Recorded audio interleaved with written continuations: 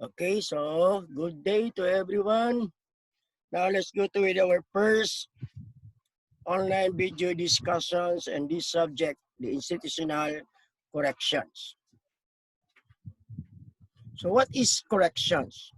Corrections, it doesn't mean that the word to correct our work, to correct our tasks.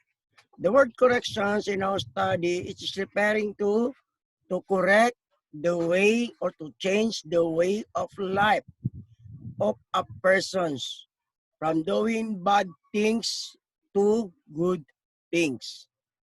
In the field of correctional institutions, corrections that is referring to reformations of a persons deprived of liberty or an offender in order to change their way of life through the rehabilitation program implemented inside the prison institutions. Okay. Correction is not referring to correct our work or job. Correction, it means to correct the behavior of a person from bad things to good things. Okay? The word corrections and prison institutions is to reform the way of life through the rehabilitation program implemented with the help of other agencies. Okay? Kasi hindi pwedeng masulo lang ng Bureau of Corrections na yung programa kasi magastos.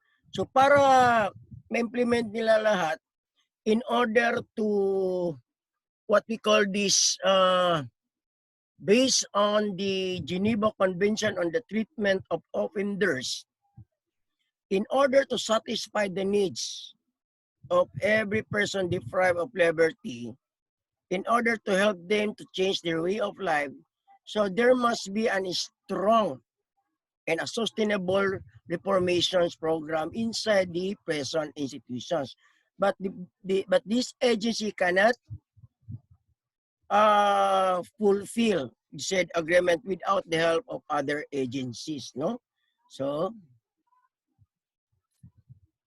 now let's go to with the expectations. So everybody should explain the difference and the similarities of the Auburn system to the Pennsylvania system. So later we will learn what is the what is the approach of the treatment of offenders in the Auburn as well as in the Pennsylvania. So the meta language, what is meta language? Meta language, it talks about the semi-glossary or as common terms used in the study of the institutional corrections. Okay, first is we have correction.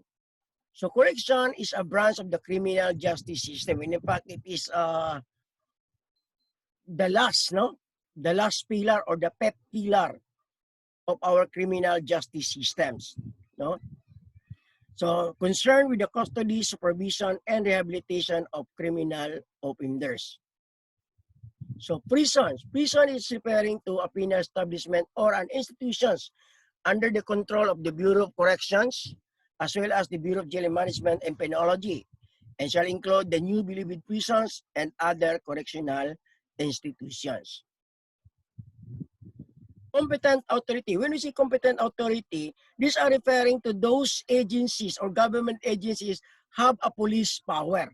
So when we say have a police powers, these entities or agencies of the government can give order of arrest, no?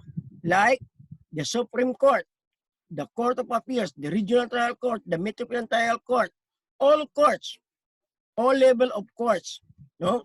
Including the House of Representatives, Senate, Commission on Elections, Bureau of Immigration, and the Board of Pardons and Parol. Bakit napasama ang Commission on Elections dito? Because Commission on Elections have also a police power. And their police power is limited only in the violations of the election law. Now, Bureau of Immigration, it is limited only on the arrest of those illegal migrants or foreigners who are failed to renew their visas or they have no proper document. Now, the boards of pardons and paroles, the boards and paroles, they also have a police powers to give order for rearrest of the parole or the pardonee if they violate the rules and conditions as stated on the parole or the pardon conditions. Okay? Inmate. So we're referring to the offenders who are under the custody of the prison institutions. Okay. But now, kasi binago ng pangalan, hindi na inmate ang tawag sa kanya, inmate pa rin, kaya lang may bagong term, yung PDL, persons deprived of liberty. So inmates refers to a national prisoners or one sentenced by a court to serve a maximum term of imprisonment for more than 3 years or a fine of not more than 1,000 pesos. Now, sir, bakit inmate? Bakit nasa national, ano lang siya, national prisoner? Bakit hindi kasama ang sa word ng sa jail? Kasi sa jail is detainee. Kasi 95% of the person deprived of liberty under the custody of the Bureau of Jail and Management and Penology, they are not yet convicted. Their case is under investigation or on trial. Kaya hindi pwedeng tawagin sila na inmate. Kung hindi, detainee. Pero lahat naman binago na eh. Ginawa na silang persons deprived of liberty. Kaya lang, ang term na ginagamit yan, pag nasa Bureau of Correction ka, inmate. Pag nasa Bureau of Jail ka, detainee. Now, what about in the lock-up cell? Anong term sa kanila? The same pa rin. Detainee. So, dinitain yan sila. So, what is the purpose of detaining a person or an offender? There are two purposes. First is to prevent these persons to make the same occurrence of a crime. Second is to protect this person to any possible reprisals of the family of the victim. So that is the purpose why the person will be detained or under safekeeping. Actually, ang tawag naman doon sa lock-up cell is safekeeping ang tawag, no? So ginagamit din yan sa jail. So detainee, a person is confined in prison pending preliminary investigation. Sabi natin kanina, their case is ongoing or their case is under investigations or appeal or upon legal process by the competent authority. Sinong nire-refer ni competent authority nito? Yung all level of courts. Okay? From first level, second level, third level, up to the fourth level. So we will not discuss the first level and the second level because that is not our subject. That is the subject under the criminal justice system. No?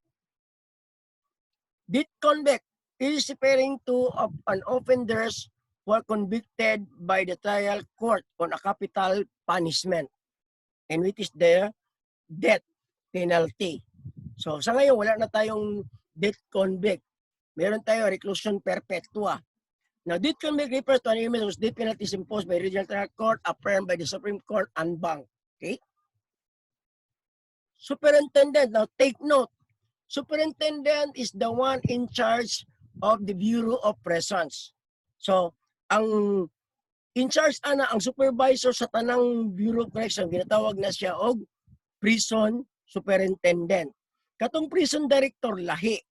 Ang prison director, mo na siya ang overall in charge to all Bureau of Prisons in the country.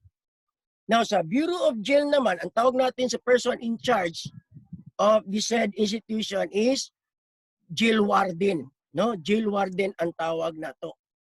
So, amo na ang tawag na to, jail warden or wardress. Okay. Carpeta. Carpeta, it is an institutional record of the prisoners which is kept by the Receptions and Diagnostic Center of the Bureau of Corrections. And also, doon naman sa iba din yung sa BGMP, no? Iba ang sa kailangan. Mamaya malaman natin yan. Now, carpeta refers to the institutional record of inmates which consists of mitimos, commitment order, prosecutor's information, and decision of the trial court, including the affiliate court. Now, para hindi tayo malito, iba ang carpeta. Ang guide lang natin, yung keyword natin, carpeta, it is a record or an institutional record of an inmate which is kept by the Bureau of Prisons. Now, ngayon, ito yung isa na pwede tayong malito. The prison record. Okay? So, what is prison record?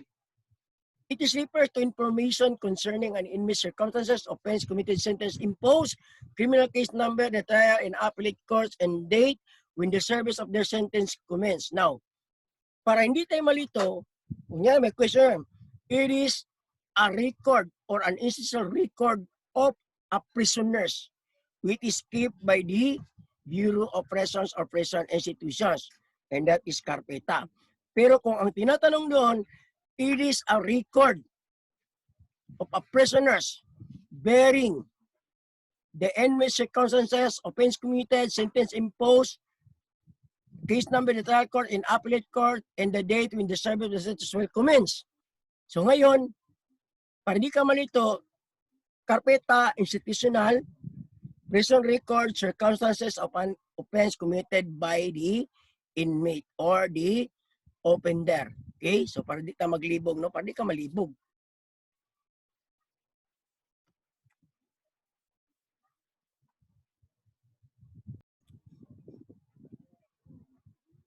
Okay, so now let's go to the introductions. Okay.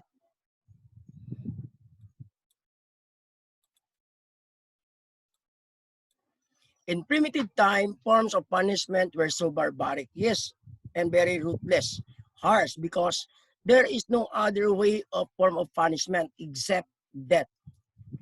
Now, either by means of flogging, no, lumsan, beating, ulatahon,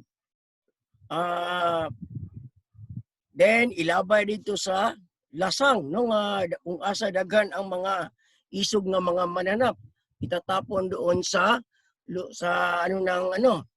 what we call this, yung kagubatan, which infested by wild animals. But in the modern trend of corrections, all of these forms of punishment are only a thing of the past. Now, the prison system is the organization, arrangement of prisons, provisions, and operation, and depends on their natures that may invoke correction. So meaning, correction nowadays implement a different types of programs in which is suited to the needs of every persons deprived of liberty or those persons who are incarcerated because of the violations of the penal code or in the special laws. In the late 1980s, institutions for the confinement of convicts, the detention of those awaiting trial included a variety of national prisons in penal farms as well as numerous or small local jails and lockups. Now, by the way, para malaman natin, sir, ano bang lockup? Lockup, that is a detention cell in the police stations for the purpose of safekeeping of those arrested offenders, no? Either by virtue of warrant or under the warrantless arrest.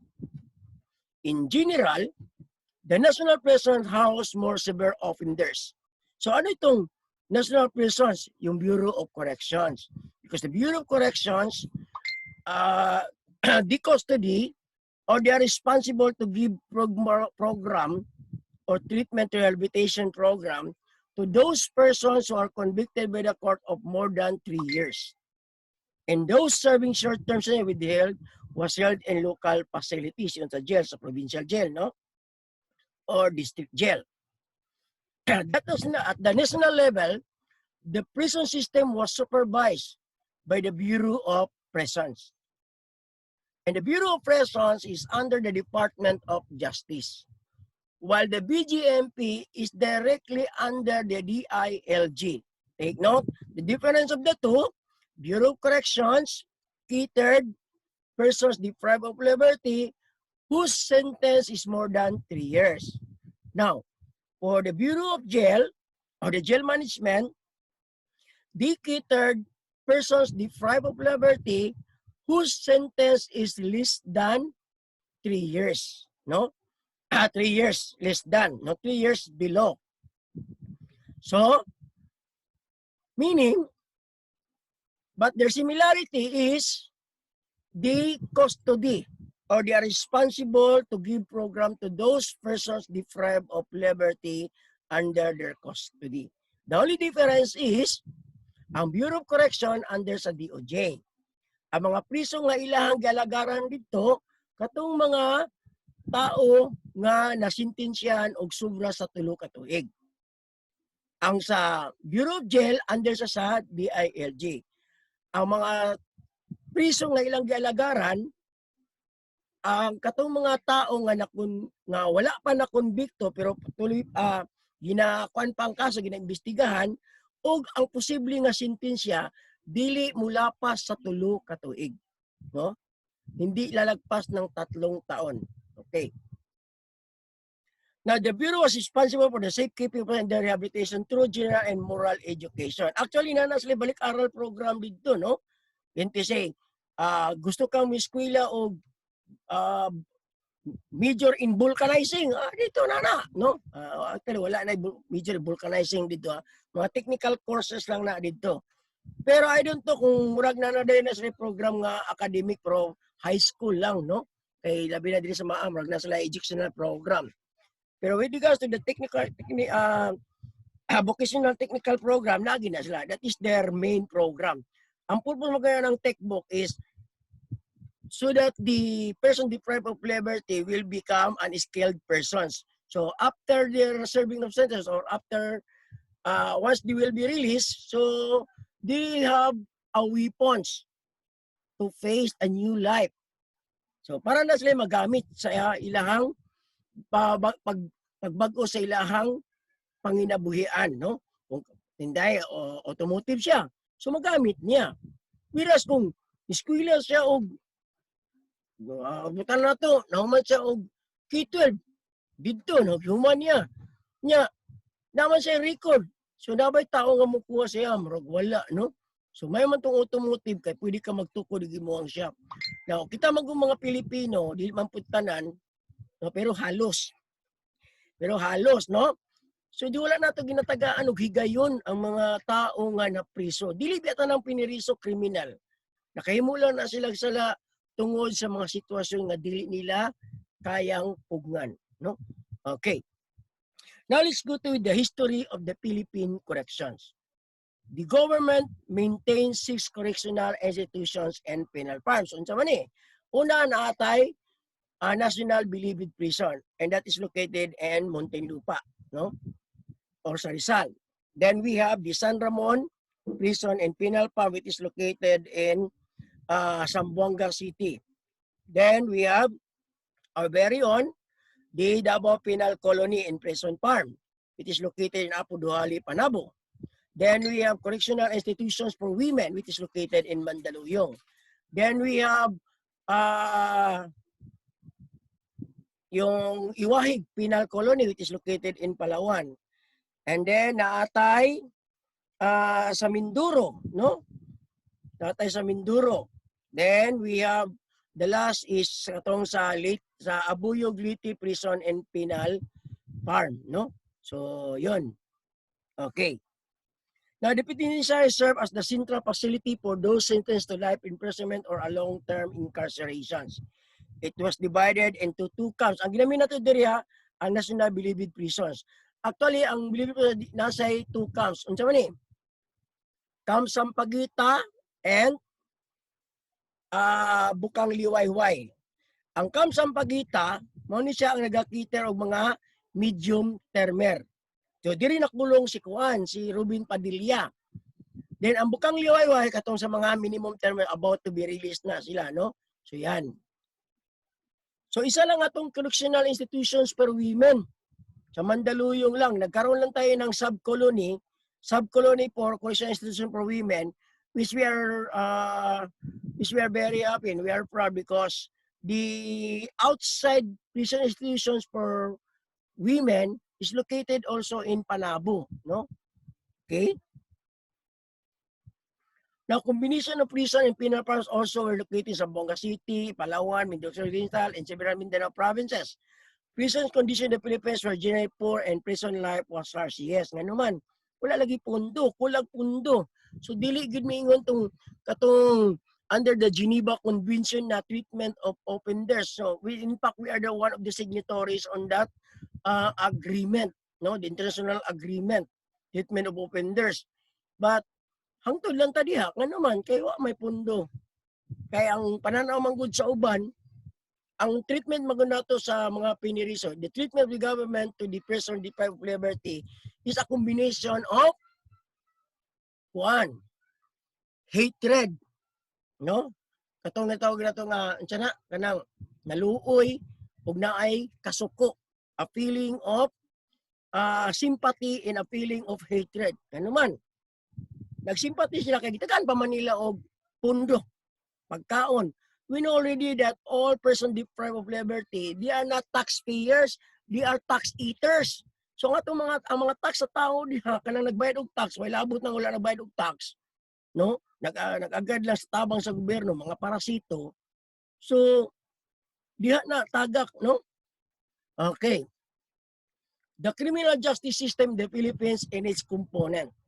I know you are already well versed on this, so you are knowledgeable on this, but we need to review, no? Okay.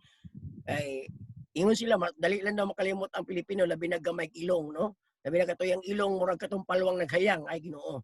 Okay. The Philippine criminal justice system is essentially the system or process in the community by which crimes are investigated. So that is the meaning of the criminal justice system. Therefore, persons suspected of an offense are taken into custody, prosecuted in court, and punished if found guilty of a crime committed. Provisions made for the treatment and rehabilitations, reformation purposes.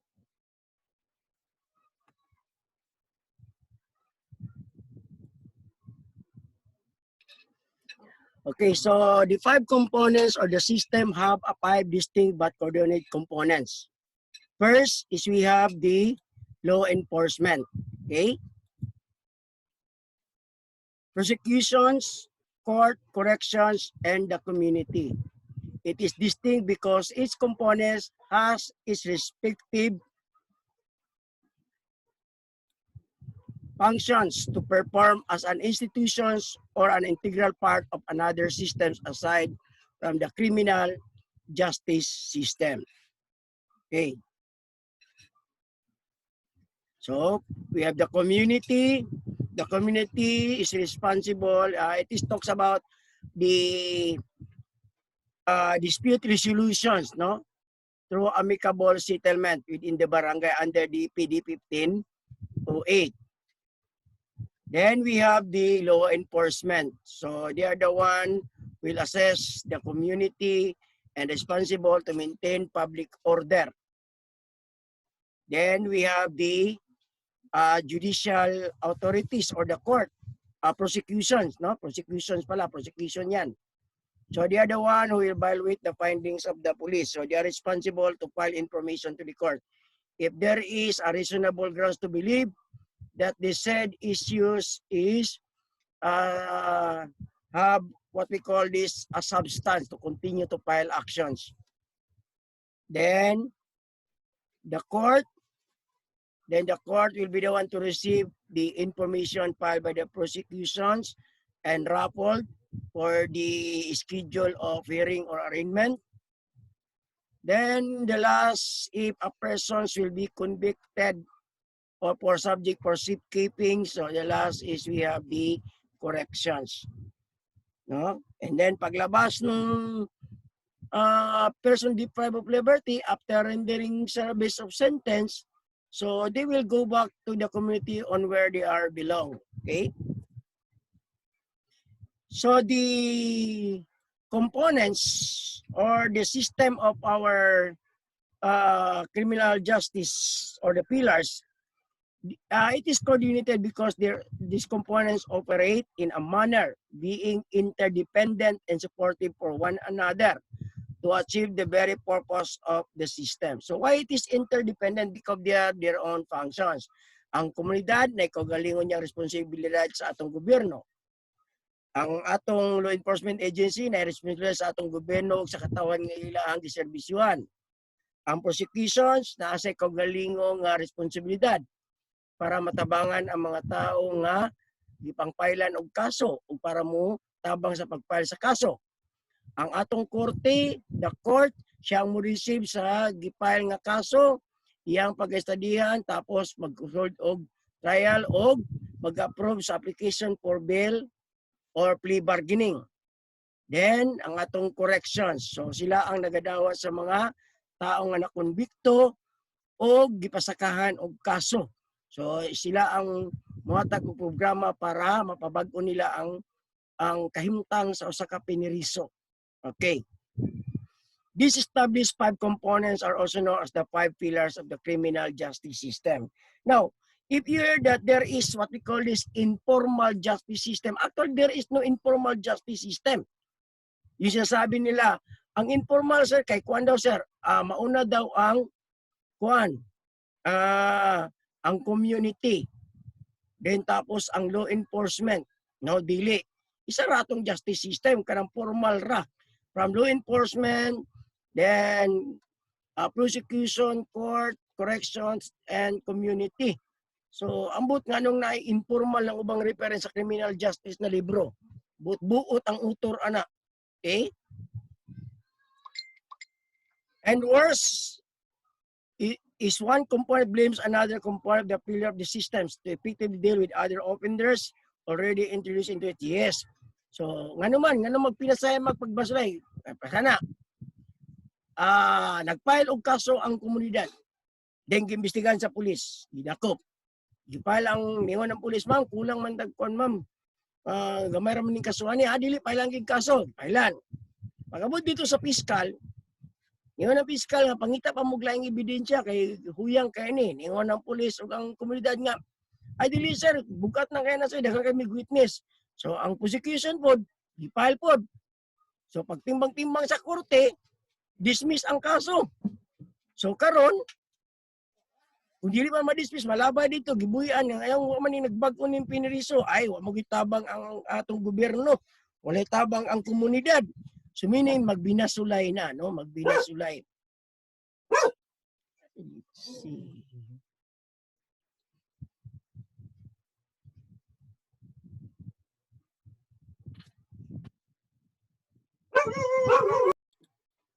Okay, now let's go to the function of the 5 components in the criminal justice system.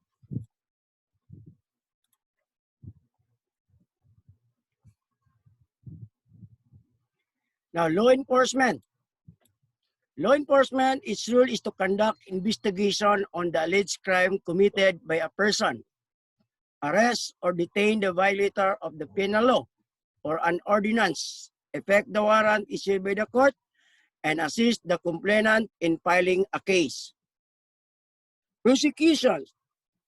Its function is to evaluate the police findings submitted to their office, conduct a preliminary investigation, receive the complaint filed by the victim, and be responsible to file information to the court and act as a legal prosecutor of the offended party. Now, balikan natin itong tinatawag natin na evaluate the police findings. Actually, pag-file ng, pag-subscribe ng doon, kaso sa fiscal, i-evaluate pa yan, analyze kung mayroon bang matibay na basihan. Kasi doon pa lang sa opisina ng fiscal, pwede na niyang i-dismiss ang kaso kung wala itong substance in proof. So if there is no substance in proof to continue to file action, doon pa lang sa kanyang opisina, tutyo na ang kaso, no?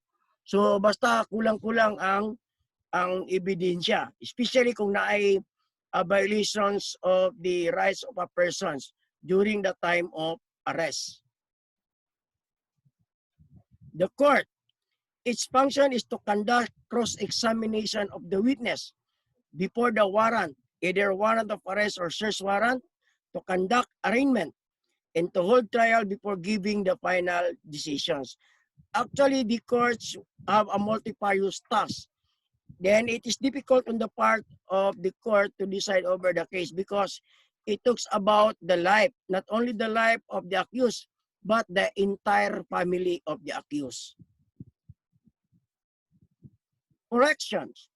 Correction is considered as the weakest component of the criminal justice system. Now, so why it is considered as the weakest component? Actually, they are weak in terms of giving rehabilitation program. Why? You cannot blame the correction because they only receive a minimal amount of budget. And when in fact, it cannot support the programs. When in fact, under the indeterminate sentence law on the agreement under the Geneva Conventions, dapat ang usa ka piniriso, do ka piniriso lang sa isa ka silda. No? Pero natabo di sa tuwa, ang silda na intended for 7 person or 7 prisoners na himong 20 ka buok. Na, unsaon pa man pagkuanana. So mo na nga nahulog sila nga weakest component. Because the feeling of our government to the prisoners are love and hate. So sa maning love and hate, nahigugma gyapon sila sa prisoner, naluoy gyapon sila, kikitagaan pa mag-budget. I think 70 pesos na magani siguro ang per dime sa piniriso, no? So, matag usa ka piniriso. Hate. Uno na ni mo si 70 pesos sa isa ka adlaw, sakto ba na? Nga ikaw gani mamahaw, 100 pesos man gani mong pamahaw. Usay moabot pag 150 na pa kay merinda, ang atong mga piniriso wa nang luspad na lang taon na. No? Makakaon na sila og lami kayo kung naay bisita mo abot. Kay pakita sa bureaucracy nga lami gyud ang gikaon sa mga piniriso, nutritious. No, nagide na pwede sila nutritionist, no? Oh, ang tinuod wa di ay. Di man ka sa mga kakita og isa ka kilong munggo sa bawag isa ka taro. O mura na siya katong dilata nga pork and beans. Pangitaon pa nimo ang pork kay daghang kay beans. No say dugmok pagid ang pork. Okay, its function is to reform the convicted offender through the rehabilitation program inside the correction. The function of the corrections in our criminal justice system is to reform the offender through rehabilitation programs such as giving an opportunity to every convicted offender to continuous study by way of vocational training program. Actually, ang atong Bureau of Corrections, particularly ang National Bilibid Prisons, na sila ay college program. Ang major is business and management, no? Napoy pangutan ng uban nga, sir, pwede ba makabuto ang mga piniriso sa Bureau of Correction? The answer is yes. Pero ang pwede lang nga makabuto nga na dito sa Bureau o sa penal colony, katong mga nakonbikto sa korte na ang ilang kaso ilang giapila. So meaning, katong mga case on appeal nga mga piniriso, pwede pa to sila mubuto nga naman because they are not finally convicted. Kaya ila pa man giapila ilang kaso, no? Take note ha, katong nasa dili kay buto sa convicted ng tao nasa Bureau of Correction, di na pwede mubuto dili. Na yung mga piniriso sa Bureau of Correction nga pwede pang mubuto, tungod kay ilang kaso, giapila pa. But pasabot nga pag-apila, wa pa'y siguro ba si unyag ma-acquit sila sa kaso, no? Ma-modified ang or ma-reverse ang decision sa lower court. Okay. Now sa jail, siyempre, 90% of their prisoners are entitled to invoke their rights of suffrage. No, buto gina sila kay man na sila na konbikto. No? So, yan. Yami mo po, sir, pwede ba nabay conjugal visit ang mga babae sa Bureau of Correction o sa jail? Wala. Ang lalaki lang ang naay conjugal rights. Na, kunyag mabuntis ng babae diya sa prisuan, kasi may manubag anak, ang jail guard or ang correction officer, nag-ahak lang. No? So muna, ang lalaki lang ang naay conjugal rights o conjugal visit rights. Ang babae, wa. Now, the next is the community. The community pillars functions to help and coordinate the government's program, specifically on the maintenance of peace and order.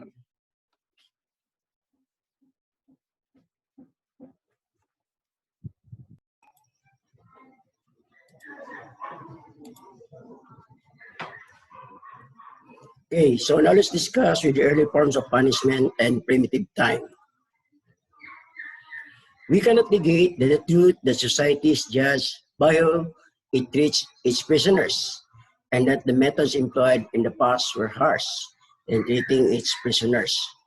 For those living in the 20th century, it may be difficult to envision the savage treatment of offenders in the past, since we believe that there is no other forms of punishment before, except death. Kumbaga ba, kung ang tao nagkasala o pinaratangan ng isang kasalanan, so hindi na wala siyang karapatan o wala siyang karapatan na dumipinsa sa kanyang sarili. Kung hindi, ay automatic siyang paparusahan. At ang parusang ito ay isang napakasakit dahil ang parusa ay kamatayan.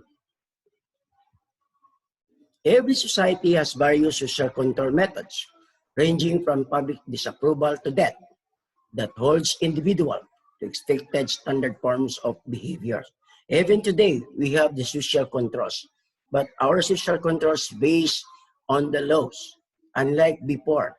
So, we must give things to King Hammurabi, because King Hammurabi, based on his concept or ideas on how to control and prevent blood feuds, so he made all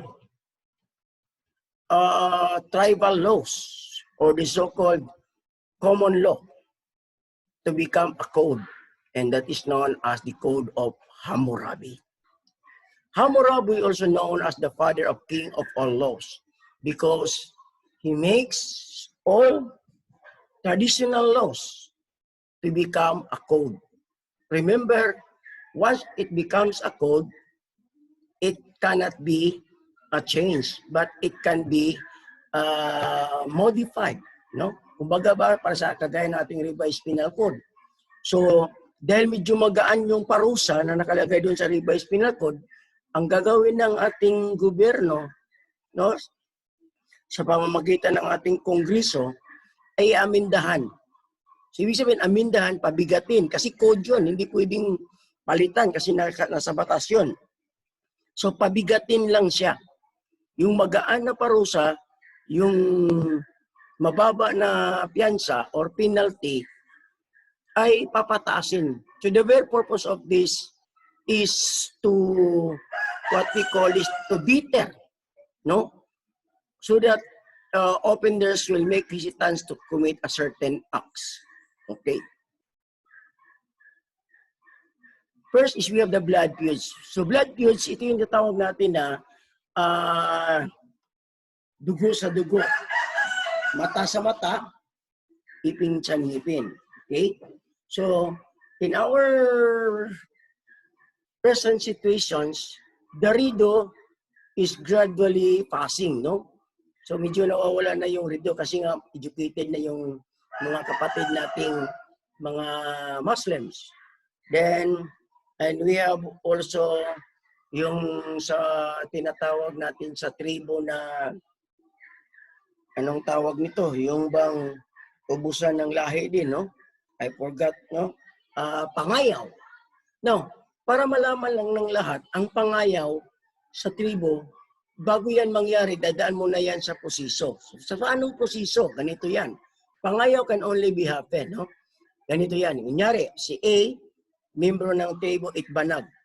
Si B, tribo na, membro ng tribo Tabunso. Ngayon, si A at si B nagtagpo sa isang lugar dahil isang babae lang ang kailangang ligawan. Ngayon, nag-away ang dalawa. Accidentally, napatay ni B si A. So, which is member of sa ibang tribo. So, dahil napatay ito, yung pamilya ni A gustong gumanti. So, hindi sila pwedeng gumanti hanggat hindi sila nagpapalam sa kanilang elders. So, ngayon yung elders, kausapin nila, hindi sabi nila, hindi. Kailangan meron tayong tinatawag dyan na blood money, no? Maghingi tayo ng danyo sa kanila. So ngayon, mag-usap yung elders ng kabila at saka itong elders ng tribu A. So pag hindi sila nagkasundo at hindi kaya nung pamilya ni B yung hinihinging bayad ng pamilya ni A, so doon pa lang magkakaroon ng pangayaw. Okay? So balikan natin ang blood feuds. It is an ancient culture that developed the idea of justice based on vengeance, retributions, and compensations. So, when a crime is committed, the victim is expected to dole out justice with his own hands. So, yung sabi nga natin kanina, yung rido at saka yung pangayaw. Di ba? May compensation dyan. So, dyan yung compensation mo na bago yung paghihiganti. So, kung hindi makaya, hindi kayang bayaran nung nakadisgrasya, doon pala mangyari yung pangayaw. No, the punishment was carried out by the victim personally, along with help provided by one's family. So the offender will seek repair with his family and friends as a result of the systems of blood feuds developed. So ano ibig sabihin nito? Kunyari, yung pamilya ni B, hinahunting na ngayon ng sa buong tribo ng A. Ngayon, dahil natatakot sila, nagtago sila, nagkanlo sila sa kamag-anak. Yung kamag-anak nila, so magiging kalaban na rin ng buong tribo ng A. Ngayon, kung yung tribo naman ni B, hindi nila sinuko yung pamilya ni B, na which is belong to the tribe, so lahat ng tribong yun magiging kalaban ng tribo A. So if you remember yung nangyari somewhere in Bukidnon ba yun? Or in Cagayan, no? So yun. Lex talionis. So lex talionis is the law of retaliation. So when we say the law of retaliations, ang purpose ng lex talionis is para maibsan kung hindi maiwasan ang gantihan. At least, kunyari, kung ang isang tao nagnakaw, kung ano yung ginamit niya sa kanyang krimen, yun ang kukunin sa kanya. Yun tinatawag natin na eye for an eye, tooth for a tooth, life for a life. So, ibig sabihin, pag nakapatay siya, kailangan patayin din siya. No, siya lang yung paparusahan. No, kung nang rape siya, nang gasa siya, so kung ano yung ginamit niya sa panggagasa, yun ang kukunin siya. Pero pag pinatay niya yung biktima niya, so papatayin din siya. That is a simple law, no? And based on the time of Hammurabi. Remember, lex talionis is an old law. It is an old law in the history of law. But in the Philippines, we have the so-called is the Code of Kalanchaw. Kasi sinasabing, sir, ano naman yung lumang batas na sinusunod ng Pilipinas, yung sa history ng Philippines. Sa Pilipinas, meron tayong tinatawag na the Code of Kalanchaw. Meron pa nga nagsasabi the Code of Maragtas, no? But based on reference, accordingly, Code of Maragtas and the Code of Kalanchaw are the same because yung mga tribal leaders, yung mga dato-dato, may kanya-kanyang pangalan. Tatawagin sila yung si Dato Maragtas, si Dato Kalanchaw, no? So, hindi natin alam. Pero ang nakalagay lang talaga sa istorya is meron tayong tinatawag na Code of Kalanchaw. Okay. Now, it is important to remember that these formulations were codes, not laws. So, pag sinabi, ano bang mas matibay? Ang batas o ang kodigo? Ang kodigo, kasi ang kodigo ang pinagbabasihan ng ating batas. Now, consider the system of social control was quite simple on a practical basis. Personal retribution by the victim was still dominant method of control. In fact, the law of retaliations against the offender is reflected in the Code of Hammurabi. Remember, lex talionis is the law of retaliation. Hindi yung batas ng gantihan. Kung hindi, ginawa ito para maiwasan yung gantihan. No, putting the laws on their hands. So, ibig sabihin, kung nagkasala ang isang tao, paparusahan nang naayon sa kanilang batas. No?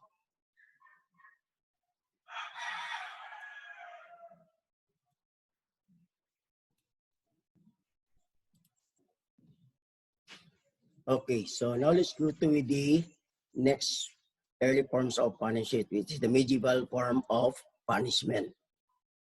So the medieval punishment is like an ancient forerunners. Medieval Europeans were ruthless in the exercise of punishments, such as knives, axes, whippings, barnacles, collars, and cuffs were commonly used to inflict punishment with confinement in a cold, dark, and damp, vermin-infested dungeons. There are three brutal, ruthless, and medieval forms of punishment. And these are Iron Maiden.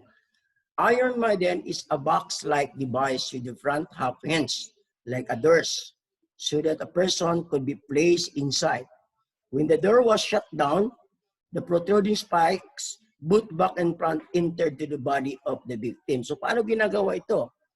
Isa itong device na kung merong taong hinuli at paparusahan ng kamatayan, ipapasok sa loob ng box. And then pag nagsara ito, yung mga, anong tawag nito, yung mga matutulis na bagay, yung araw, no? So maglalabasan, iipitin siya hanggang magkatusok-tusok yung kanyang katawan at mamatay siya. Pangalawa is the rock. The rock is a device that drag apart the joints in the feet and the hands of an offender. Iba ito. So itong the rock, tatalian yung kamay at saka paa mo at yung katawan mo. So ano ito siya, yung pang mag-i-stretch, no? So kanang unsay tawag ani, ibirahon ang imong tibok lawas hangtod magkaputol-putol. So hasta luuyan nimo, no? Now, the Tower of London is a combination of the Iron Maiden and the Rock. The Tower of London is the most ruthless one. The Tower of London originally built as a fortress for the defense of the city. This is a famous symbol of such cruel punishment.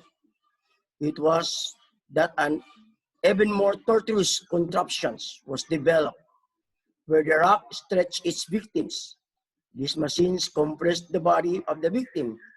It's more dreadful and more complex than the rock.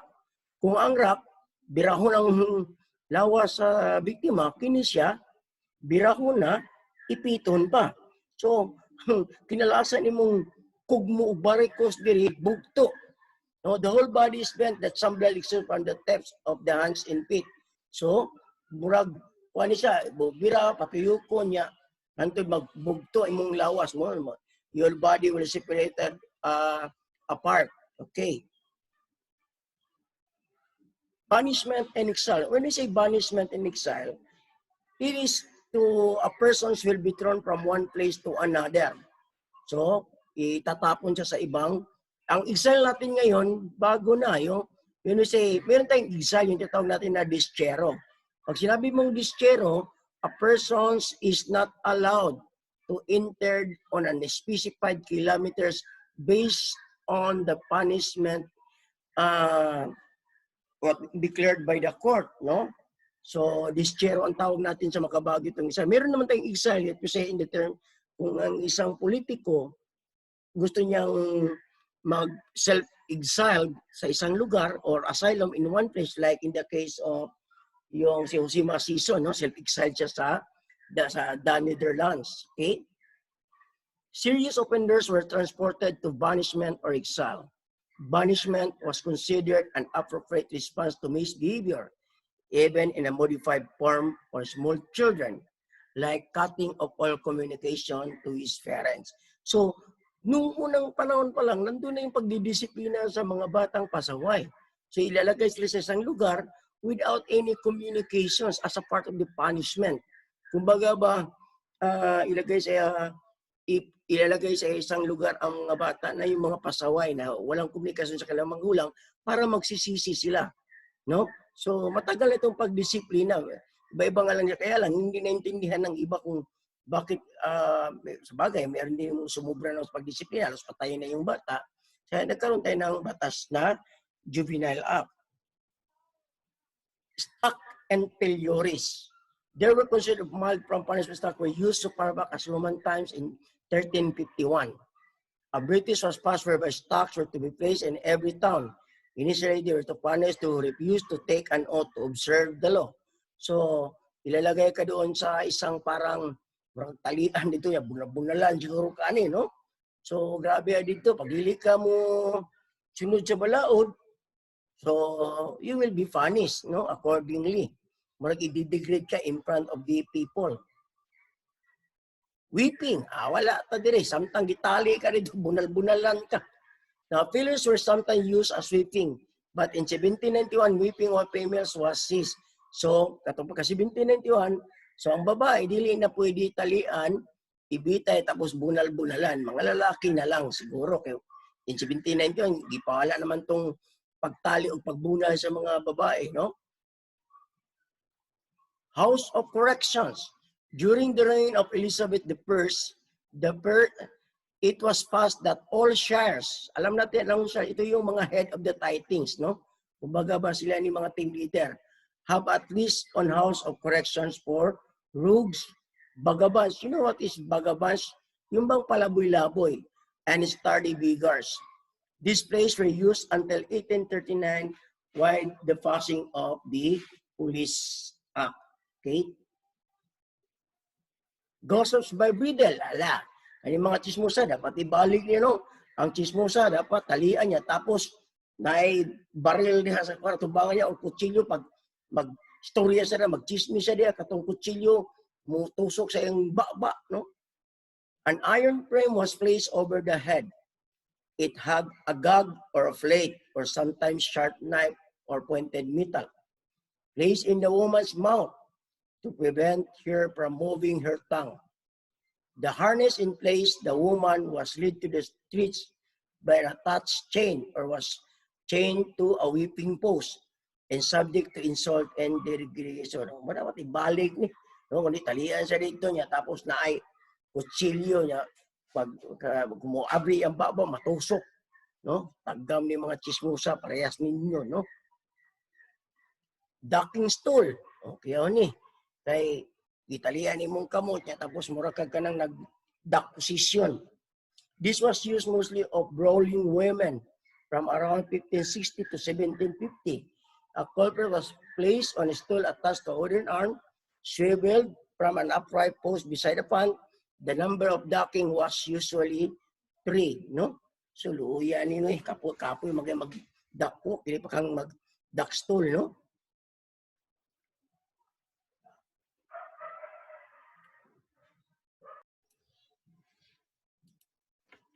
Okay, so next is we have the locks-ups. Locks-ups, it is one of the practice before. This is one of a detention cell on where those mga maoy o kanang mga nagsamok-samok. So diri ni sila ginapadlock, no? But in our presence, lock-up is now, we are referring to the police stations on where the arrested persons, whether by virtue of arrest or warrantless arrest, they will be put inside the lock-up cell for the purpose of safekeeping. So para malaman ng lahat, kasi may yung nagtatanong, bakit safekeeping ang tawag dyan? Safekeeping kasi ang ibig sabihin ng safekeeping, dalawang punto yan. Una, to prevent this person to commit another crime or the same occurrence. Pangalawa is to prevent the family or the community to retaliate or to harm the persons who committed a crime. So that is the purpose of safekeeping. Okay, now let's go to the lockups. Locks-up, this replace pillories. So tinanggal na yung itatali sa plaza yung tao tapos papaluin, no? Ngayon, binanay na silang lockups o yung parang detention cell. And usually house brawlers and drunkards, no? Yung mga maoy. They were also used as overnight accommodation for prisoners being transported across the counties. So, kaya din, no, itong mga violators, butang dire, tapos ibiyahe sila sa laing lugar. County jail. No? It is pronounced as jail, ha? That is a French word. No? County jail. Hindi yan sa gaola. That is county jail. Although each county has its own sheriff. In 1566, not all counties. So, ano ba yung counties? Counties in the present, ang tawag natin dyan is municipality sa Pilipinas. Sa ibang bansa, county. Okay? Counties had jails until some 50 years later. They presented terrible conditions and were often riddled with disease and overcrowded. Ha? Sa Pilipinas, mo lang gapo, no? Instead ng prisuan para lang sa pulo, ang kita mo 30, no? Nagdasok ang mga piniriso. Beaters were also incarcerated in the county jails na ang mga palautang, no? So hindi ka ba lumayad, kulong po dire. Di sa Pilipinas, pagpasag kaso, mingon niya, may nakulo, may napriso sa nangutang, no? Kaya po kayo pangunahunan ng mga palautang, mga panuhak. Branding, sa maning branding, kanang pasuan ka, butangan ka, o ganang ilhanan nga ikaw, ihang slaves. No? Uso ni siya itong una, kita mo ng mga kabayo nga naitatak, o mga na siya, maribot pa sa branding. In the 17th century, a convicted man could claim benefit of a clergy for exemption. So, atong una, kung kabalo ka mo ba sa Biblia, nakasabot ka kung sa Biblia, para ma-accept ka aning very ruthless, no? Sakit ng mga silot. So kinahanglan ingnon nimo nga kuan ka, na reliyoso ka, nagabasa ka para ma-exempted ka ning punishment. Okay. He had to prove to the court that he could read and was regarded as a clerk. The left hand was branded with a hot iron. Branding was sometimes done on the cheek.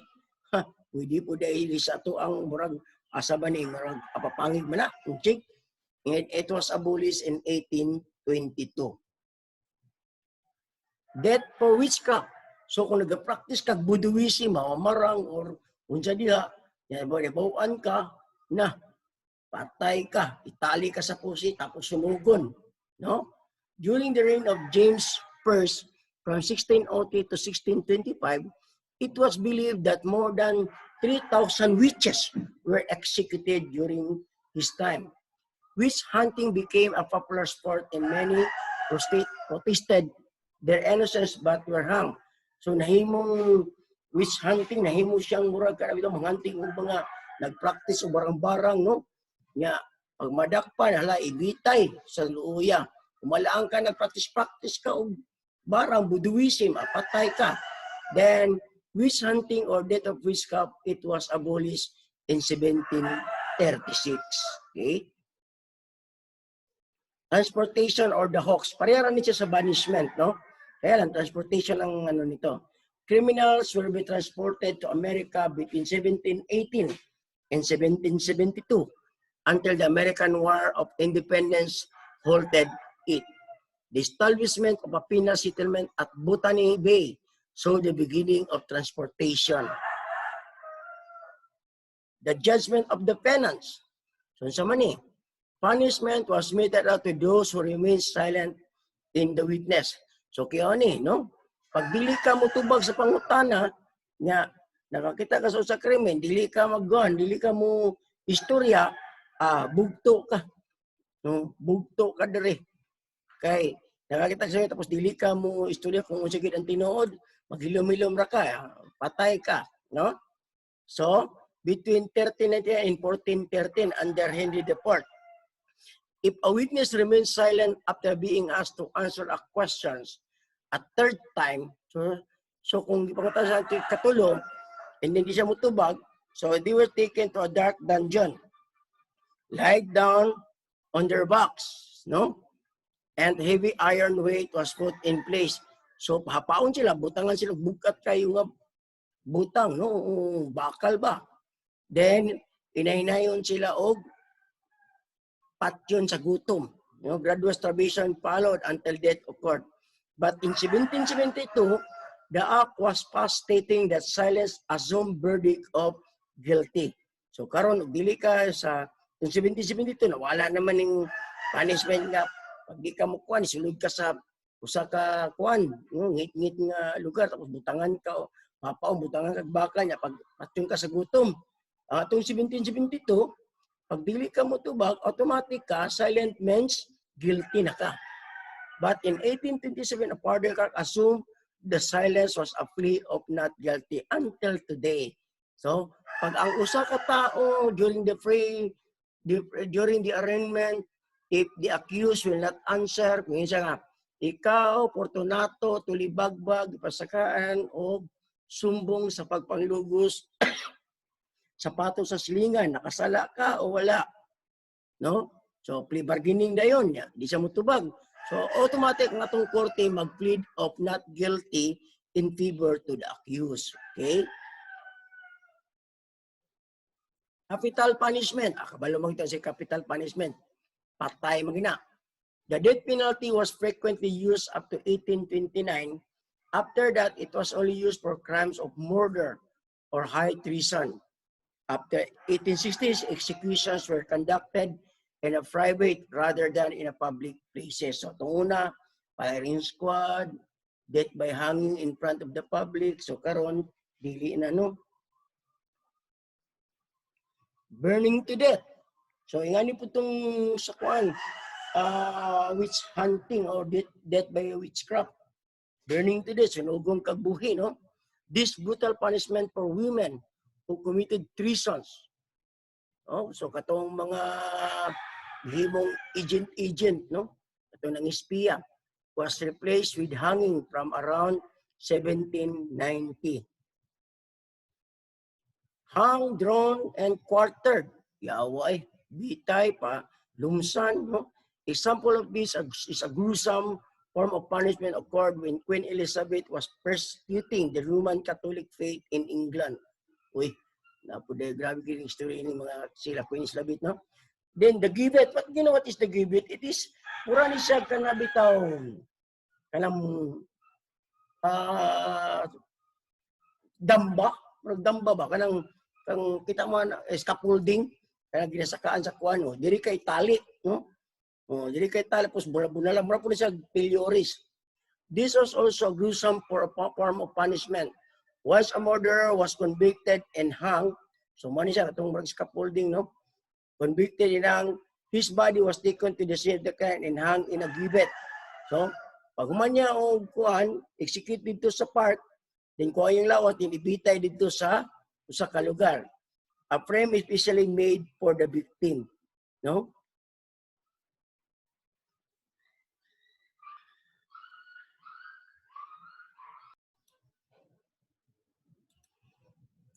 Okay, so now let's go to the concept of the corrections.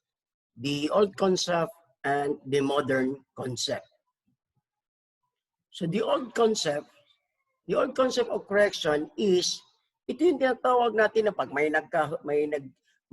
sinumbong na tao nagkasala, huhulihin, pasok sa loob ng kulungan, no? Paslak lang hangtod kung gusto mong sa katawang makagawas, kinahanglan mo bayad siya, no? Ang pait pagidaan ni dili sa pwedeng bisitahon sa iyong pamilya kung dapat history nga kung ang pamilya gusto mo bisita sa iyang dabuang nga na perisyon, magbayad sila, no? So it is very pait, no? Okay, the old concept of corrections. The early practice of corrections is more focused on punishment. Again, so it's more on focus on punishment or rehabilitations, regardless of a crime or violation committed by one person. So kung nanglitik lang ka diya, nasakitan ang tao, gisumbong ka, gireklamo ka, pusta ka. The harsh is the prisoners is not given a privilege to be visited by their loved ones or family. And if they want to drink water, they need to pay for it. So kung gusto mo inog tubig, kayag, mo palit sila, mubayad. And the prison cell is very poor. And once the prisoners wanted to be free from prison, they need to be paid. No? Sila magbayad sila. But in the modern practice, so ang tao nga nakasala, dili parusahan, kundi nagagprograma, tabangan nga magbag-o sa iyang kinabuhi. Inaagi sa programa nga gi-implementa sa ato ang Bureau of Prisons or Jail. Okay?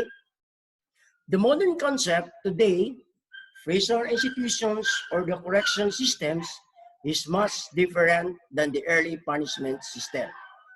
Today, the correctional system follow the correctional process before admitting the offender. The newly arrived inmates or persons deprived of liberty are subject for the identification process, medical and mental procedure, or undergo quarantine for the purpose of classifications and identifying the needs of every person deprived of liberty, so that the program to give to every inmate will be fit to their needs. So that is the modern concept, no? Against the old concept nga, paslak lang, hindi ka pwedeng bistahon. Pag mobisita yung mong pamilya, kinahanglan mo bayad, no? O giuha ka, gusto kag tubig, pagpalit. Okay. Next, corrections as a process. Corrections is a process in the orientations of the criminal offenders to prevent them from repeating their delinquent actions without the necessity of taking punishment actions, but rather an introduction of individuals' measures for reformations. Confining persons within a prison was not to punish, but was a means of keeping the perpetrator of a crime detained until the actual punishment could be carried out. So, what is the meaning of this? So, ang atong proseso diri, kung isa ka tao nakasala, no? Dakpon sa pulis, file kaso, so, So para dili siya makahimo og salaod o makapanghilabot sa katong iyang gibuhatag sala, so i-detain siya. So hangtod nga makonbikto siya. So nanay proseso, nanay gitang natong due process of law. Dili parehas kani atong mga practice tong una atong sa old concept, basta nakasala priso hangtod mamatay ka daw, wa kay kwartay kabayad para makagawas ka. So sa karon na ginatawag nato nga tawhanong katungod or a rights of individual. Even a person who commit a crime, meron din diyang karapatang pantao as stated by our constitutions. Okay. Corrections in the criminal justice system. The criminal justice system is a machinery of any government in the control and prevention of crimes and criminality. So this is the simple meaning of the criminal justice system. It is composed of the 5 components or pillars. If you know, we know already what are the 5 pillars or what are the 5 components of the corrections. By the way, baka magtaka, saan ba talaga sa components or pillars?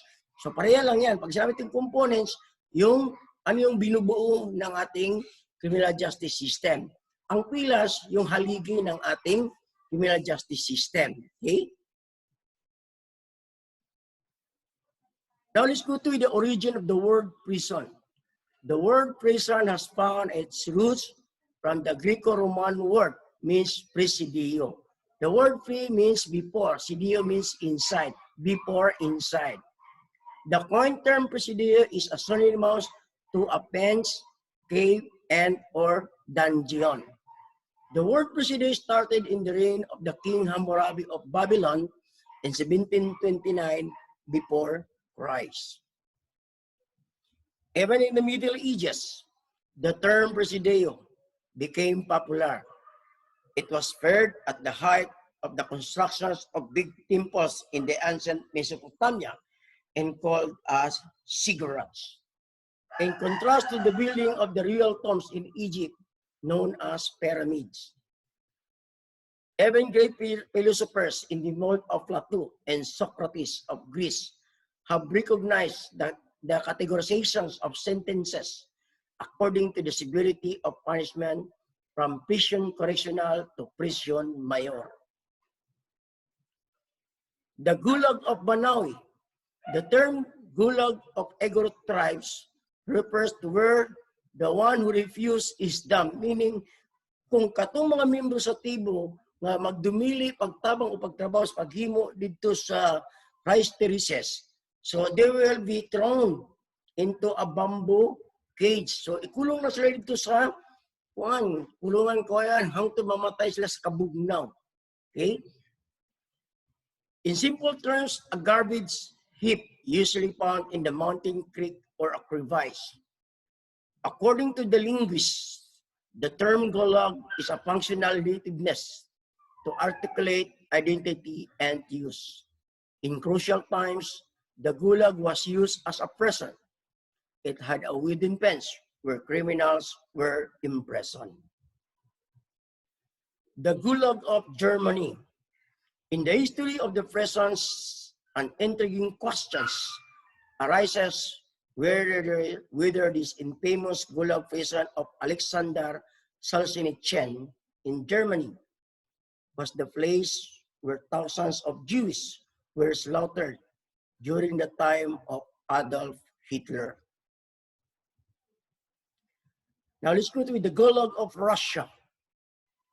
It is a Russian acronym for Corrective Labor Camp, a penal institution established in 1918. After the Russian revolutions, this place was considered as the most dreaded and feared prison at the time of Joseph Stalin between 1934 and 1947.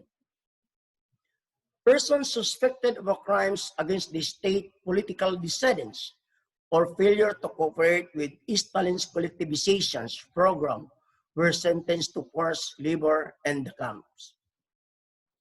The term Gulag of Russia was given the affiliation of insane prison because even if the prisoners survive to death, certainly they will become insane. So, ano ito, masyadong napakalupit, no?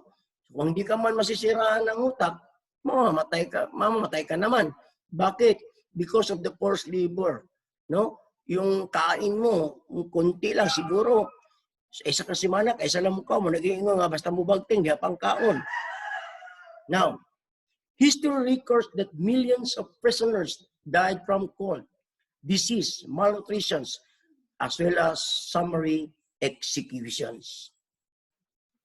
After the reign of Stalin, the Gulag camp was dismantled, but forced labor continued in the Soviet period.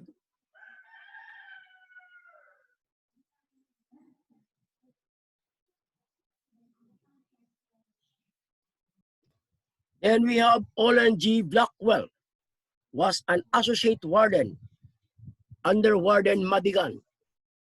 He was most relaxed and the least strict of any warden on the island. So iba din yung ano ni Blackwell, no? Hindi siya masyadong stricto at relaxed masyado. His brief administration was faced with a big problem. Yes, because the prisoners in the Alcatraz prison is not an ordinary persons. They are hardcore criminals. No, they do not think about how to reform. They always think how to escape and to commit another crime in the free world. A lack of funding. The prison aging in his term from 1961 to until 1962. So meaning the closing of the prison institution or the RAC, I mean that is in the time of Blackwell, no? When in fact he was personally so when the island was closing down, no? Then we have Officer William A. Miller.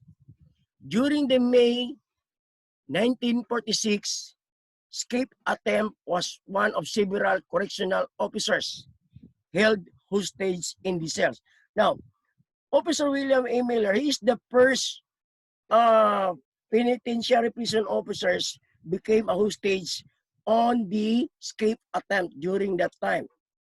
When in fact, Miller was mortally wounded when he hid the key that the inmates needed to complete their escape. So meaning, during the commotions, during the attempt of escape, Officer William Miller at that time, he initiatively and quickly hide the key in order that the said prisoners cannot get all the keys or in order to escape, no? So buti na lang itinago niya agad yung mga susi. Kung hindi, baka lahat ng priso, we are what we call this, yung tinatawag natin na successfully escape on the prison institutions. Okay. That's why Miller was not forgotten at that time, no? In Miller's 29 years of operations, no, in each 29 years of operations, there were 14 attempts. Now take note ha, pag meron sinabi, sir, 26 man itong nag-attempt na nagtakas, no. Because this every group of prisoners, they escape in one time, no? Kumbaga ba, kunyari, grupo ni Commander Toktok, unom sila kabuok, so unom sila ni takas, ana. Actually, there were 26 prisoners attempt to escape. But kung igrupo siya, only 14 lang yun. 14 lang, pero 26 katao gid ang gustong mutakas. Pero grupo man gustong uban, no? It was counted as one. Pero na sa sunog, sunog sa Piapi, 30 kabalay. So ang counting na isa lang kasunog. Pero kung masunog ang kasikbit niya nga barangay, na sunog karon no, alas 10, patay na. Pag alas 12 hapon, ang 22 na po na nasunog. So that is another count. Pero kung nagtapad naman ng 21 o 22, kung nasunog ang 21, and then nikatag sa 22 at the same time, that is counted by 1. Okay? So yung nga ang counting sa 1, sunog nga accident. So that is the same way with the number of escape. attempt in the Alcatraz. Okay. Involving 36 inmates. Officially, every escape attempt failed and most participants were either killed and quickly recaptured. However, the participants in the 1937 and 1962 attempts, through presumed dead, disappeared without trace, giving rise to popular theories that they were successful. No? So na po yung mga theory nga, nakatakas daw sila, kaya lang, they never found. No? Wala yung nakita, no? Wala sila na trace. Okay. Then we have the Sachsenhausen prisons. It was built in 1939. If you saw the movie, no, the final operations, so this is the history. No, mo ni siya nga mga prisons where there were thousands of Jews died in the hands of the SS elite force. So again, it was built in 1939 outside the Berlin proper as Germany's concentration camp for the dreaded Nazi SS elite force. Its notoriety became famous when it was transformed into gas chambers, wherein by conservative estimates of more than 100,000 people died, mostly of Jewish descent. Then we have the Auschwitz prisons, built by Germans near Krakow, Poland. It was popularly known as the death camp, headed by Rudolf Höss. There were more than 2 million of innocent victims perished, either by torture, mayhem, or chaotic situations, or gas chambers in this famous dreaded concentration camp. The tale of blood and tears by the account of Polanders can fill a thousands Olympic-sized swimming pool. Grabe, no? So, katong mga gipampatay nga mga Polanders o Jewish, so, kayang mupuno og tubig sa usa ka swimming pool nga Olympic size, and that is 100 meters. Then tapos, I think that is 15 feet kalalong. Kus Ginoo ko. Then we have the Tall Sling prisons, one of the most notorious prisons in Cambodia that even humbled the killing field in Battambang province. Its Tall Sling prison, it looks like a mountain-sized file of a human skull and bones. When in fact, every year, gina-celebrate ning gina-commemorate katong yamadto na itong mga pamilya sa mga biktima, itong mga veterano sa gira sa Cambodia, katong dito sa mountain skull. Actually, nanas lang museum no, dito sa Kampuchea. A grim reminder of the dreaded reign of Pol Pot. You know what is the real name of Pol Pot? You try to research in the internet and you will find out that the real name of Pol Pot, which is the leader of the Khmer Rouge, is no other than Salut Sar. Terror was present during the reign of Pol Pot in Cambodia.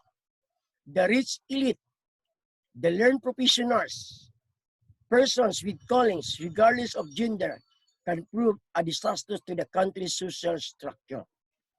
Then we have the Aung San prison in Myanmar, or in Rangoon.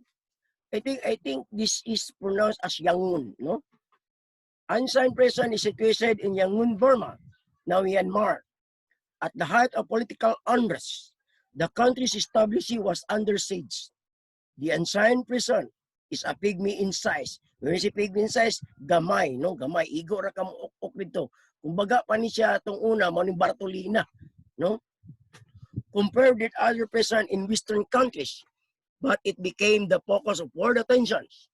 When one political business were placed behind bars, human rights international advocates further inflamed the world's outrage when the daughter of assassinated General Aung San, who planned a coup d'etat, and the father of the non-democratic fighter or democratic icon in Myanmar, and the person of Suu Kyi, was in prison for advocating freedom and democracy on their land.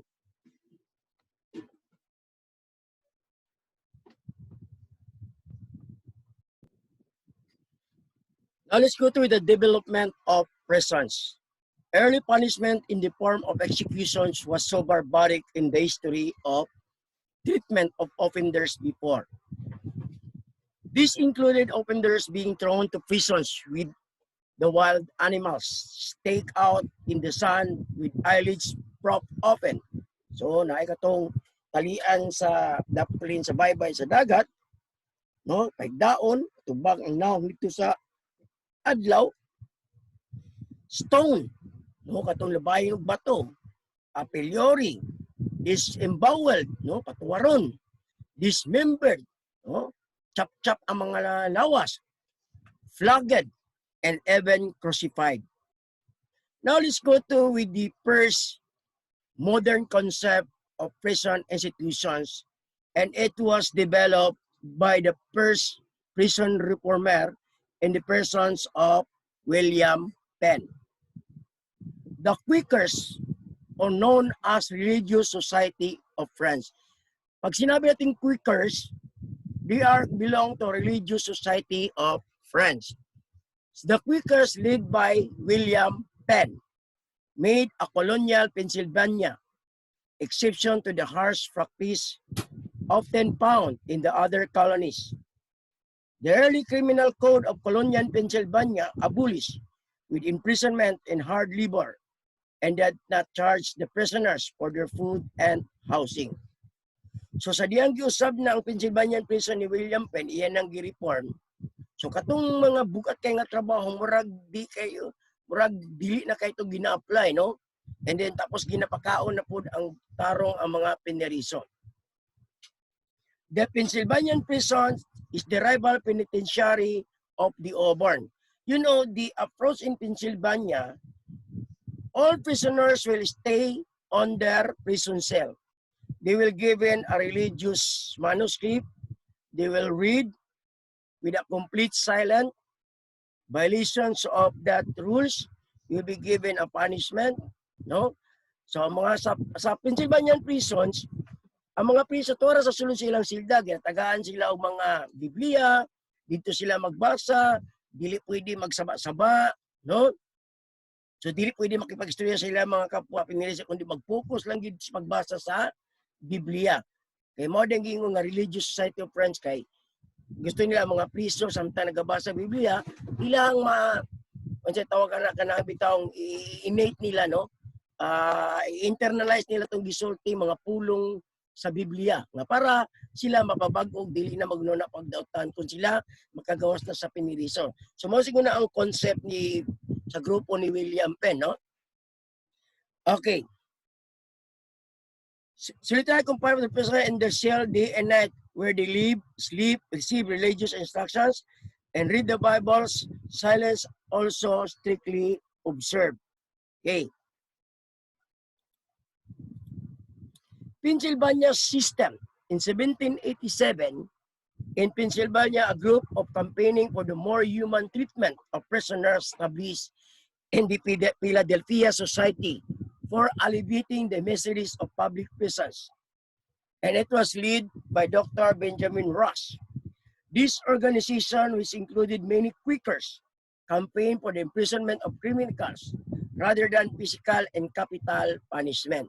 So ang concept nila is piso ng mga nakasala ang mga kriminal pero dili sila kulatahon dito, no? Kulong lang, ditagaan sila mga activities. So that is the concept of the Pennsylvania system, no, under the Quakers Reformation program. The Quakers thought solitary confinement could deform criminals.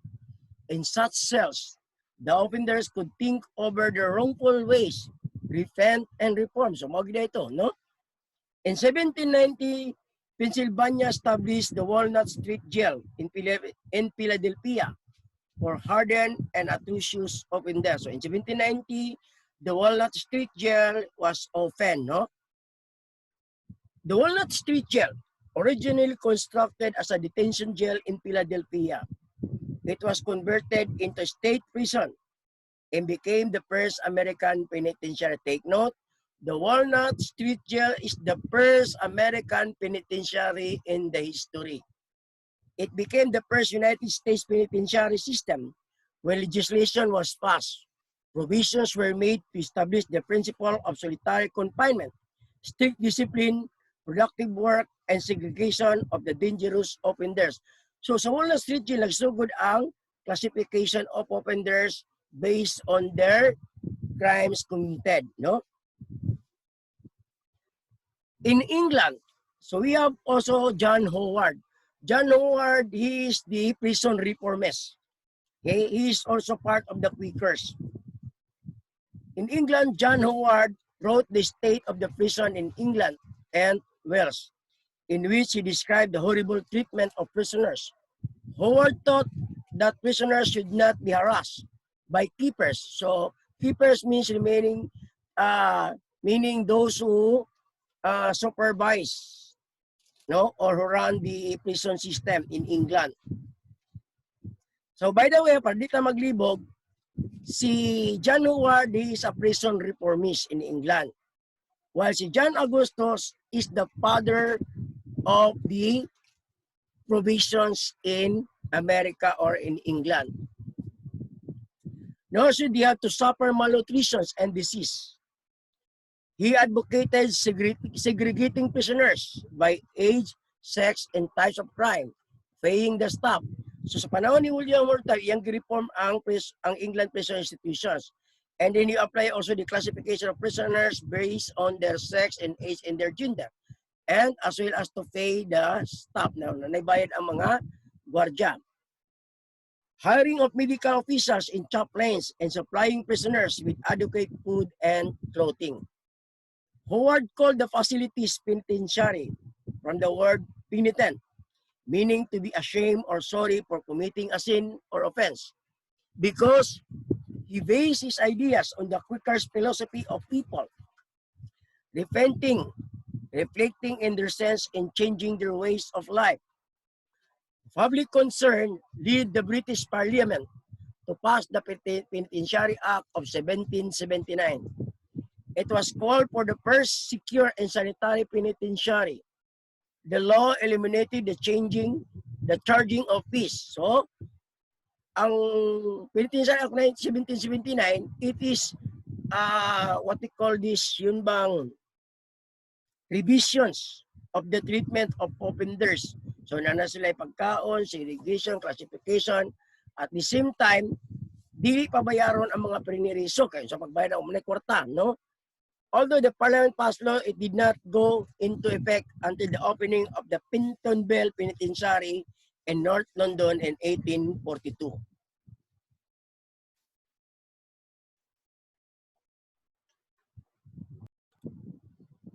Okay, now let's go to the Auburn systems or the prison rival of the Pennsylvania.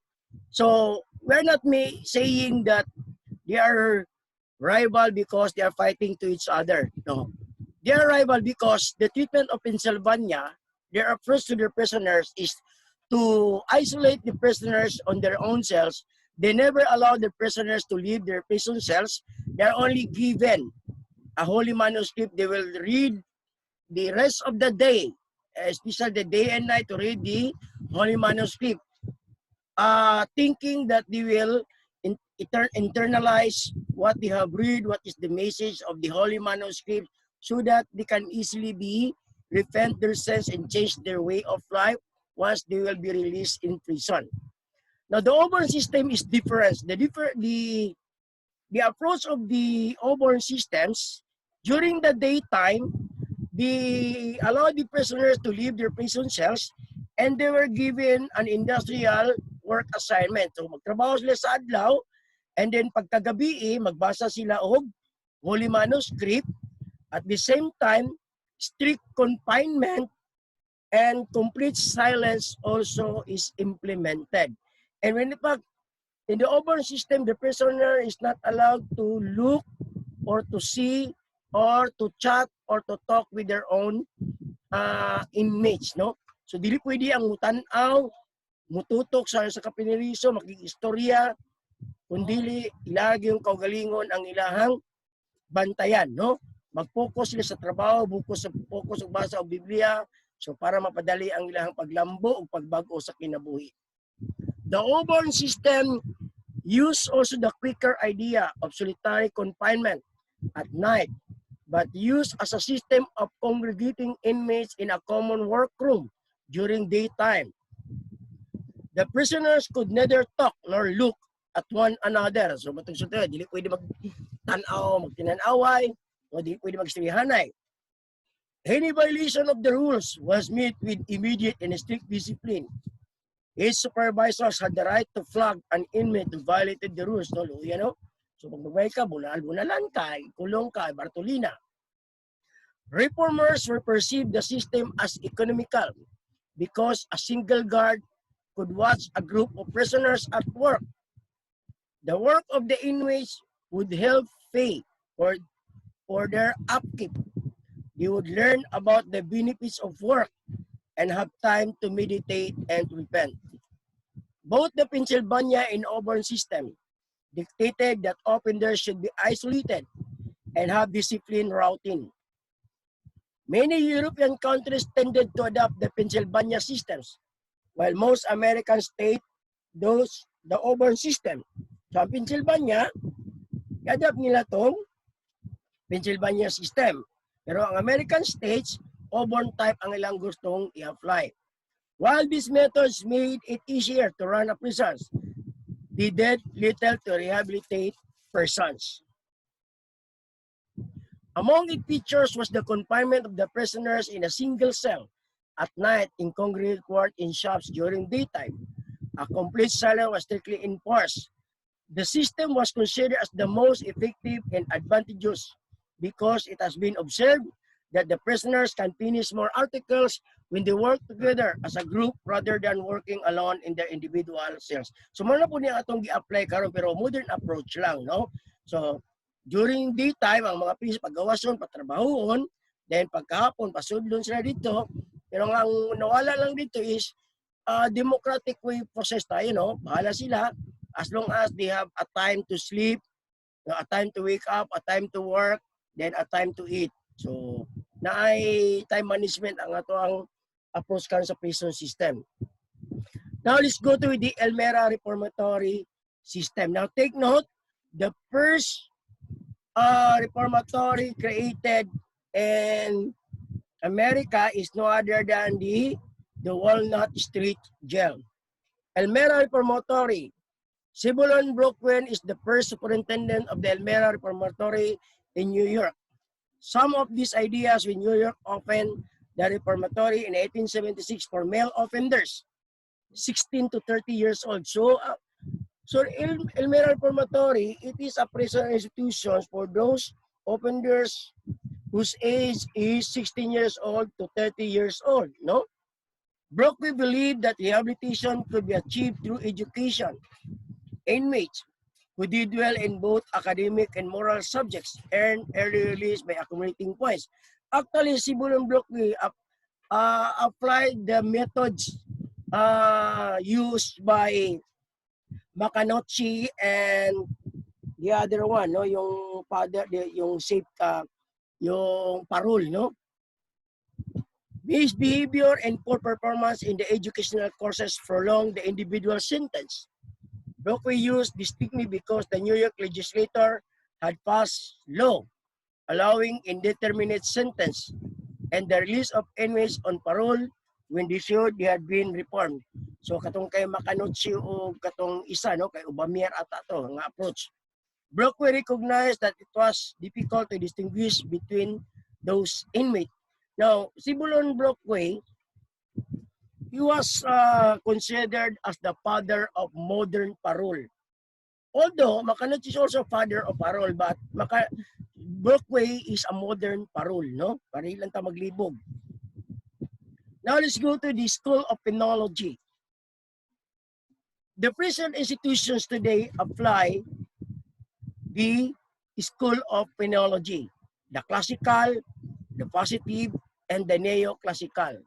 Pag sinabi natin classical, so the prisoners shall be given punishment if they violate the rules. And the positive, the prisoners are treated as a sick person that they need to be reformed. While in the neoclassical approach, the prisoners should be punished based on the violations they committed. Kung ang ilang sala is gamay lang. So, di po kayo siya pahirapan. No? Murag anak po ng approach. But remember, our present law adopt the two school of thought, both classical and positive.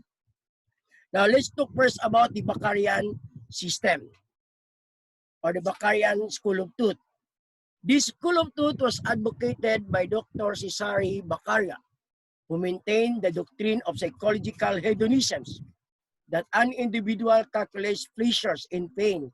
So, ibig sabihin, yung mga taong gumagawa ng kasalanan, yung mga taong gumagawa ng krimen, alam nila kung ano yung ginagawa nila at alam nila kung ano mangyayari sa kanila. Pero dahil pinili nila ito, so dapat silang parusahan. No? May free will to choose man sila. Meaning, the classical school of thought, it talks about the free will doctrine. Ang tao, adunay kagawasan nga mubuhat, ug usa ka butang sumala sa iyang gustong buhaton. Apan kung kini makadaot sa katilingban, siya dapat silutan. So mo ni ang doctrine sa School of Thought ni Beccaria. Okay. Now let's go to the positive School of Thought. This School of Thought was advocated by Dr. Cesar Lombroso, known as the father of modern criminology. The positive School of Thought opposed the doctrine of free will.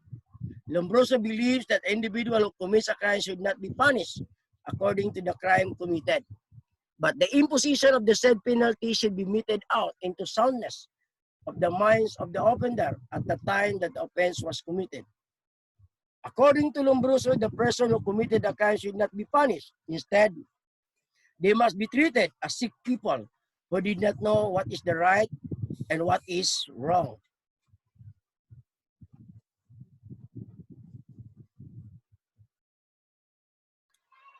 So we have the neoclassical school of thought. Now remember, the neoclassical school of thought, what they have is modifying the severity of the punishment based on the crime committed. Now remember, neoclassical, they never give favor to this positive school of thought. What they want is to minimize the severity of the punishment because they believe if a person commit a crimes or a petty crimes, it must be correspond also to a simple and what we call this, yun bang medyo magaan na parusa. No? Yung hindi masyadong serious. Kumbaga ba, naniniwala pa rin sila sa doctrine of free will dahil ang tao may isip, alam ang ginagawa, pinili lang gumawa ng isang bagay, so dapat alam din nila yung pwedeng mangyari sa kanila. That is the approach of the neoclassical. Ang sa kanila lang is, kung nangawat o bayabas ang tao, so dapat, kung unsa ang parusa sa bayabas, maura to, dili kay asahol kay kung nangawat kag mansanitas, kung ang mansanitas, ang pulong ana isa ka tuig, ya, tapos, kung ang sa bayabas, nangawat sa bayabas, ang pulong ana kay 10 anyos, so kay nangawat man siya, immaterial to kung unsa kagamay ang gikawat, dito gisa sa 10 anyos. So mo to ang way sa Becarian system, no, katong iyang classical school of thought. Pero sa neoclassical, ilang giusab, no, which we are now the neoclassical school of thought at present adopted by our law, no. Mo nang natay ginatawag na minimum, medium, maximum or capital punishment.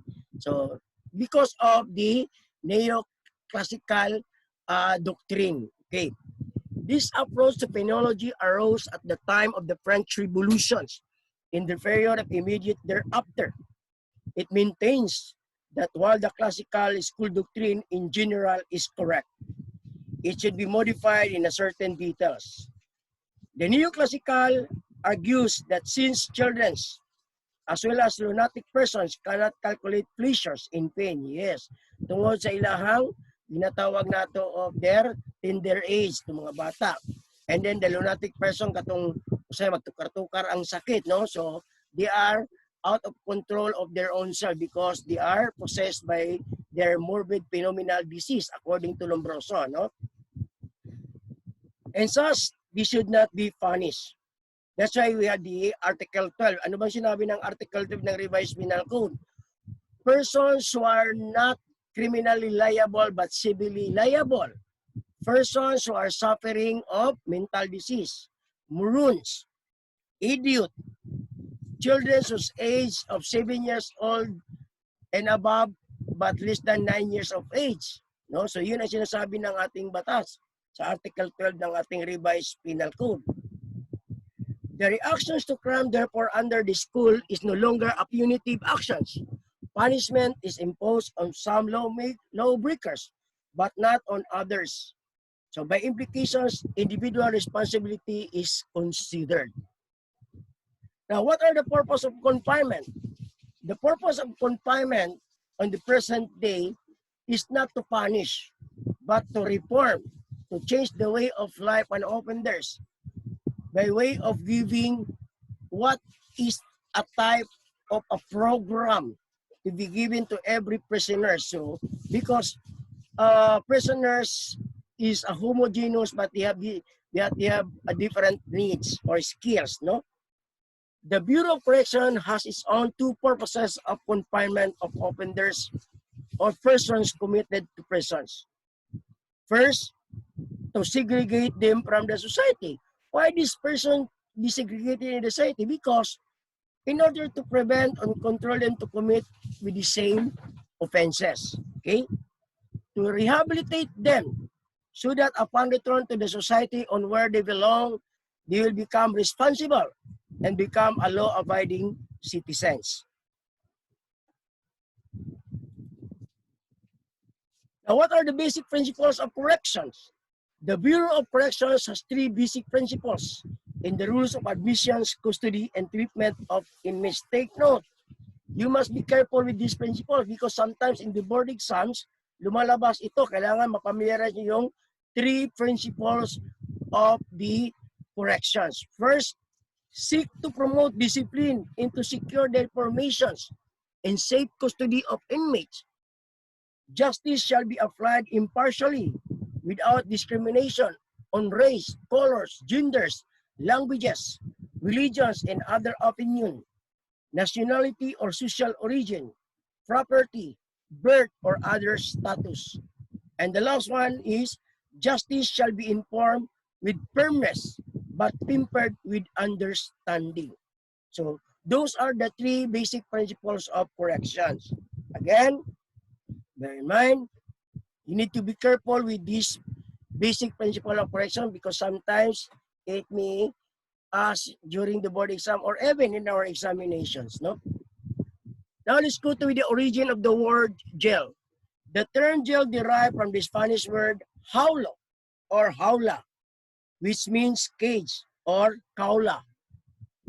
Etymologists attributed the word jail to have originated from the Spanish term jaula, which is the French word jail referred to as jail.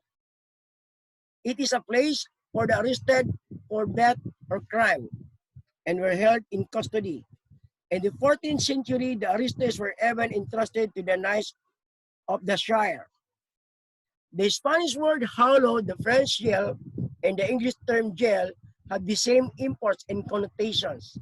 It only varies in spelling as well as in pronunciations. It was derived from the punctuated pronunciation. Now, what is the legal definition of jail? Jail is a building or place for the confinement of arrested sentenced persons. It is usually made up of cells, which are small rooms or enclosures where prisoners are kept or confined.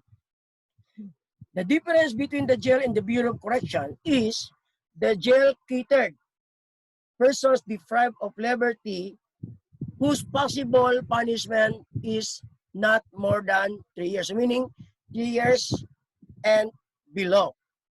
If the offenders, the possible penalty of punishment of the offenders is more than 3 years, then the prisoners or person deprived of liberty possibly will be under the custody of the Bureau of Corrections. Take note, the jail is under the Department of Interior and Local Government, while the Bureau of Corrections catered prisoners whose possible penalty or punishment is more than 3 years, up to reclusion perpetua.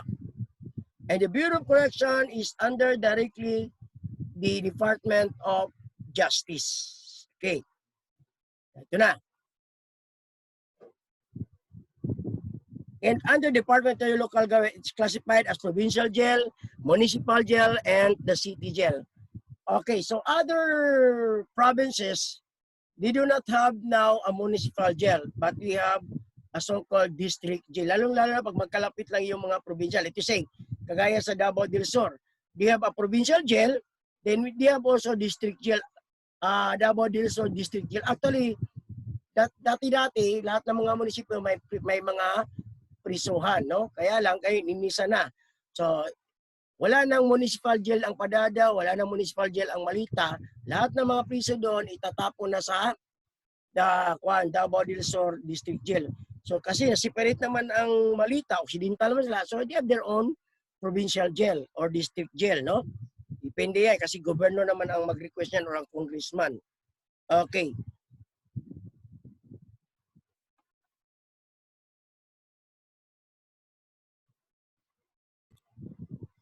Okay, now let's go to the types of jails. We have the lock-up cells. When you say lock-up cells, it is a temporary detention cells of those persons deprived of liberty or those persons who are arrested either by the virtue of warrant or by the virtue of warrantless arrest.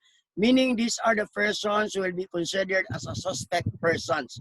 So pag hinuli ng pulis, pag wala pang pag kinulong doon sa kanilang selda, ang tawag natin doon is lock-up.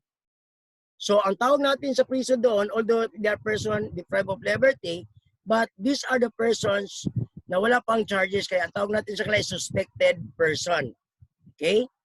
So lock-up cells, so sa police station siya, is a security facility for the temporary detention of person held for investigation, suspect, violators, or city ordinance. Then we have the city jail, provincial jail, and municipal jail. Okay. So the city jail and municipal provincial is also a safekeeping jail or a detention jail for those persons who are charged of an offense. So ang tawag na ito dito sa kasagaran, pag nanaganit sa city jail, ang tawag na ito ng mga priso, katulad ng mga priso nga na ay kaso, meaning accused person. Dili ka pwede malabay sa city jail kung wala pa kay kaso. Kung wala ka gikasuhan, dito lang ka sa police station or sa lock-up cell. Kung gikasuhan na ka, i-remand na ka, when you say remand, i-transfer ka na. So, na kay kaso, so accused na ka. Okay? So, sa jail na siya. City jail, provincial jail, house, both offenders were awaiting court actions. Those were serving short sentences, usually up to 3 years only, and juvenile offenders pending for transfer to social services agency. Take note, yung sinasabi natin na ito kasi yung ibang mali ng mga tao in the normal thinking. Akala nila pag minors sila, hindi sila pwedeng kasuhan. Actually, pwede silang kasuhan. No? Kasi ang sinasabi ng batas is 15 years old and below under the RA 9344. 15 anyos pa, boss. Kung 14 ka karon nya ugma mag-birthday ka, so birthday nimo ugma, so 15 ka pa. So naakalay hangtod alas 12 sa gabi nga muhimog krimen para dili ka pwedeng ikulong. Pero pag birthday nimo karon 15 anyos ka, birthday nimo ugma, Huwebes 15 ka, pagka Biyernes nakasala ka, you are no longer protected with the RA 9344 because nanakay plus 1. So 15 years old in one day na ka. You will not be considered as 15 years old in below. You will be considered as 15 years old in above na kaya nanakay one day. Pero, pailang kagkaso, but the police needs to secure a certificate of discernment. Now, who will evaluate, who will issue a certificate of discernment? Under the provisions of the RA 9344, only the DSWD is the leading institutions or an agency which is authorized to issue a certificate of discernment. Okay. Now, what are the missions and objectives and principles of the BGMP?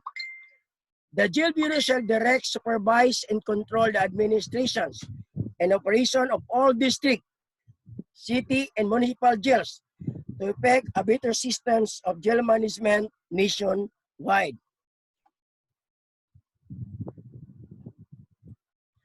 What is the objective? The broad objectives of the Bureau are the following.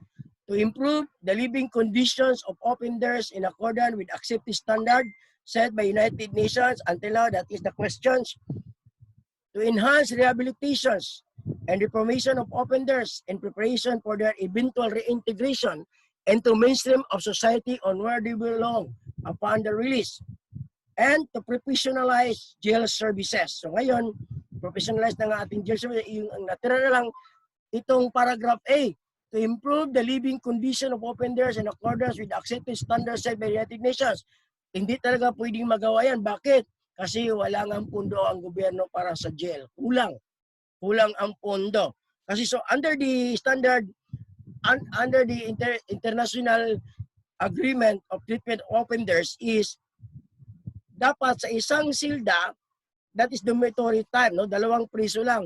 May lababo, may CR, may TV, may study table. Tulad nung sa Amerika. Yung sa Pilipinas, hindi magawa. Okay. What are the principles of the BGMP? Kanina, pinag-usapan natin is basic principles of the corrections. Ngayon, basic principles of the BGMP.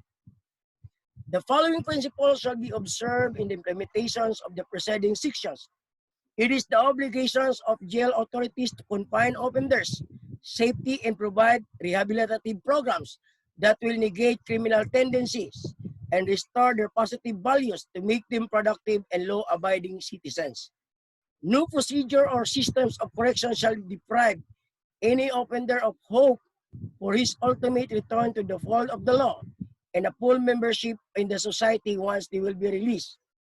Unless proved otherwise, any person accused of a criminal offense shall be presumed innocent. So nakita ninyo ha, pag sa jail, accused pa lang na. Okay? For such indispensable restraint during confinement and the interest of justice and public safety. So minsan, mayroong magtatanong, Sir, kana bang nasa jail, pwede pa na sila mubuto pag election? The answer is yes. Why? Because they are not yet convicted of a crime. So they are not finally convicted of a crime. Subot pa sabot, pwede pa silang bubuto. Okay? So, dili porket nakulong sila sa city jail, di na sila pwede mubuto. Dili. So, the rights to vote and to be voted will always be applied kasi that is their constitutional rights. So, hindi pa yan magiging privilege until the time that they will be convicted of a crime. So, di na sila pwede mo buto. Offenders are human being entitled to the same basic rights and privilege enjoyed by citizens in a free society, except that exercises of theirs are limited control for security reasons. Health preservation, prompt treatment of illness or injury are basic rights. Members of the custodial force shall set themselves as an example by performing their duties in accordance with the rules shall respect the laws duly constituted by authorities. No jail personnel shall abuse insulting and indecent language of the offender. So bawal sa mga jail guard ang mga buso, no? Insulton ang mga priso.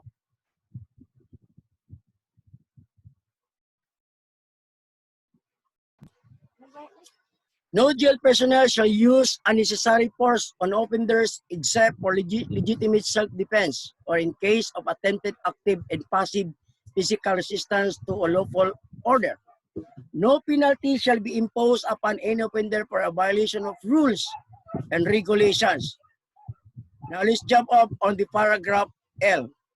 When conducting routinely custodial in a cell or compound, guarding the ratio of 1:7, meaning while conducting routine custodial inspections, the ratio is 1 jail guard to 7 persons deprived of liberty shall be observed.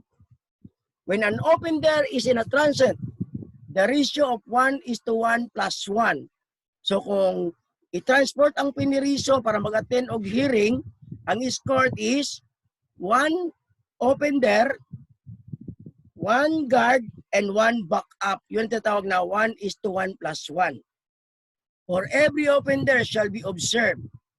In case of a high-risk offender that demands extra precautions, additional guards shall be employed. So ano ito? Pag ang priso is yung tinatawag na very high target, pag BHT ang priso. Unsa man BC katong mga drug lord, no? Katong political offenders like kana mga New People's Army, so yan, mga BST yan. Mga or BHP, mga very high profile inmates, no? This manning level shall be national scope for effective jail administration in all regional, provincial, district, city, and municipal jail.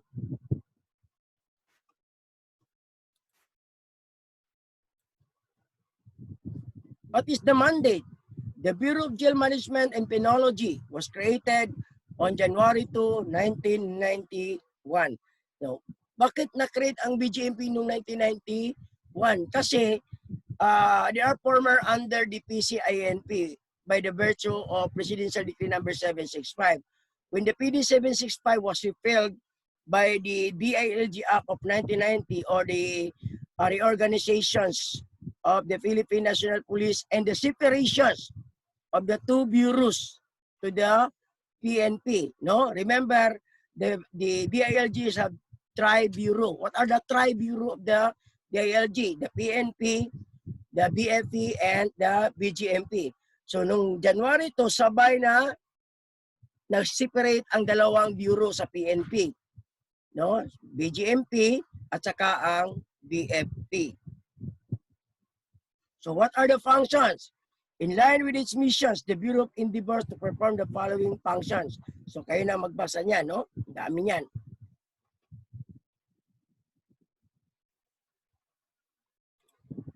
Okay, so Jail Provincial Administrator's Office.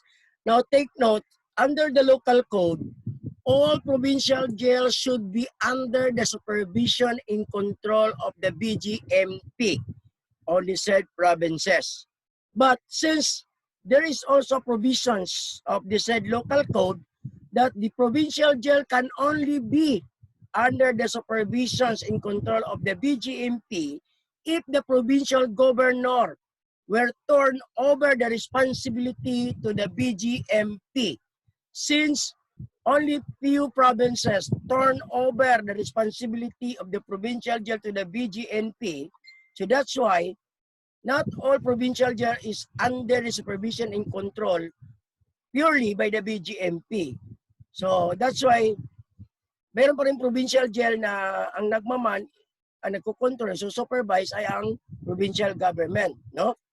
So pero nandun pa rin sa batas na kahit na under na siya ng BGMP, kung tinon over ng governor, kailangan ang unang mamamahala doon is ang provincial jail administrator, yung ng empleyado ng local government.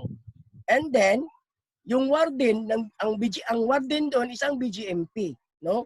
Yung ang warden, no? Meron ding mga empleyado na civilian in which to augment the force of the BGMP personnel, no? So kasi nga politika masyado pag sinabi nating provincial jail. Okay. District jail within a large cities or a group of clustered municipalities. A district jail headed by a district warden may be established. City and municipal jails operates and maintains city. Municipal jails is headed by city and municipal warden as the case may be. So now let's go to the rank and file and classifications of the BGMP personnel in order to become in charge, no? For the chief BGMP should have a rank of at least jail senior superintendent or yung tinatawag natin na full-fledged colonel, no? So kailangan mag-rank muna siya full-fledged colonel para ma-promote siya as a chief BGMP.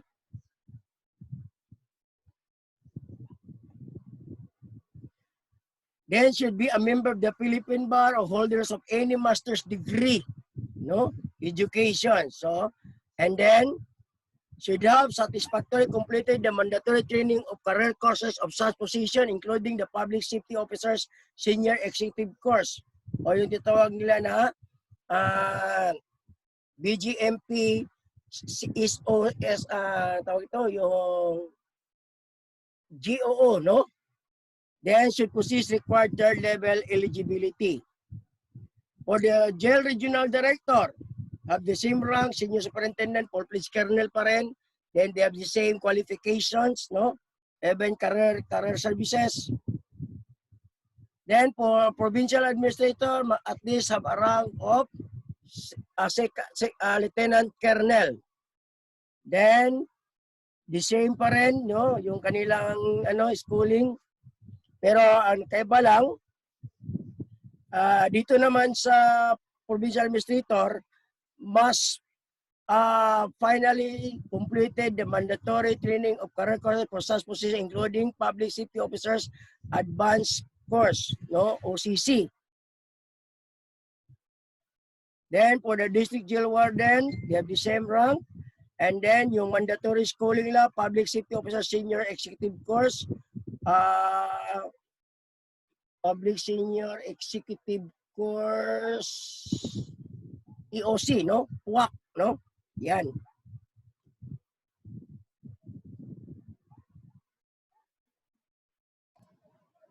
Question, I'll start with the second exam coverage. Okay, so now let's go to first with the meta language. Okay, so first is we have commitment orders. So commitment orders, it is one of the requirements before the open there be turned over to the Bureau of Jail. Remember, without commitment order, the Bureau of Jail Management and Technology will not accept the newly arrived persons deprived of liberty. So without commitment order, there will be no turnover. Okay? So commitment order is a written order of the court or any other competent authority consigning an offender to a jail or prison for confinement. Now, commitment order, meaning a person arrested by the police and under the safekeeping, so the police cannot turn over the custody of the person deprived of liberty without securing first a commitment order from the court. So, paano ba ma-release ang commitment order or ma-issue ng korte? Kailangan pailan muna ng kaso ng pulis yung kanilang nahuli na offender, no? And then they need to secure the commitment order. Kasi pag wala silang commitment order, hindi tatanggapin ng Bureau of Jail Management and Penology yung offender na ito turn over nila. Okay. Contraband.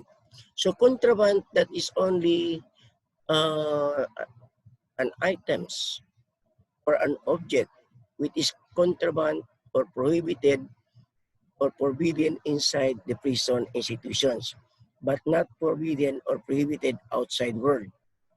Okay, so contraband, any article, item, or things prohibited by law and forbidden by jail rules. Escape, an act of getting out unlawfully from confinement or custody and offender. Instrument of restraint. So when we say instrument of restraint, it is a kind of a device in which used to hold or to prevent a person to attempt to escape or to abscond. So a device or contraband, tool or instrument used to hold back, keep in check or control an offender. Example, handcuffs, leg irons. So wala tayong leg irons, bawal yan. That is a violation of the human rights. So jail is a place of confinement for offender under investigations, awaiting or undergoing trial or serving sentence. Take note, all persons deprived of liberty under the custody of jails, there are three types.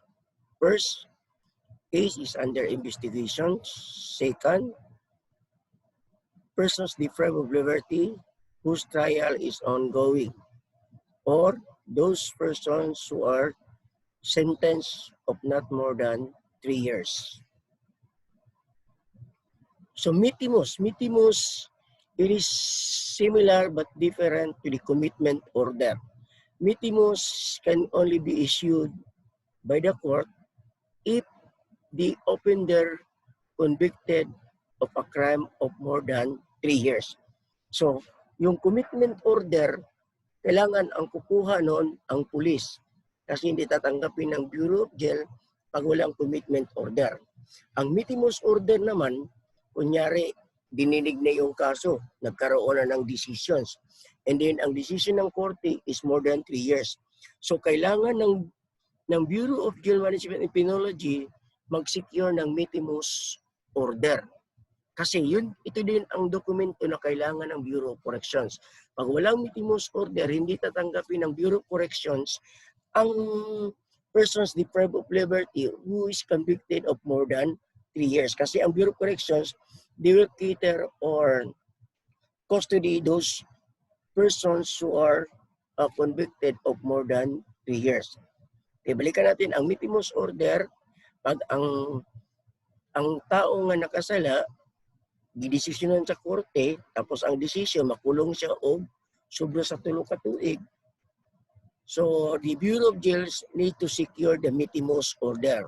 Without mitimus order, there will be no receiving or acceptance of the persons deprived of liberty whose convictions is more than 3 years. Now, mitimus is a warrant issued by the court bearing its seals and signature of the judge directing the jail or prisons authorities to receive offenders for custody or service of sentence imposed therein. So penology.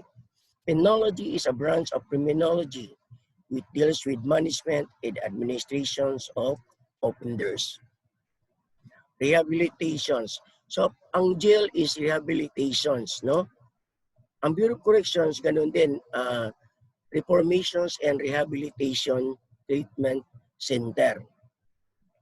Now, rehabilitation is a program of activity directed to restore an offender's self-respect, thereby making him a law-abiding citizen after serving his sentence.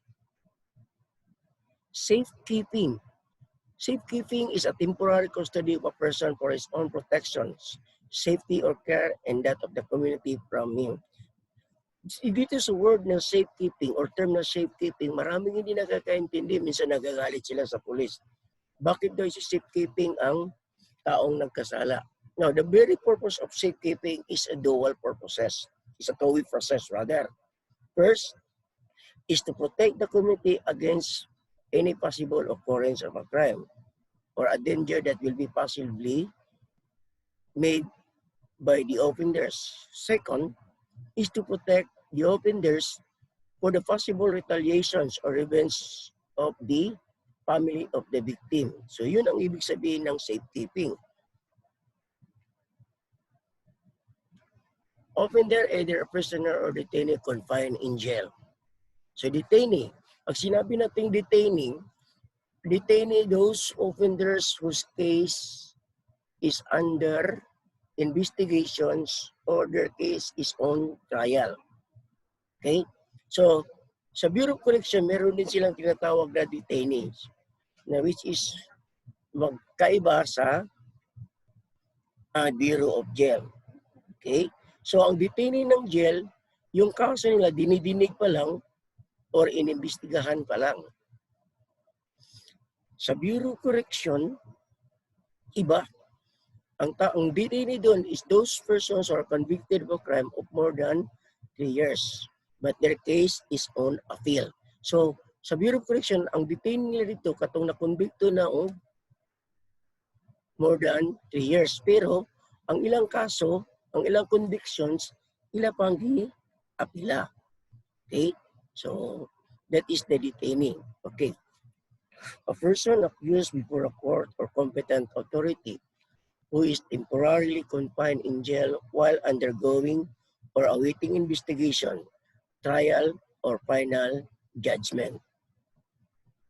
Prisoners, an offender who is convicted by final judgment. Commitment order, a written order of the court or any other agency transmitted to issue entrusting an inmate to jail for the purpose of keeping during the pendency of his or her case. So, ito yung definition ng commitment order. Kontraband, okay na yan, no? Conjugal visitation, take note. The prisoners who are given a privilege for a conjugal visitation, yung mga priso lang na lalaki, no? There will be no conjugal visitations for female offenders. So walang conjugal privilege ang mga babaeng priso, ang lalaki lang. Okay, conjugal visitation refers to the visit by the wife for a short period, usually an hour more or less, to her incarcerated husbands, during which they are allowed privacy and are generally understood to have sexual contact. Detaining a person is accused before a court or competent authority. It is temporarily confined in jail undergoing awaiting investigation, trial, or final judgment. No? Parang bumalik lang tayo dito, no? District jail is a facility or place of confinement of inmates coming from a city or clustered municipalities for awaiting or undergoing trial or serving sentence of 1 day to 3 years. Drug dependents are those inmates of psychological craving or habituations to an abuse of psychological reliance on a chemical drug substance. Core drug users are those inmates who take substances or drugs that can alter their body and mind and works. Escape-prone inmates are inmates who are likely have the tendency to escape from the jail facility. Ito yung mga prisong na gusto talagang tumakas, no? Like yung mga drug lord, mga pusher, yan. Rapists, gay. So we know already who's a gay. So high-risk inmates or tinatawag nila HRI are those considered as highly dangerous or with highly probability of escaping or being rescued because of the gravity of the crimes. They are accused or have a propensity of being troublemakers or initiators of jails, riots, and disturbance who require a high degree of control and supervisions.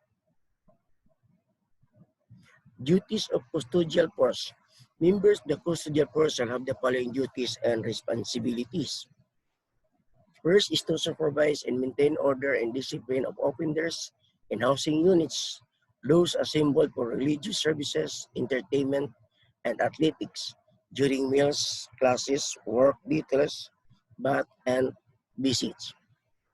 To censor offenders' meals. So remember, communications that is purely a right of a person's, but all incoming and outgoing mails or letters shall be subject for censorship or decipherment. No? So, kailangan buksan yun, basahin. Kahit nga pag nandun na kayo sa training center, pag pumasok kayo ng pulis o sa PNPA, lahat ng mga sulat ninyo na ipapadala at pinapadala ay binubuksan niya, binabasa. So what is the mere purpose of censoring your letters? To avoid any possible entry of contrabands and to avoid any possible of degrading the institutions, no? To inspect security devices, to maintain and around their perimeter security ring, to escort offenders to courts, other authorized places of confinement, and to hospitals in case of emergencies. Remember, the escorting procedure, the SOP is 1:1 plus 1. Okay? Bawat priso, may isang escort at isang backup. So yun din. That is the ratio, 1:1 plus 1. Escorting procedure yun. To ensure custody and safety of those confined in jail. To escort visitors within the jail premises. To report any infringement or violation of rules and regulations to proper authorities. To inform the warden of any emergency cases. To keep and maintain records of the offenders. To perform such other duties as may be assigned by competent authority. Commitment and classifications of prisoners and detainees. As mentioned in the Comprehensive Prisons Manual of the BJMP 2015, a person can be committed to jail only upon the issuance of an appropriate order. So what are those appropriate order? So that is referring to the commitment order. Okay? Now let's go to the basic procedures of confinement of person deprived of liberty to prison institution. So dito muna tayo sa lock-up sa police station. So anong kailangan? Document needed. Commitment order issued by the court, medical check-up of the PDL before transportation and transfer, PDL to BGMP custody.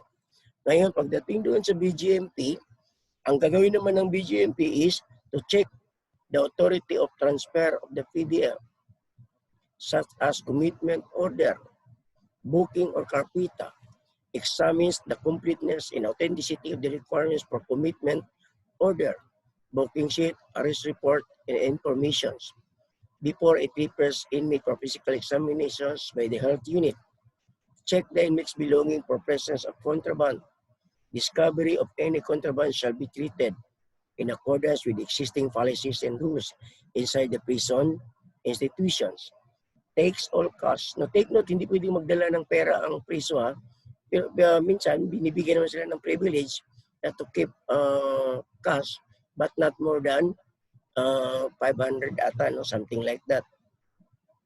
And other personal properties from the inmate, less than down or received from with duplicate. So, pag yung mga properties o personal belongings o properties ng priso, like jewelry, Spanish, so kailangan i-custodian ng custodial officer. And then bigyan sila ng resibo. Yung kopya ng resibo.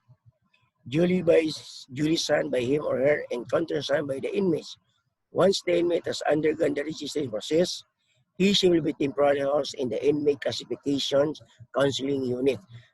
Now, pag tinanggap na yung priso, ang una nilang lugar na pupuntahan is yung ICCU o yung tinatawag na Inmate Classification and Counseling Unit. Kumbaga pa ito sa Bureau of Correction, Reception and Diagnostic Center, no? Sa kanila is ICCU. Now, the person deprived of liberty shall stay in the ICC for a minimum period of 30 days, but not exceeding 60 days. So lahat yan, nandun na yung orientation, briefing, medical check-up, neuropsychological examination, so on and so forth, before classifying the needs of the offenders, because that is part of the classification of offenders or part of the possible diversification program. Now, after the Bureau of Jail, so the same pa rin, check the pertinent document such as Mitimus order, so sa jail, commitment, sa Bureau of Correction. So, sino ang mag-secure ng commitment? Ang police. Sino ang mag-secure ng Mitimus? Ang BGMP. Okay? Yan. So, what are the categories of inmates? There are two general classes of inmates. First, prisoners, inmate who is convicted by final judgment. Detainee, inmate who is undergoing investigation or trial or awaiting trial. So, what are the classification of prisoners? There were four main classifications of prisoners. First is we have insular prisoners. Insular prisoners are referring to those national prisoners whose sentence is more than 3 years. Then we have provincial prisoners. One who is sentenced to a prison term of 6 months and 1 day to 3 years. Then we have city prisoners. So one is sentenced to a prison term of 1 day to 3 years. Then we have municipal prisoners. One who is sentenced to prison term of 1 day to 6 months. So what are the classification of detainees? There are 3 types of detainees. As I've said earlier, first, undergoing investigation. So ibig sabihin, yung hindi pa sila na-arraign, hindi pa nabasahan ng kanilang kasalanan or kaso. Awaiting or undergoing trial. So ibig sabihin, the person deprived of liberty was already arraigned and their case is ongoing, no? And the last one is their case was already heard, but there is no final conviction given to the person deprived of liberty. Now let's go to the inmate security classifications.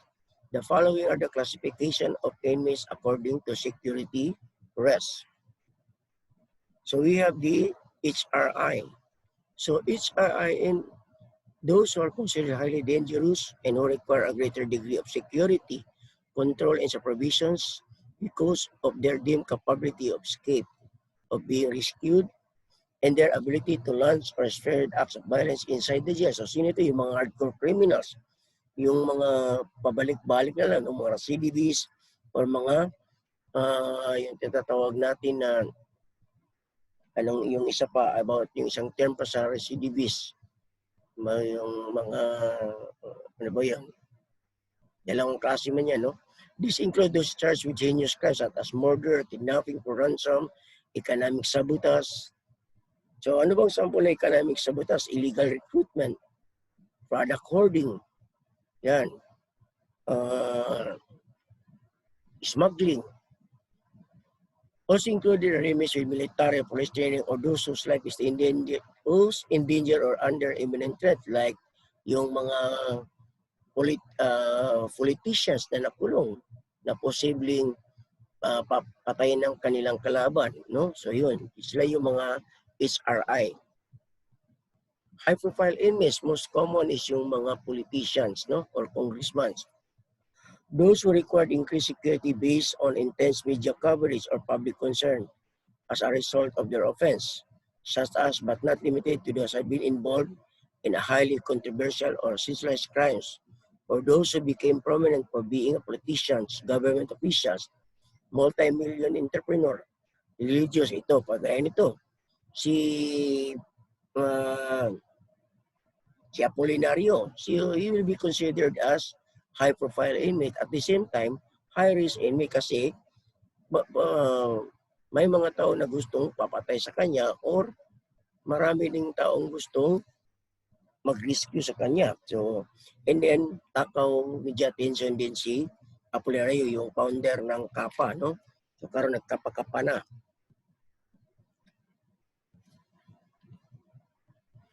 Then, the HVT or the high-value target, a target either a resource or a person so may either be an enemy or combatant. So, ito yung mga tinatawag natin na mga NPA, no? Yung mga surrendery. So, yan. High-ranking official or civilian in danger of capture or death, typically in position of a critical intelligence, data, or authority marked as an objective for a mission in which a commander requires for the successful completions of the same. Security threat group, any formal or informal ongoing enemies group, gang, organizations, or associations consisting of 3 or more members falling into one of the following basic categories: street gangs, prison gangs, outlaw gangs, traditional organized crime, aboriginal gangs. Ano ito yung mga aboriginal gangs? Ito yung bagong usbong ng mga grupo ng mga membro ng mga lumad o tribo, no? Subversive groups and terrorist organizations. Medium risk inmates, those who represent a moderate risk to the public and staff. These inmates still require greater security control and supervisions as they might escape from and might commit violence inside the jail.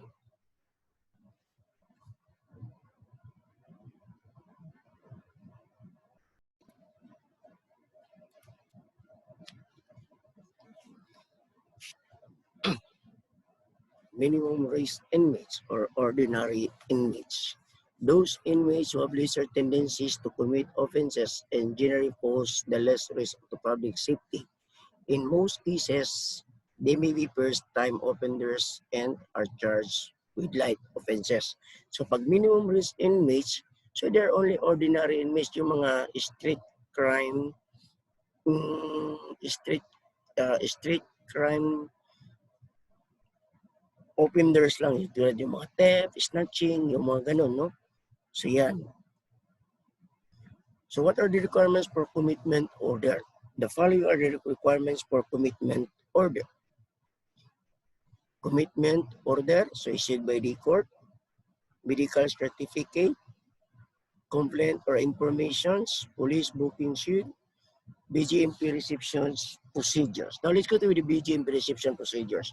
First, once the persons deprived of liberty properly turned over to the BGMP, the first area or houses on where the persons deprived of liberty received by the BGMP will be housed in the ICCU or the inmates classifications and counseling unit.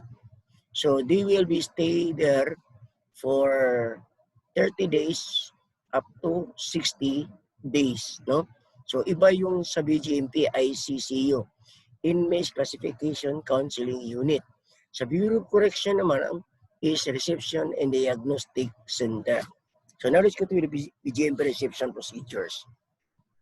One of the guiding principles of United Nations Standards Minimum Rules for the treatment of prisoners states that imprisonment and other measures which result in cutting off an offender from the outside world are afflicted by the very fact of taking from a person the right of self-determination by depriving him or her of his liberty.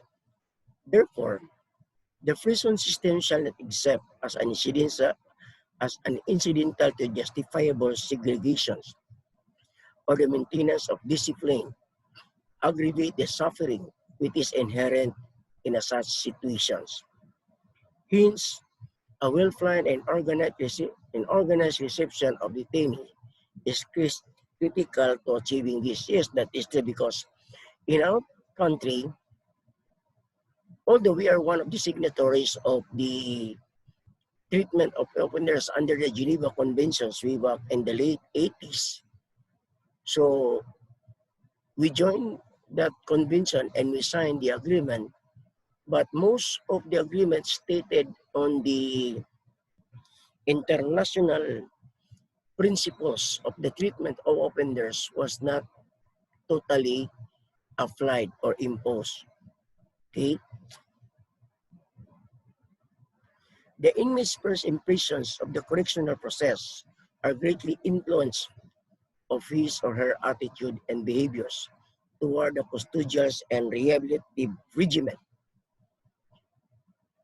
Offenders must undergo during confinement and perhaps to some extent effects of his or her outlook and adjustment after his or her release. Yes, it's true because once you will be incarcerated, meaning your communications in the outside world is limited and most of the important events that happen in the outside world is not known inside the prison institutions. That's why once you already serve your sentence or release, so parang maninibago ka, no? And then you need to readjust yourself kasi iba na naman ang buhay sa labas, iba ang buhay sa loob ng prison. A decent and human program of confinement start with a systematic receptions of inmates for commitment to the BGMP's jail facilities. So that's why one of the requirements of the free release program of the BGMP or Area Bureau of Prisons, so they have another counseling, no? May counseling na naman mangyari sa persons deprived of liberties. The purpose of counseling is to prepare the mind and body of the person deprived of liberty to engage in a new world, no, or in the outside world. Then we have the gaiter. So the gaiter is known also as a jail desk officer. So sila yung tumatanggap ng dokumento. The gaiter carefully check the credentials of the persons bringing the inmates. So ang nire-refer dito na person is yung police, no? So yung police ang nire-refer dito na persons, yung nagdala sa offender, bringing in the inmate to determine his or her identity and authority. The officer also ascertains from the persons that law enforcement procedures, including the verification of a standing warrant, criminal record of the arrested person before physical presentation in court, and must have been undertaken prior to the inmate's transfer's commitment to the jail. It is understood, therefore, that other standing warrants must have been served when a person is admitted for jail custody. The jail desk officer carefully examined the arrest report and the authenticity of the commitment order or the mittimus in due form to determine whether the inmate has been committed under legal authority as provided by Section 3, Rule 13 of the Rules of Court. Person arrested by virtue of warrant of arrest must secure a commitment order from the court where the warrant of arrest issued before he can be committed to any jail. The admitting jail officer takes all cash and other personal property from the inmates, lays them down on a receipt from in duplicate, duly signed by him or by her countersigned by the inmates. The original receipt should be kept for the record, and the duplicate copy should be given to the inmates.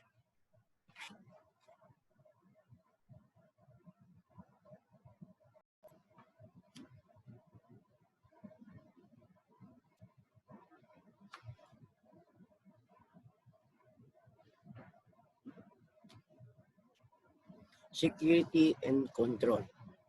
The overall concept of jail security operations encompass both preventions and rehabilitations. These two efforts are inseparable as neither can be accomplished without the other. Jail security is necessary to safeguard the lives of a people residing within the vicinity. Those managing the jails and inmates who lives are to be rehabilitated and to become a constructive members of society. The following guidelines should be strictly observed inside the jail: the security and control. Maintain strict control of firearms. Never permit any firearm inside the jail except in some areas where firearms are authorized. So the paragraph A, it is referring to once the jail officers conduct a routine inspections, the jail officers should not bring firearms, but he needs a backup. No? So kailangan may backup siya kasi yung backup ang mapoprotekta sa kanya. So while conducting the monitoring or inspections of the cell facility, maintain 24-hour supervision of the offenders. Maintain system of key control which shall include an accurate listing of all cases and receiving them. Never permit the offenders to handle a case or to study them. Now, there are some practice especially in the municipal jail, na yung mga jail officers, they allow their prisoners to keep the keys, no, and to open the cell. So which is prohibited from the very beginning. Kasi pwedeng i-duplicate yan. Gawa lang yan ng ETC, sabihin natin, meron silang clay. So kailangan, kung ikaw naman yung jail officers, so kung ikaw yung reliever, dapat bago mo tanggapin yung susi, bilangin mo muna. And then, i-check mo yung bawat silda. Baka meron ng nilagari dyan na silda. Kung makatakasan sa oras mo, di patay ka. Ikaw yung papalit doon sa priso. Okay? Secure firearms and anti-riot equipment in the armory where they shall be within easy reach of the jail guard and yet afford maximum security access by offenders. Supervise the proper use of tools and other potentially dangerous articles such as bottles, acid, kitchen knives, etc. and keep them out of offenders' reach when not in use. So lahat ng mga kutsara or tenidor o yung kubyertos na ginagamit sa priso during sa kanilang pagkain, so dapat kailangan kumpleto yun, bilangin yun. No? So kung kulang yun, delikado. Yung mga toothbrush, kailangan kunin din yan kasi magiging tools yan. No? Pwedeng gamitin yan as a weapon to inflict injury to other prisoners. Conduct regular offenders. So remember, so in the board exam, lumalabas din itong question na ito, no? So remember, the jail officers should count their prisoners 4 times a day. So 4 times a day yan siya. Umaga, paglabas, pagpasok sa tanghali, paglabas sa tanghali, pagbalik sa hapon. So 4 times a day. So establish period which ensure beyond doubt that every offender is physically present or accounted for. Now, ang pagbilang ng priso ay hindi yung yung kamay-kamay lang. So kailangan paupuin lahat yan.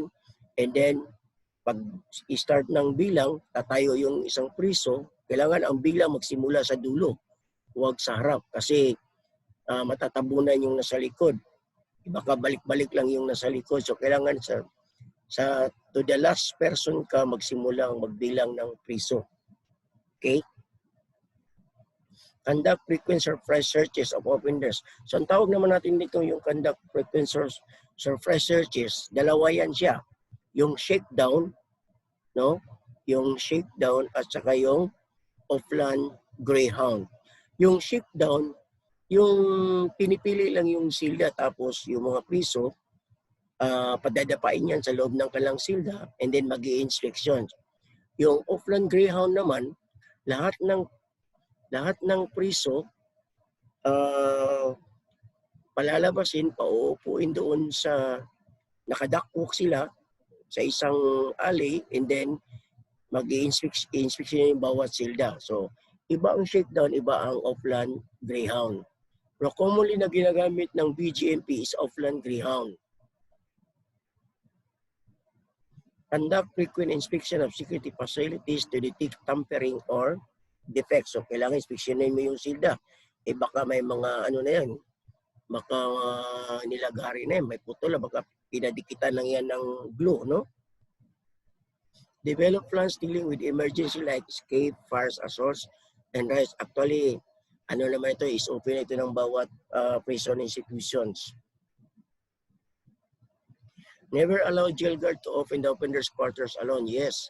So, kailangan pag mag-monitor ka or kung mayroong napupunuan nagsakit-sakitan dyan, too good to be true naman yan. So, kailangan may backup ka. Kasi pwede ka magiging hostage nila. Select carefully the offenders to be assigned as orderly or aid and maintain rigid control over their activities. Kasi bawat priso, bawat grupo, bawat silda, meron yan silang tinatawag na mayor, no? Kasi binago na nila yung term nila doon. Meron na silang mayor, gobernador, congressman. So yung congressman, yun yung pinakamataas. Yun yung tawag natin na mayores of the mayores. Yung congressman naman, yun yung mayor. Yung busyo, yun yung team leader, no? So busyo, busyo, ginawa na siyang mayor ngayon. Ang mayor, ginawa na siyang gobernador. Ang mayor of the mayores, tinatawag na siya ng congressman. Okay? So, iniba na nila yung term doon. The classification board is tasked to conduct background investigation of inmates to determine the cell assignment, the appropriate rehabilitative programs, the type of supervisions and degree of custody and restrictions which is applicable to all inmates. The investigation shall focus on the following. So take note, hindi sila magkakandak ng PBI or partial background investigation sa priso. So ang gagawin nila is to look the documents or the profile of the inmates. So and then they have a certain interview prior to the classifications of the prisoner.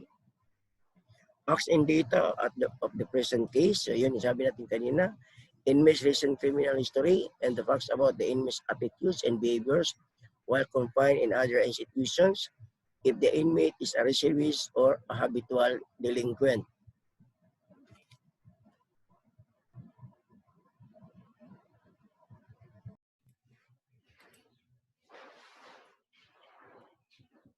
Inmates required to appear before classification board or validations of his or her profile upon completion of the classification assessment.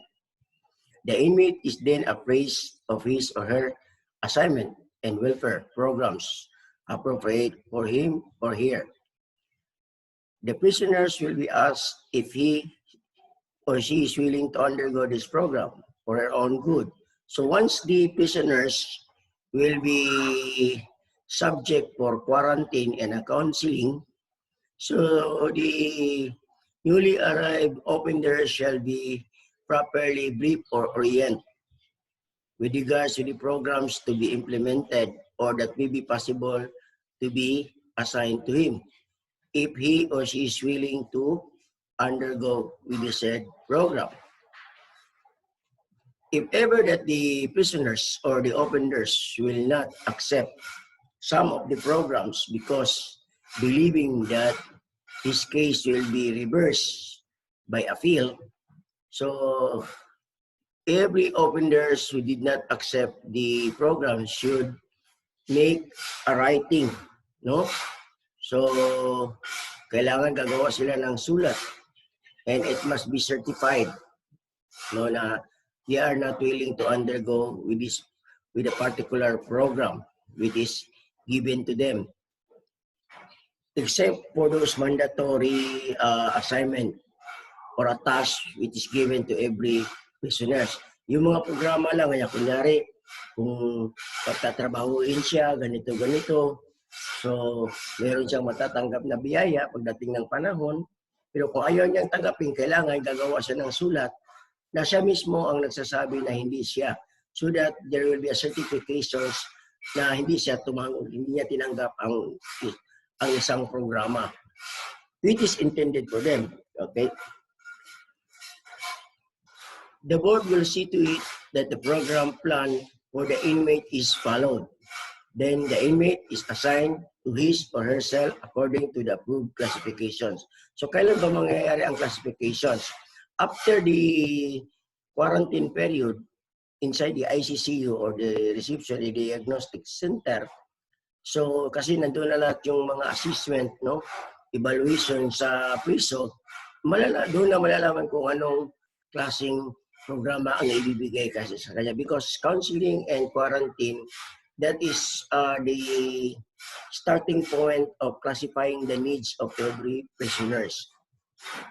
So classification process. Admission of inmates, ito yung sabi natin na, once the inmate has undergone the registration process, he or she will be temporarily housed at the inmate classification and counseling unit. Sa BGMP ito, no? So pagdating ng prison, within 30 days to 60 days, he will be undergo neuropsychological examination, medical examination, counseling, orientations. So for a period of 60 days before he will be classified. So bago siya ilagay sa silda kung saan siya dapat ilagay. The inmate shall stay at the ICCU for a minimum period of 30 days, but not exceeding 60 days, or until the completion of the classification process. At the ICCU, the newly committed inmate will undergo assessment by the different health professionals. Yung sinasabi natin kasi i-evaluate siya, i-assess yung pag-iisip niya, kung anong klaseng preso siya, kung anong kanyang kakayahan bago siya ilagay sa kanyang selda para malaman kung ano talagang pwedeng ibigay sa kanya na programa. Okay. Medical examinations. The jail medical officer or the jail officer designated nurse of the health unit will conduct a thorough physical examination on the newly committed inmate and will note down significant body marks. Ano itong mga body marks? Kung may bugbog siya, may mga tattoo, scars, or yung mga lesion or abrasions, may mga sugat. On the medical certificate presented by the committing officer. So, yung mga medical examination na ginawa noon bago siya turn-over sa jail, titingnan din yun, no? Iba ka may dagdag pang bugbog yun. He or she must ensure that his findings are congruent to the medical certificate presented. So, kailangan yung examination na ginawa niya sa loob, nung tinanggap na siya, kailangan mag-jive yun sa certificate na binigay din ng committing officer, yung police. So kung may nakita na wala doon pero merong bago, so kailangan gagawin niya ng report. So para whatever may happen to the prisoners, they are free from any liabilities. And he was immediately reported that to the authorities. Okay. The discrepancy shall warrant further investigation by and reporting of the same to the CHR. So yun ang sabi natin, kailangan i-report agad, no? Kasi bakit may discrepancy? Sabi ng medical certificate ganito, pero nakita namin iba. So yun, no? Kung may contrast of the findings, kailangan i-report. Results of the medical examination shall be recorded and shall bear the signature of the physicians or nurse who conducted the examinations. Medical issues will be attended accordingly. Dental examinations.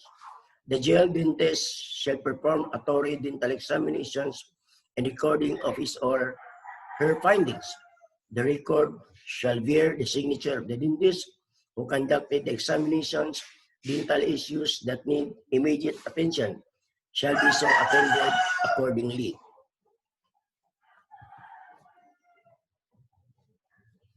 Psychological examination.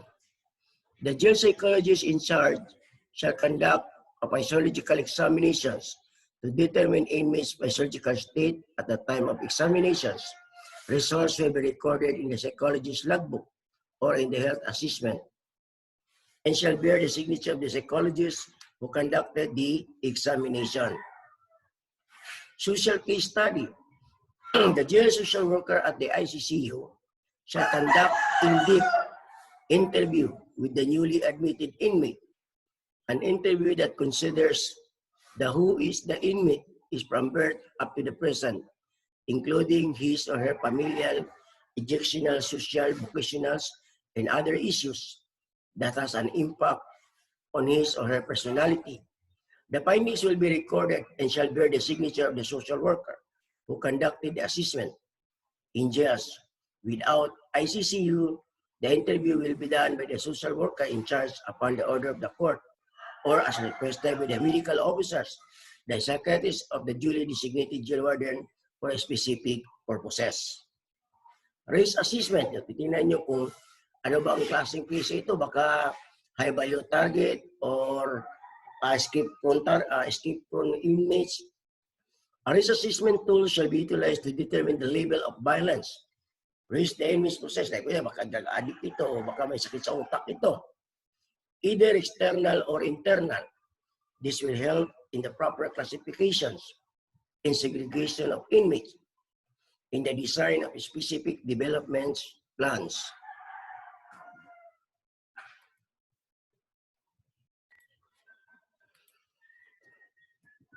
Psychiatric evaluations. Using the result of the psychological examinations, the social case studies, and the risk assessment, the psychiatrists conduct a psychiatric evaluations to determine the present mental state of the inmate and to diagnose any existing psychiatric illnesses for further treatment. The result will be recorded and shall bear the signature of the psychiatrist who conducted the examinations. Disciplinary board. Now remember, the disciplinary board is composed of a different officials of the jail, no? The chairman of the disciplinary board is no other than the assistant jail warden. A disciplinary board shall be organized and maintained for the purpose of hearing the disciplinary cases involving any inmate who violate the jail's rules and regulations and shall be composed of the following personnel. Chairperson, assistant warden. Member, chief custody and security office. Medical officers, public health officers. Jail chaplain. Inmates welfare and development officers. Inmates representative. So meron din silang representative ang inmates, no? Siguro ito na yung pinakabusyo, okay? Yung tinatawag nila na gobernador. The 7 penal institutions of the Philippines.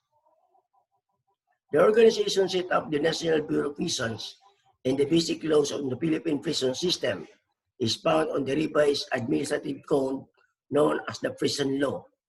This law is specifically referred in the following sections, 1705 to 1751 of the said code.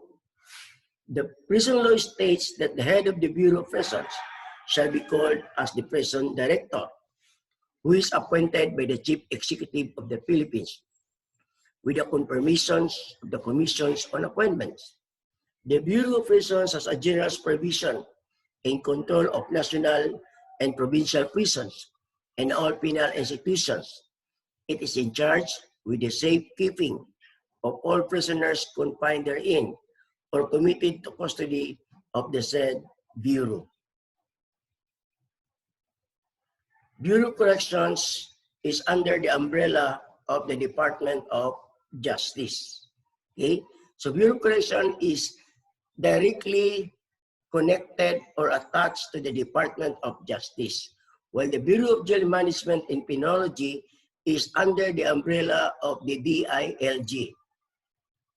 The national prisons which house more serious offenders already convicted with a sentence of more than 3 years is maintained by the Bureau of Corrections, an agency under the Department of Justice. The Bureau is responsible for the safekeeping of prisoners and their rehabilitations through general and moral, educational, and technical training and industry and agriculture. The Bureau also oversees the operation of prisons, agro-industries, and the productions of food commodities. The Bureau of Corrections maintains 7 correctional institutions as well as the penal farms. The nation's largest prisons is no other than the New Bilibid prisons, the oldest prisons institutions in the history, which is located at Muntinlupa, that operates the Manila City Jail. So para dili ta mawala, nganong place may Manila City Jail? Actually, the present Manila City Jail, that is the old National Bilibid prisons. Balikan na to ha. Kanang present nga Manila City Jail, mao na siya ang dating National Bilibid prisons, no? Gikambyohan lang siya, gikambyo lang ang property sa gobyerno, gatag nila dito sa Bureau of Corrections, katoy lang yuta sa Muntinlupa. So, ang dating National Bilibid Prison, i-convert siya as a Manila City Jail. So, meaning, pag may who is the oldest jail in the history? The Manila City Jail. Okay? The penitentiary serves as the central facilities for those sentenced to life imprisonment or a long term of incarceration.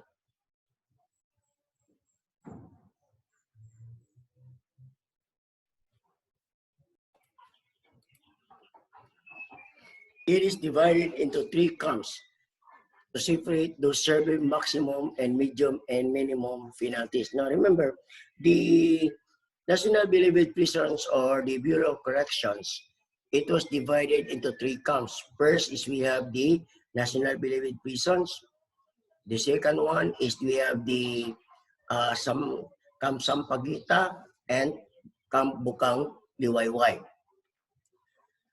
Then we have also the Correctional Institution for Women, which is also located in Metropolitan Manila. Combination prisons and penal farm are also located in Zamboanga City, Palawan, Mindoro Occidental, and several Mindanao provinces. The 7 operating units of the Bureau of Corrections located nationwide. The New Bilibid prisons located in Muntinlupa City. The Correctional Institutions for Women located in Mandaluyong City. The Iway Prison and Penal Farm located in Puerto Princesa City, Palawan.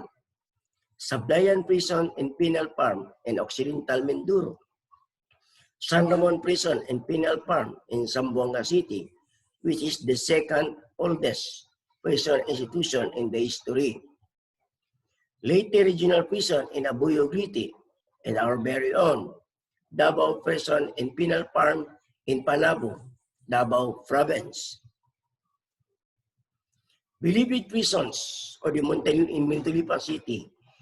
The National Bilibid Prisons was constructed in the year 1847. The first Bilibid prison was constructed and became the central place of confinement for Filipino prisoners by the virtue of the royal decree of the Spanish Crown. The plan for the Bilibid prisons was such that the brigades were constructed in a radical spokes. Yung makikita natin yung parang tower, no? Kumbaga pa na sa chess, katong tower. For easy command and control, a central tower was placed at the center of the spokes. This was made of a strong adobe, so studied at even to this day. After its transfer to the city of Manila, it still stands and has been used by the city of Manila as a city jail. The place is still famous for its name as the May Haligi State. Take note, pag sinabi natin ito, what is the famous name of the former National Bilibid prisons in Manila, and that is known as May Haligi State. It was located at the nearby Central Market of Manila. In 1936, the City of Manila exchanged its Muntinlupa property of 552 hectares with the Bureau of Prisons. So ito yung sabi natin kanina, yung property ng City of Manila na nandun sa Muntinlupa, which have a total of 552 hectares, ilan ang gibarter o ilang exchange sa present Manila City Jail. So what is the reasons why they exchanged their property in Muntinlupa to the Bureau of Prisons? Because the purpose or the purpose of the said property of the Manila, which is located in Manila, is to construct a boys' town. Now, because of the maintenance and the possible financial, what we call this problems to be encountered, so ang ginawa ng City of Manila, inano nila ito, parang pinagpalit nila yung property nila sa Bureau of Corrections kapalit ng lumang National Bilibid Prison na sa Manila, which the Manila City Jail is now using. So, yun na. Ang purpose ng kanilang property doon sa, ano talaga, is Buistang. Kaya lang, malayo sa siyudad. Kaya baka magka-problema sila sa financial assistance. Okay. This Muntinlupa State was originally intended as site for the boys training school. So, ito sabi natin na. Because it is far from Manila, however, the city government of Manila prepared the site of the old Bilibid prisons. Today, the new Bilibid prisons operate at two satellite units, namely Bukang Liwayway Camp and Camp Sampaguita. So, asa nakulong si Ruben Padilla? Si Ruben Padilla nakulong sa Camp Sampaguita. Because Camp Sampaguita, that is houses those offenders who are convicted of a medium sentence. While the Bukang Liwayway, ito naman yung sa mga minimum sentence, yung malapit ng lumaya, itong Bukang Liwayway. These two camps are located a few hundred meters back of the new Bilibid prisons. Bukang Liwayway camp houses minimum security-less prisoners who work on various projects of the institutions, while the Camp Sampaguita houses medium security rest, located near the Reception Diagnostic Center and the Youth Rehabilitation Center. The new Bilibid prisons is specialized in industrial type of vocational training. It operates a furniture shop, shoe repairing shop, blacksmith, auto mechanics, mobile and bodybuilding, and etc. The new Bilibid prisons offers a high school course and college courses major in management. Their high school courses started in 1956 for prisoners who desire to complete their secondary education. No? Biruin mo, yung secondary education na, it was started in 1956. The San Ramon Prison and Penal Farm, second to the National Bilibid prisons. The Spanish authorities in 1869 saw the need of establishing one prison separate from Bilibid prisons for those who fought against the establishment government. In effect, San Ramon and Prison Farm in Zamboanga were established for the confinement of political offenders. Filipino fighters who advocated for reform against the Spanish government and those who were not executed or put to death were sent to either Guam or Marianas Island or to Zamboanga. So katong mga political prisoners na dili sila subject for death execution, ginalabay sila sa Guam or sa Marianas or kung dili ba sa Zamboanga, no?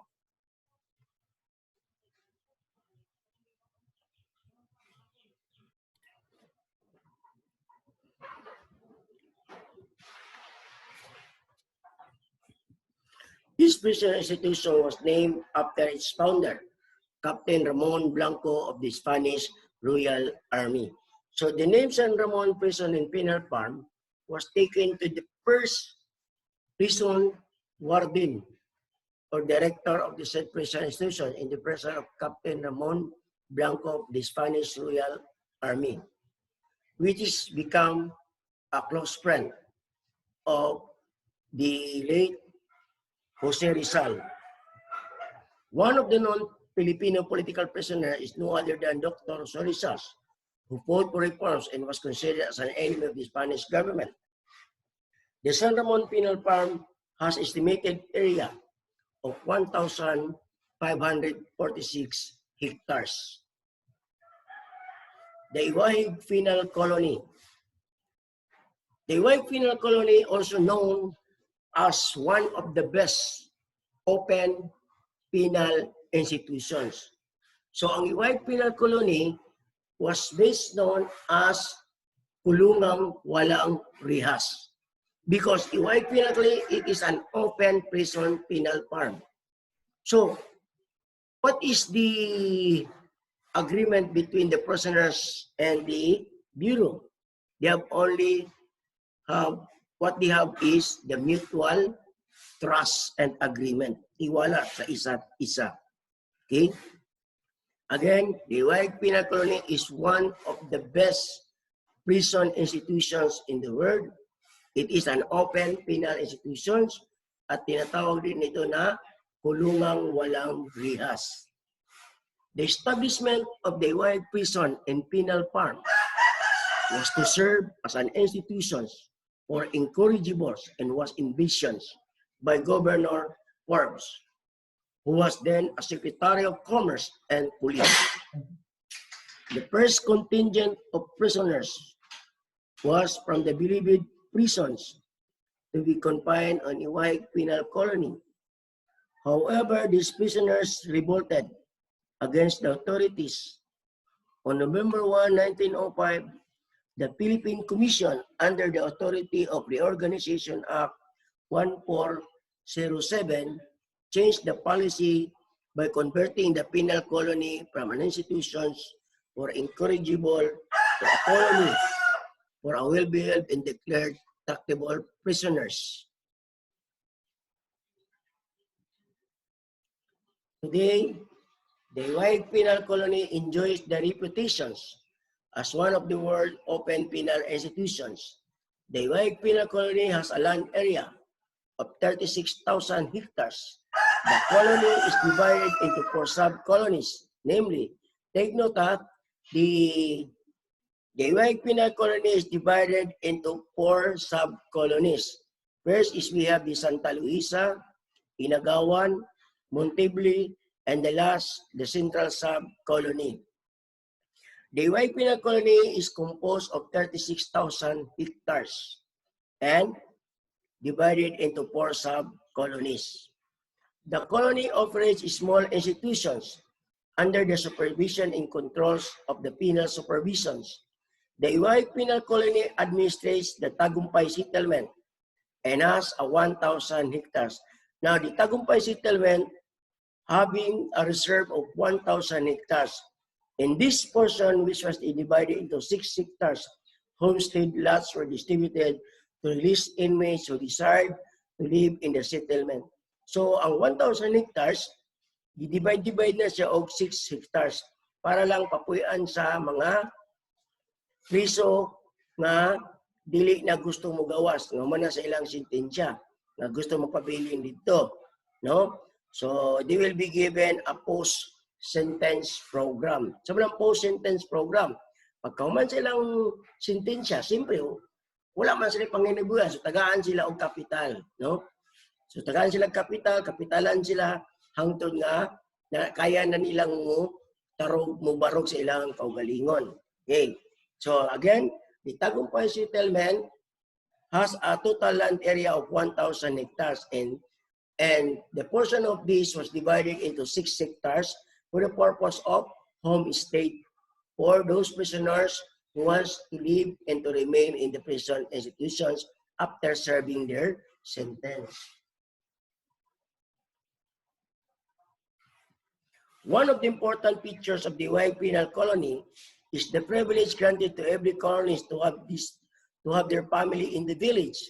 The institution maintains in various community resources, such as schools, churches, recreation centers, post-exchange, hospitals, and clinics. Their products are sold to the post-exchange centers, no? So, ang purpose ito is they give a privilege to have their families now. Remember, ang unang dahilan nga nung ang pinili sumutakas tungkol sa pag-unauna sa ilang pamilya. Karon kung na ilang pamilya, mag-unauna pa ba silang takas? So, dili na. So, para dili po mabalaka kung maka-eskwela ba ilang anak, so, kumplito na dito sa White Penal Colony. Na simbahan, na eskwelahan, na recreational area, then tapos na bagsakan, no? Kung pila ang kuha sa gawas, mapura ang kuha sa sulod. E nga naman, katong mga komprador, katong mga wholesaler, libre man ang ilahang sakay padulong dito sa penal colony. So para pakyawon tong produkto nila dito. So, wala giangay pang itakas, no? Kaya na ilang pamilya, na kumpleto pa sila tanan. Davao Prison and Penal Farm, which is located in Duhali, Panapo, Davao del Norte, was established in January 21, 1932 in accordance with the Act number 3732 and Proclamation number 414 series of 1931. The first contingent of prisoners that opened the colony was led by General Pauloino Santos, founder and then the first director of prisons. The area consists of 18,000 hectares, mostly devoted to abaca. In 1942, the colony was used as a concentration camp for American prisoners of war. During the war, the Japanese soldiers devastated the colony by destroying its buildings, machineries, and industry. So kung ato mo dito sa Bureau of Corrections, kung makita nyo itong naibungkag dito nga building, natong gihimo na karuglutuan ng gihimo ng kusina, lungaganan sa kanon, nagsudan sa mga piniriso, so mo siya ang pabungkag sa mga Hapon, no? Katong pag-ilang katong simultaneous bombing sa Pilipinas. In August 1946, the colony was re-established and restored its former productive activity by slow reconstruction. Sa hinahinay, ilang gisugdan pagbalik ang ilang mga productive programs nila dito. This institution is now the main source of income by the Bureau of Prisons from its great range products of abaca, rice, and other major agricultural products.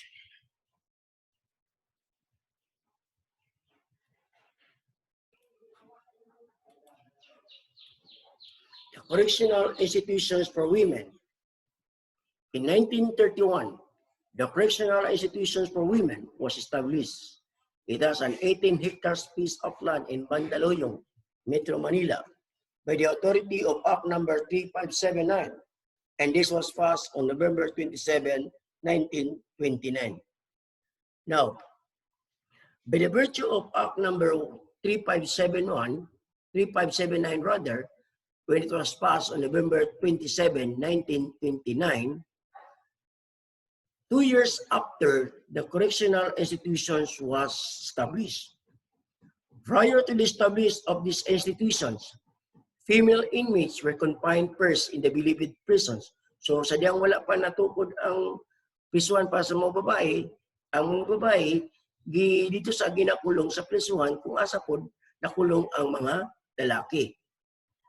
Later, the need for female superintendent was felt. So sadyang gibati na nga kinahanglan naging nga naay superintendent na mag-supervise po sa mga babae, dito na nahitabo ang pagplano sa pagtukod sa prisuhan para sa mga babae. Now, the position for female superintendent was created in 1934. Today, the Correctional Institution for Women is an institution under the Bureau of Prisons with separate budget and needs for female prisoners. This is the only female prison institutions in the Philippines. But in 2007, the sub-colony of the Davao Prison and Penal Farm was converted at the satellite prisons intended for the female convicted inmates outside Manila. So kung kinsa to nakatyo dito sa may Tanglaw man siguro na, Tanglaw or Panglaw sa Panabo, katong satellite prison area sa Dapicol, convert to siya as a female prison and penal farm, no? So that is the first female prison institutions outside Manila. So ito kita kaya na diri nabutang sa Mindanao, doon pag hindi sa Davao. When the female prison penal farm, the satellite prison farm of the female, there were 98 convicted female inmates who arrived at the first contingent. So sa diyang gabriya na ang prison and penal farm for females, diri sa Panabo, ang unang niabot is katong 98 ka mga piniriso. Pero kini sila, they're about to be released and they have a good standing, no good behavior in the Mandaluyong dito sa CIW. So mo ni sila halos taga-diri po sila sa Mindanao o Bisaya. So para paglayaan nila, doon lang kailang biyahe, no? The Davao Correctional Institution for Women, CIW Mindanao, was opened through the help of some civic organizations of Davao del Norte. It is the first female prison institution in Visayas and Mindanao. Sablayan Prison and Penal Farm. In 1954, there was a tremendous increase in the populations in the new beloved prisons. In these situations, the President issued Proclamation Number 72, dated September 27, 1954, setting aside of 16,000 hectares of the Virgin Island in Sablayan, Occidental Mindoro, for the establishment of the Sablayan Penal Farm. At that time, the beloved prisons can only house 3,000 inmates, but their population reached to 6,000 inmates. The Leyte Regional Prison and Penal Farm. On January 16, 1973, the Leyte Regional Prison was established in Abuyog to serve the convicted offenders for more than 3 years. Admissions, confinements, and classification of inmates. Admissions, confinement, and classification of inmates is not just an administrative apparatus of control, but to harmonize the inherent disparity of class to class by the nature of its congenital character or by its societal structure. In a simple term, it is the segregation by distinctions and not by discriminations. Now, remember, the admissions and confinement classification shall be start at the ICCU or the Bureau of Jail and the Reception and Diagnostic Center for the Bureau of Corrections. What these mechanisms seek to avoid is the absurdity of inmates of being morally subjugated by its own peers by reason of age. So para dili sila nagkaroon ng discrimination o daug-daugon, so kailangan na dito ang classification, no? Base sa ilang panginahanglanon. Alangan naman ang mga bakol imong isagol sa mga tarong. Di imo ginang tiko dito. Alangan naman ang mga tigulang isagol nimo sa mga able-bodied young man. Di mo na ditong katabang, no? Now, the notoriety, disability, and other factors beyond his personal competence to recess. There can never be a meaningful rehabilitation if the wards are being terrorized by the biting signs of coercions and oppressions. Prison statistics has shown names of inmates who entered as a cub but ended as a tiger. Yes, pagsulod dito, awin mo mga skin sa mga iring gagmay, no? Pagkadugay-dugay na, nahimo ng tigre tungod sa ilang mga experience, mga bad experience. Admissions and confinement of inmates. There shall be a reception diagnostic center. Now remember, kung ang priso, bagong abot nga priso sa City Jail, ibutang sa ICCU, sa Bureau of Corrections, sa RDC sila ginabutang. So kung dito 30 to 60 days sa RDC, once the newly arrived convicted offenders and subject for the custody at the diagnostic center, they will be subject for an orientations and briefing for a period of 5 days. After 5 days, then they will go another 55 days Kining 5 days, quarantine lang ni siya. No? Then after 5 days, there will be another 55 days for a rigid medical, physical, and so on and so forth, no? Within a total of 60 days. So within that period, with a total of 60 days period, during the time of arrival, or during the stay of the research and the reception and diagnostic center in the Bureau of Corrections, they are not allowed to receive visitors. No, they are not allowed to receive visitors. No visitors shall be allowed to visit their loved ones who are inside the prison institution. So, dili pwedeng bisitahon ang priso sa diyang pag-abot niya dito sa Bureau of Correction. Sud sa 60 ka adlaw. Okay? Di siya pwedeng bisitahon, di siya pwedeng mudawat o bisita. Okay?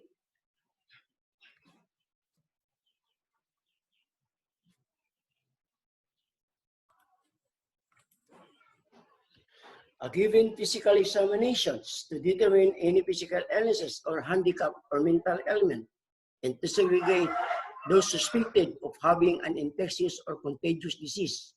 If found sick, the inmate should immediately be confined in a hospital. Orientation of prison rules and regulations, and interview by a counselor, social worker, and or other program staff officers to interview shall be conducted in a private. After the quarantine period, the inmate shall remain in the reception and diagnostic center for another period of 55 days, wherein the prisoner shall undergo psychiatric, psychological, sociological, vocational, educational, religious, and other examinations. The result of the said examination shall be a basis for the inmate's individualized treatment program. Thereafter, the prisoner shall be assigned to a prison facility as may be recommended by the chief of the reception and diagnostic center. The reception and diagnostic center shall keep a complete record of an inmate, which shall include the inmate's personal circumstances, brief personal, social, occupational history, the results of the intake interview, and initial security classifications. Admissions. An inmate shall be admitted in the reception and diagnostic center of prisons, presentations upon the following documents. Mitimus or commitment order from the court. Order shall be under the signature of the judge and shall bear the seal of the court attested by a clerk of court. So we are referring to the mitimus order.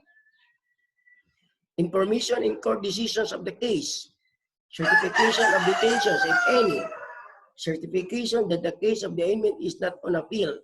A female inmate shall be received only at the CIW. Registrations. A prison shall keep a bound registration book wherein all commitments shall be recorded chronologically. The register shall contain the following entries: name of the inmates, reason for commitment in the authority of their court, sentence date, and hour of admissions, and hour of discharge, and hour of transfer, and the basis therefore. In the admissions process, after registrations, the inmate shall be taken a mugshot, front and side by side, fingerprinted, and assigned a permanent prison number. The inmate shall be given a prescribed haircut. The beards and the mustache shall be shaved off, except for those having a religious belief. No? Katong mga tradisyon, kinaiyagin nila, ginarespeto ko to siya. Pero ang bungot, murag kuan gid siya, no? The admissions of inmates shall be made in an area that is physically separated from the general prison populations. Body search of every inmate's personal effects is required upon admissions. The inmates shall be searched thoroughly. All newly arrived inmates shall be allowed to retain in his possession only authorized articles. What are those articles? Like mga dili mahalong nga rilo, no? Kana dili maron nga rilo. Mora na ipadala sa ila. Pintas, dili pwede kay basig pangtuok na. Okay. A list of articles taken from the possession of the inmates shall be entered in the inmate's record, and receipts shall be provided to the guard in charge thereof. Katuning sa custody of properties of the inmates, no? All articles taken by the inmates shall be returned to them upon discharge unless previously disposed at the inmate's request or ordered condemned by the prison superintendent after lapse of 2 years. No? Kung mga presidente ay baligya na lang na, no? Or katong nilampas na og 2 ka tuig wala pagikuha.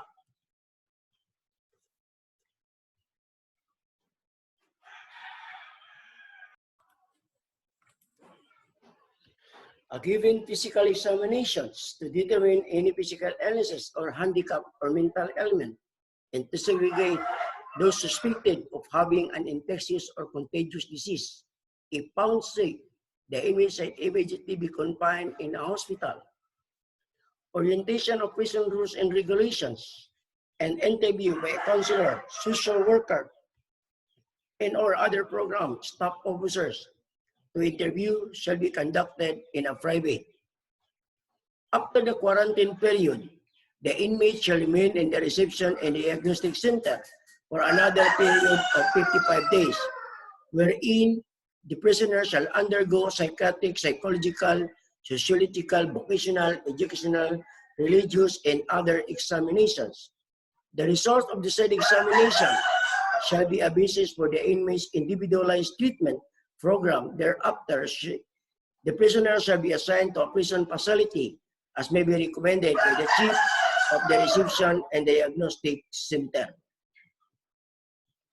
The reception and diagnostic center shall keep a complete record of an inmate, which shall include the inmate's personal circumstances, brief personal, social, occupational history, the results of the intake interview, and initial security classifications.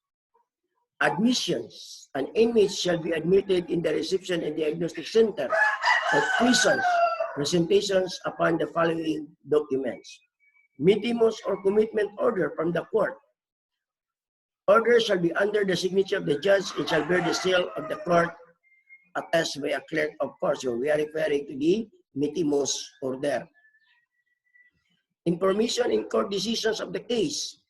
Certification of detentions, if any. Certification that the case of the inmate is not on appeal. A female inmate shall be received only at the CIW. Registrations. A prison shall keep a bound registration book wherein all commitments shall be recorded chronologically. The register shall contain the following entries: name of the inmates, reason for commitment in the authority of their court, sentence date, and hour of admissions, and hour of discharge, and hour of transfer, and the basis therefore.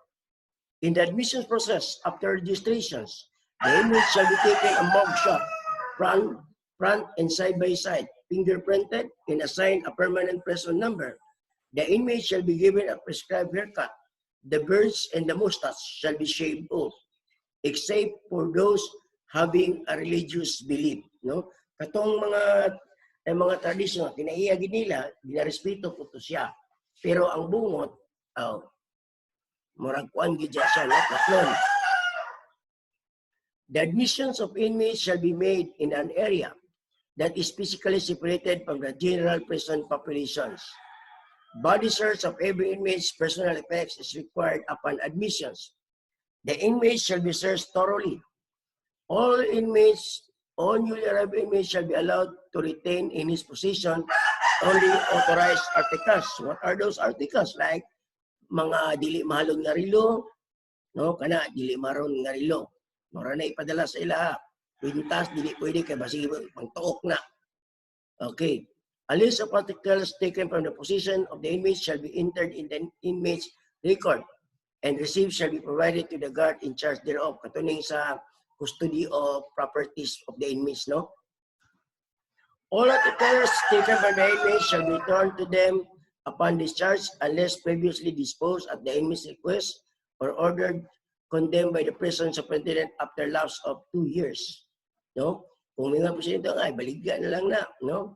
Or katong nilampas na og 2 ka tuig wala pagikuha.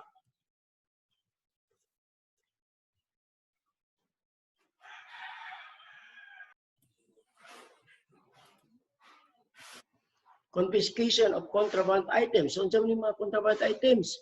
Sigarilyo, mga tools na pwede mong gamiton para makadisgrasya sa lain, mga nude magazines, so mga Playboy magazines, so dili na siya pwedeng isulod, no? Kwarta nga sobra, dili pwede. Okay? Toothbrush, dili pwedeng dalon sa sulod sa silda. Ibili na dito sa custodial force. If the inmates bring in any drugs or medicine, so pasaning na sa tambal, maintenance, so iya ka na i-turn over, i-surrender niya dito sa reception and diagnostic center. Para ang prison doctor na lang ang maghatag sa iya, ha? Kada oras, kung unsang oras sa iyang pag-inom sa iyang tambal. The medical officer on duty shall decide any dispositions, narcotics, and all other prohibited drugs or substance. The position of the use of which are punishable under our laws. All types of weapons, substance, or chemicals that may cause injury to persons, an item or article in which an inmate is not allowed to possess under present rule shall be considered as contraband items and subject for confiscation. Issuance of uniform. The newly admitted inmates shall be given an issue of 2 regulation uniform suit, 2 t-shirts, whenever practicable. They shall also be issued the following items: 1 blanket, 1 mat, 1 mosquito net, 1 set mist kit, and 1 pair of slippers. The inmates shall be held responsible and accountable for all the items issued to them. Personal effects of inmates. In addition, articles supplied by prison, the inmates may bring clothes and other items essential to his well, being provided the quantity, nature, and dimension thereof do not interfere with the safety and the living conditions of other inmates. The prison superintendent may allow the inmates to bring an electrical equipment like television, radio, cassette, video players, electric fans. Pero kining TV, dapat magkauyon ang mga priso nga isa lang ka-channel. Kaya kung balin-balin, may hinungdan silang away, no? Wearing of jewelry. An inmate may not wear jewelry items. They may, however, allow to an inexpensive watch. So, muna itong suit na ito ganina, baratohon lang, no? Classification of inmates.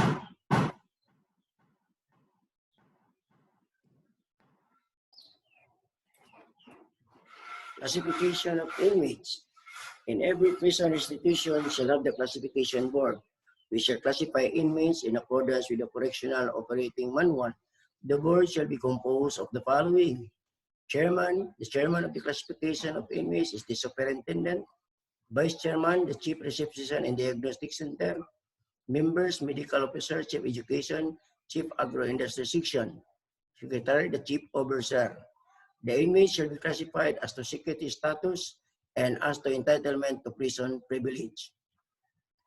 General classification of prisoners. Sentenced prisoners. The word sentence has assumed a special meaning in our state use. To especially refer to judgment rendered by the court in a criminal case. A judgment or sentence is a final and executory if no appeal lies therefore. Detention prisoners.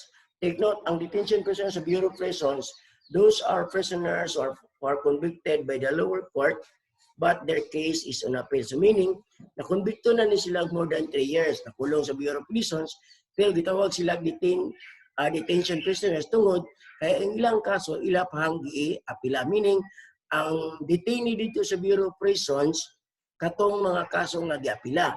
O mauni sila katong mga piniriso nga pwede pang mubuto. Kaya may siguro ang ilang kaso, basig mausab, no? Basig ma-acquitted sila. So, pwede sila muboto. Mauna sila gitawag detainee. Katong mga nakonbikto, pero ang kaso, giapila. Okay? A prisoner is detained when he is placed confinement or when there is a restraint on this person. What are the 3 general classification of jail inmates? Sentenced prisoners.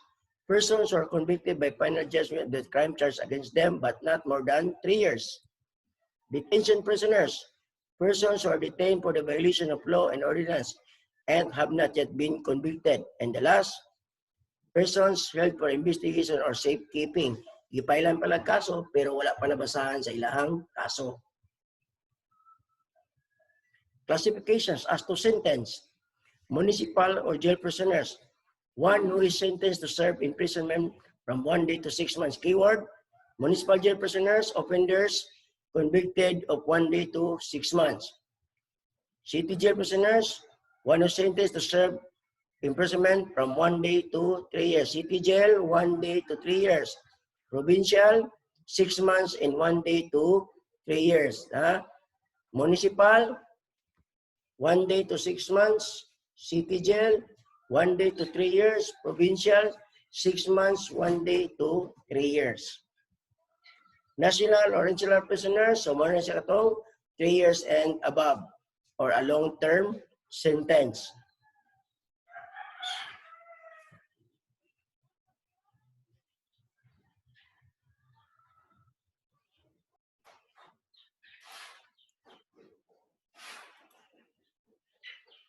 Classification of inmates as to security status.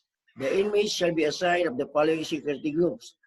Maximum security, this shall include highly dangerous or super security risk inmates as determined by the classification boards who are required as high degree of control and supervisions under this category. Those whom minimum sentence 20 years of imprisonment, remand inmates or detainees whose sentence is 20 years and above, and those whose sentence are under the review of the Supreme Court or the Court of Appeals. Those with pending cases, recidivists, habitual delinquents, and escapees. Those confined at the reception and diagnostic center. Those under the disciplinary punishment for safekeeping. And those who are criminally insane or those with severe personality or emotional disorders that make them dangerous to fellow inmates or other prison staff. Medium security risk. This shall include those who cannot be trusted in these secured areas and those who conduct or behavior require minimum supervisions under this category. Ang color sa ilang sanina ani kay blue. Those whose minimum sentence less than 20 years of imprisonment. Take note, pag less than 20 years and below lang ilang sentensya, medium security risk na sila, ha? Remand inmates or detainees whose sentence are below 20 years. Those who are 18 years of age and below, regardless of case and sentence. Those who have 2 or more record of escapes, they can be classified as medium security if they have served 8 years since they were committed. And those with 1 record of escape must serve 5 years. And first offender sentenced to life imprisonment, they may be classified as medium security if they have served 5 years in maximum security prisons or less upon the recommendation of the superintendent. Those who were detained in a city in or a provincial jail shall not be entitled to said classification. Minimum security, ang color na silang prison suit is brown. This shall include those who can be reasonably trusted to serve their sentence under less restricted condition under this category. So nanay sila mga privilege of forelock ng mga minimum security. Those with a severe physical handicap are certified by the chief medical officers of the prisons. Those who are 65 years old and above without pending case and whose convictions are not on appeal. Those who have served at least 1/2 of their minimum sentence or 1/3 of their maximum sentence, including good conduct time allowance as provided in Chapter 4, Part 3 of the Correctional Operating Manual. And those who have 6 months more to serve before the expirations of their maximum sentence. The color of uniform as to security classification. The color of uniform of women shall be based on the security classification as to the following. Maximum security, tangerine or orange. Medium security, blue. Minimum security, brown. Detainee, gray.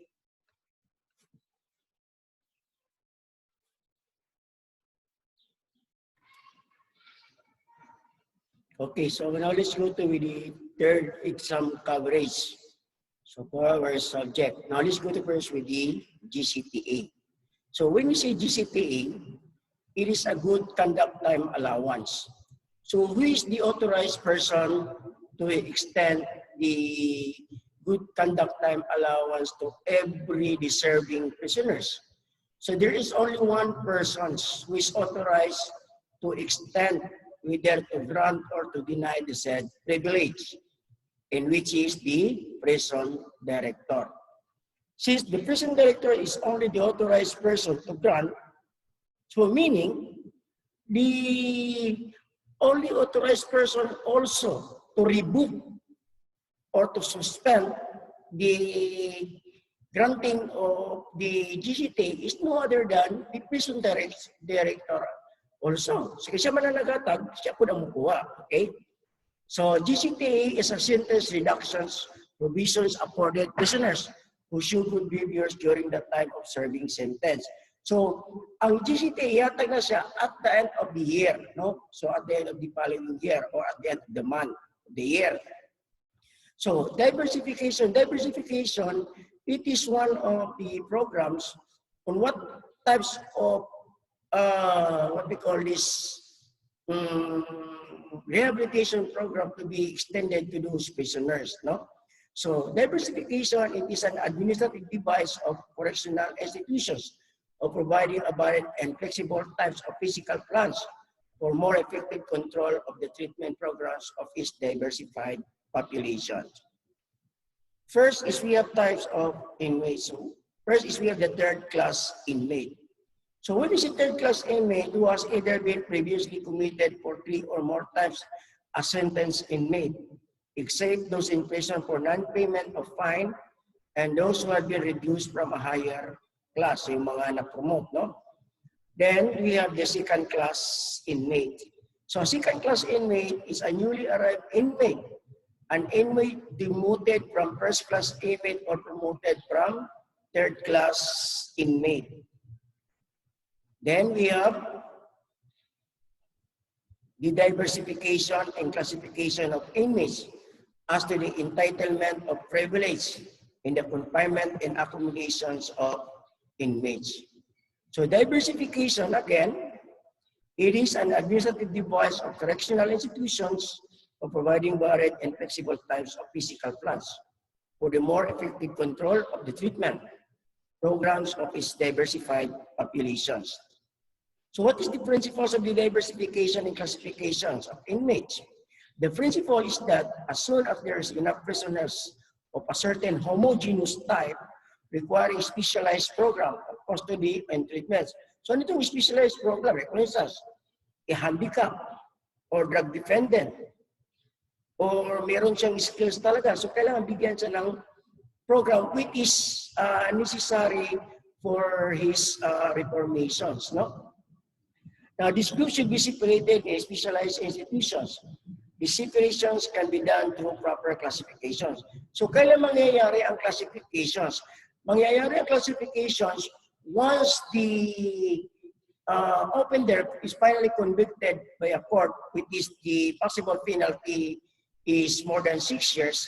So, the first place or compartment that they will be housed is no other than in the reception and diagnostic center.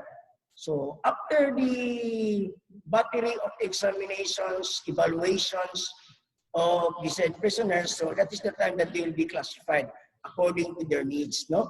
So when the prisoners are classified in group according to certain criteria, the treatment is specialized since the frame of the treatment program is concentrated. So kung magaling pala yan siya sa automotive, kailangan bigyan mo siya ng ibang program, no? Na which is na pwede siyang magiging anong tawag diyan, asset ng Bureau of Corrections. Pwede mo siyang paturuin or whatever, no? Diversification may be done either by building special institutions of different classes of prisoner is more desirable. So actually wala nang problema dito kasi meron mga ano talaga diyan, non-vocational courses, no? Or areas or training centers sa loob ng Bureau of Prisons. Provisions for proper segregation of group give more effective executions of the treatment programs, or likewise providing separate facilities. Like for instance, kung drug dependent siya, so kailangan hindi mo siya pwedeng ihalo. Pag matanda siya, 60 years old and above, kailangan i-separate mo siya, or a handicap, or disabled. No, kailangan hiwalayan sila. Pero yung bakla, hindi pwedeng mahiwalay kasi lalaki man din yan. Now, within a single institution itself is also less expensive. Big institutions will be broken into smaller units because building special institutions requires a big amount of money. Actually, it is an old-time problem of the Bureau of Corrections. The old-time problem of Bureau of Corrections is they have only a limited budget, meaning konti lang ang budget para sa kanila. Okay. Segregation of prisoners is aimed to prevent moral or physical contaminations of group by another and to prevent unnecessary custodial rest. Factors to be considered in diversification, the age, sabi natin kaya, gender, medical needs, physical needs of the prisoners, and degree of custody.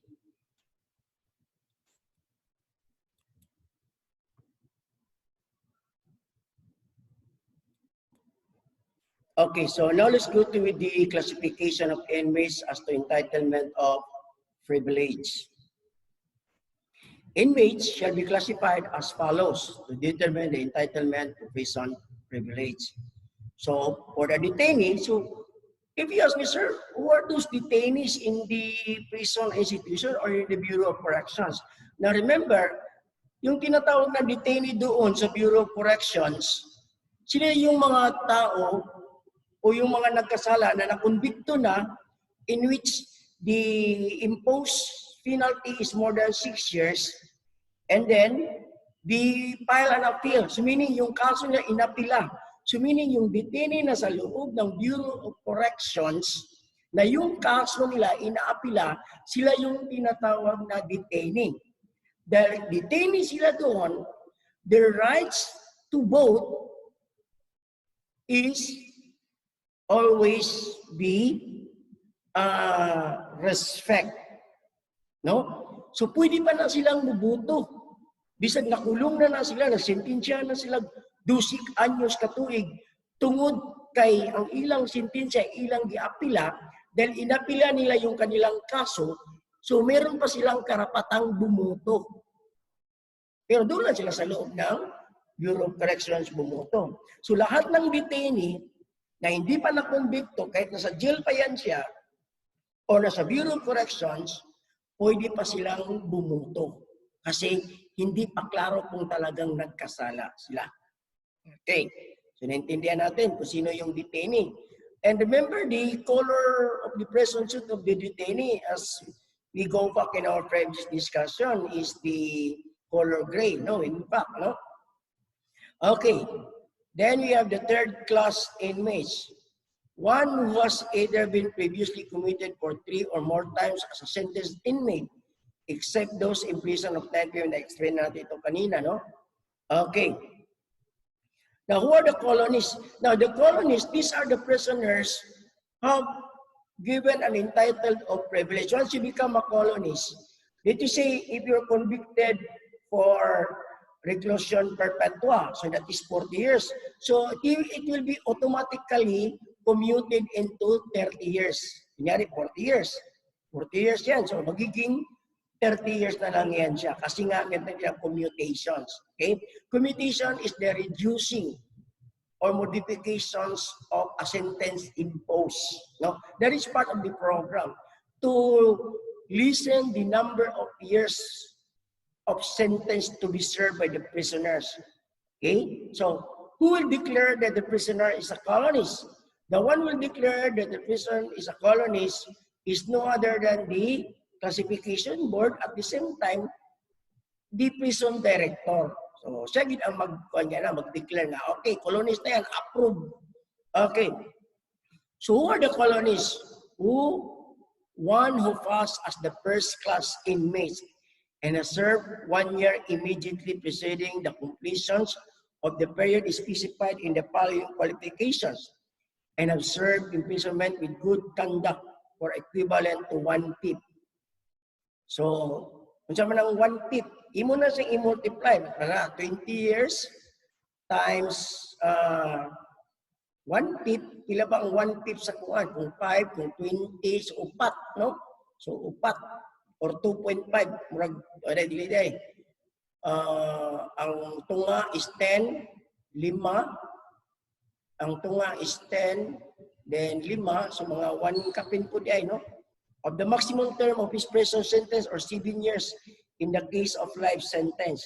The inmate become a colonist upon the recommendation of the classification board after the following said requirements. Privilege of the colonies.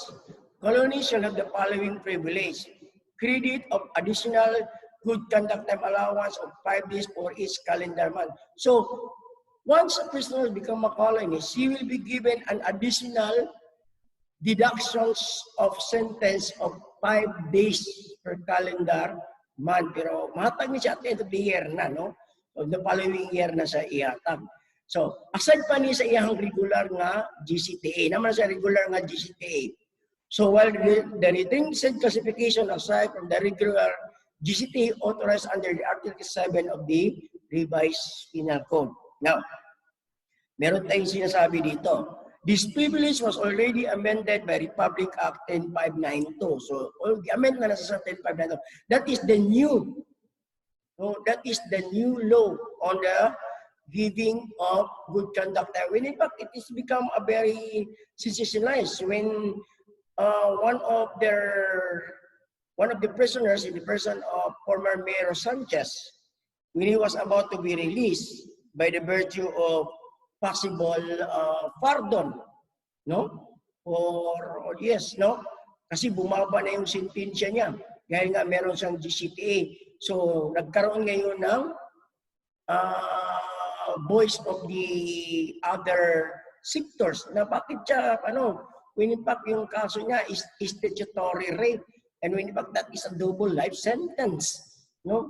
So, kaya hindi siya pinayagan ni Duterte. When in fact, pina-amend pa nga yung provision ng extending of GCTA. Now, ang bagong amendment ng implementing rules and regulations sa GCTA, ang pwede lang mabigyan ng good conduct allowance na yung kaso niya is reclusion perpetua, those persons who are convicted in year 2012 below. Kung nakonbikto ka noong 2012 below, so mag-qualify ka. Pero kung nakonbikto ka 2013, you are not qualified. And then under the old law, yung lahat ng mga nakulong ng reclusion perpetua, hindi pwede magkaroon ng GCTA. Hindi pwedeng bigyan ng GCTA. Yun ang sabi ng lumang batas. In which, yun ang inadapt ulit. Dahil nga dito sa kaso ni Sanchez. Okay. Automatic reduction of life sentence imposed on the colonist to a sentence of 30 years. Sinabi natin kanina. Kung 30 to 40 siya, so automatic 30 na lang, no?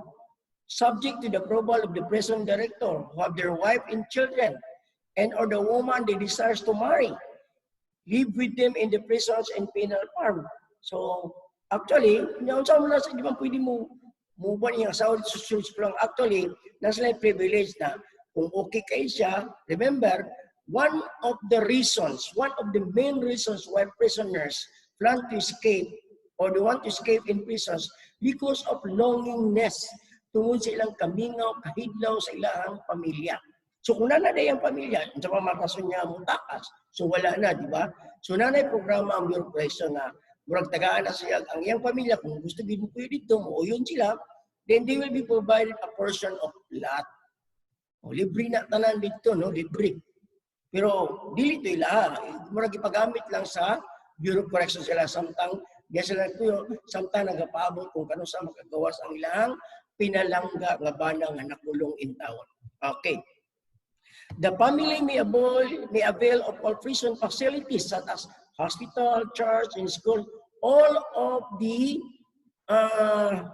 program or kung anong nandoon sa loob ng priso, karga na rin yung pamilya nila. Libre na rin sila, no? Okay. All the members of the family of the said college shall be subject to the rules and regulations governing to the prison and penal. Kaya lang, meron sila, pag gusto lang lalabas, kailangan magpaalam sila. Yun lang ang doon, yun lang ang disadvantage.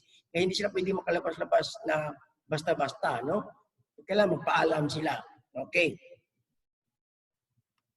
As a special reward to deserving colonies, the issuance of a reasonable amount of clothing and ordinarily household supplies from the government commissary in addition to free subsistence. No, libre bukas. Asa man sila na. To wear a civilian clothes on such special occasions. So mga prison, pag special occasion, pista, mabot nga VIP, tapos sila ang assign sa mga mag-prepare, so they can wear a civilian clothes, yung presentable naman, no? And maybe designated by the prison superintendent. Now, remember, the prison superintendent is the one in charge of the prison institutions. Siyang in charge, no? But the overall head is the prison director. Paminawa, the overall head of all prison institutions is no other than the prison director. Now, the overall in charge of the prison institution is no other than the prison superintendent. Okay? Inmates who are spouses, husband and wife, inmates may be allowed to serve their sentence together in a prisons, in a penal farm. So, pwede na maglibog, sir. Pinirisong niya asawa, pinirisong niya, mag-uban niya sa kulungan, dili. They may now request for the transfer to another penal institution in which the husband and wife who are inmates can live together, and that is in the Iwahig Penal Colony. So doon sila sa Iwahig Penal Colony. Doon pwede sila magsama doon. Hindi pwede doon sa San Ramon or sa National Bilibid. So, di ba pwede babae dito? So dito sila sa Palawan. Okay. Revocation of colony status. Now remember, who can revoke the status of colonus? So again, the prison director to the recommendation of the prison superintendent. Okay. The grant of colony status may be caused be revoked anytime by the superintendent with the approval of the prison director. So mag-recommend lang siya, no? So it is a just in cause, masig naka-violate siya sa rules. Okay.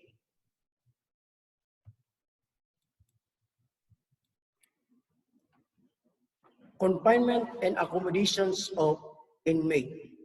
Placement of confinement. Now remember, there are only two authorities can declare the place of confinement and accommodations of persons deprived of liberty. First is the court. The second is the president. Okay? So only the court and the president can declare the place of the confinement and accommodations of the inmates. Now, place of confinement, inmates shall only be confined in a place declared by the President of the Philippines. May sinabi ng Presidente, yung offender na yan, yung nakonbikto na yan, huwag siyang ilagay sa National Bureau of Prisons. Ilagay siya under the care and custody of the National Bureau of Investigations for the possible calling him as an state witness on the House of Congress hearing. So, pwedeng ganon, no? Or other to the place of the national inmates or by specific directions of the court, provided that a male inmate shall be committed directly to and shall be confined in a prison nearest to his actual place of residence. A prison may also be used as a place of detention for other classes of inmates or for the temporary safekeeping of any person detained upon legal process. Now, security compound. A prison shall, whenever possible, have a separate prison compound for the segregation of inmates according to their security qualification. Kaya meron tayong tinatawag na minimum, medium, maximum, super maximum, and detainees. Pag sinabi natin yung super maximum, that is a hardcore criminals, no? Yung mga escape-prone inmates, mga high-profile, high-value targets. Now, each prison compound shall be under a superintendent who is assisted by assistant superintendent. Take note, the supervisor in charge of the prison institution is no other than the prison superintendent, and the overall head of the Bureau of Prison is no other than the prison director.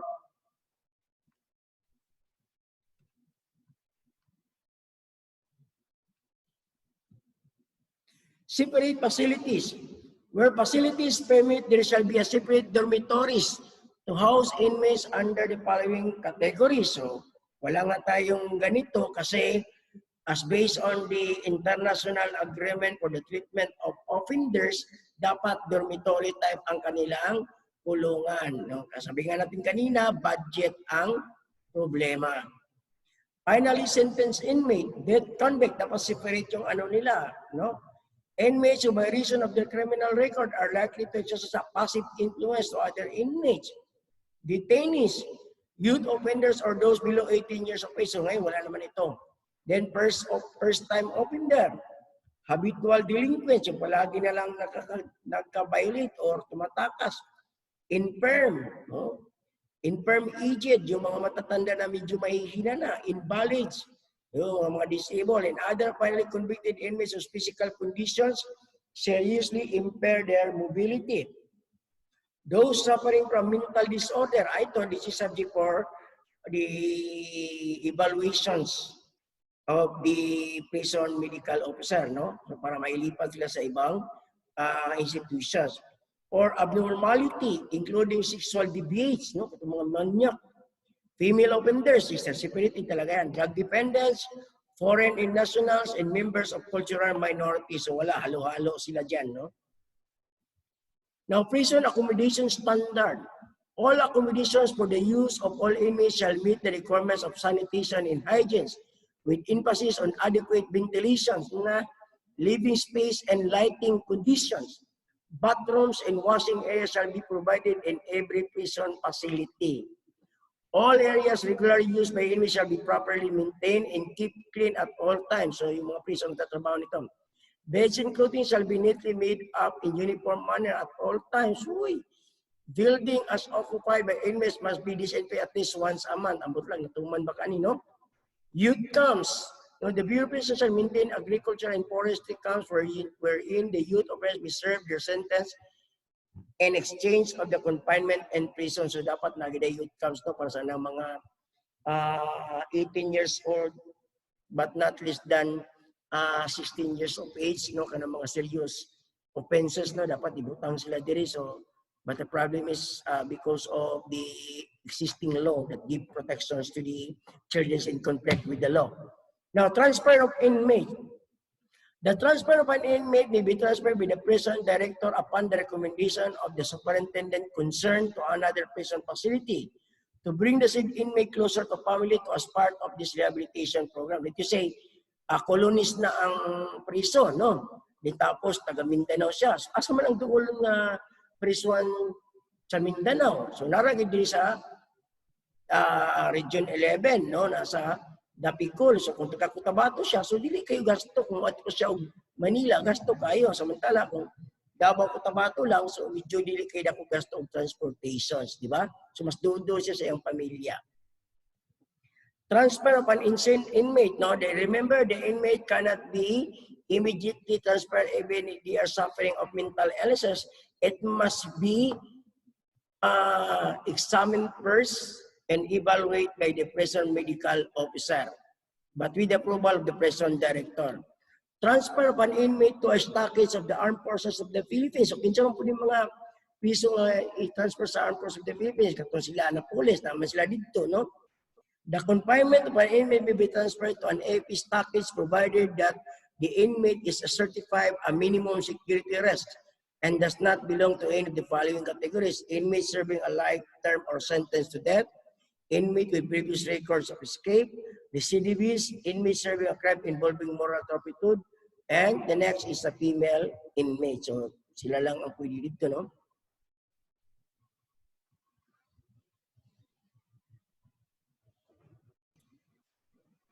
Inmates who has been previously transferred to an AP stockade and was returned to prison for cause.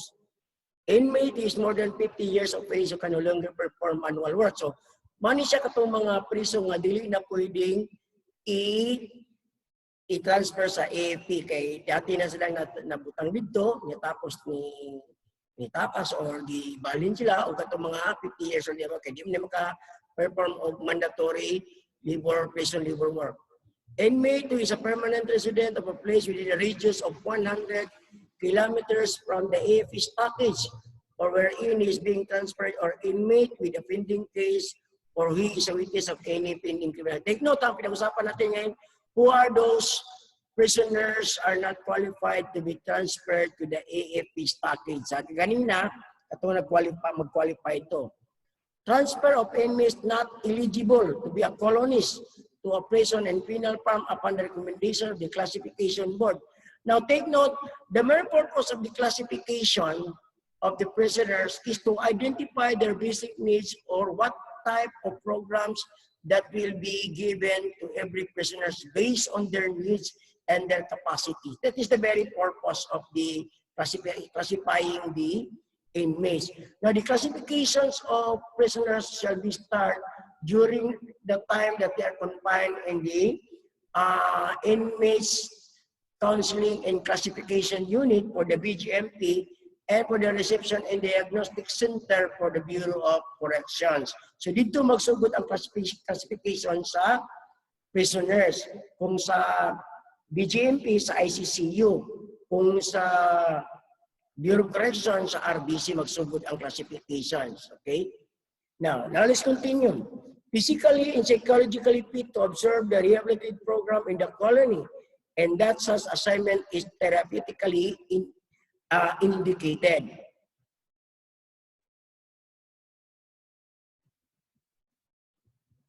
Transfer of an inmate to provincial jail and vice versa. So, na-remand, no? So, other term of transfer of inmates or prisoner is remand, no? R-E-M-A-N-D, remand. So, na-transfer na or gibalhin na siya. Okay. Transfer of an inmate to provincial jail and vice versa, the President of the Philippines will direct the prison director as the occasions may require the transfer of inmates from the national prison to provincial jail or vice versa. The expense of such transfer shall be borne by the Bureau, except the cost of export service, which shall be provided by the Philippine National Police. Like for instance, katulita mo ilang katong mga drug lord na sa Bureau of Prisons, di ba? They are transferred to under their facility. So, ang pag-transfer ato, ang mugastos ato ang Bureau of Corrections, pero sa escorting, depende na kung asa ikulong ang katong piniriso nga gipatawag sa President, sa Congress, o sa Senado para mo-attend o hearing as a witness. Okay. Mental and physical examination of an inmate to be transferred. Now, that is a standard operating procedures that before the inmate be transported outside of the prison institutions, there must be a mandatory medical and physical examinations to be conducted. No, automatic yan. No, that is a mandatory. Now, let's go to the outside movement of inmates. So, unsang butang lang na pwede makagawas ang priso? Una, kung ipatawag sa korte kay mo attend og hearing. Yan, no? Ikaduha, kung gikinahanglan niya og medical examinations or check-up in which the prison hospitals have the capacity to do that things. Yan. So, yun lang, no? Yung special cases naman, yung special occasions is to view their sickly relatives and families, or to view or to give a last respect to their dead relatives or families. So yun lang yung mga bagay-bagay na pwedeng makalabas ang priso. Una, utos ng korte or after the release. Pangalawa, kung ipapatawag sila ng authority. Then pangatlo, kung kailangan nila ng isang masinsinang medical examination or surgery na hindi kaya ng prison hospital. Yung special privilege naman para makapiling nila ang kanilang pamilya na may sakit at makapagbigay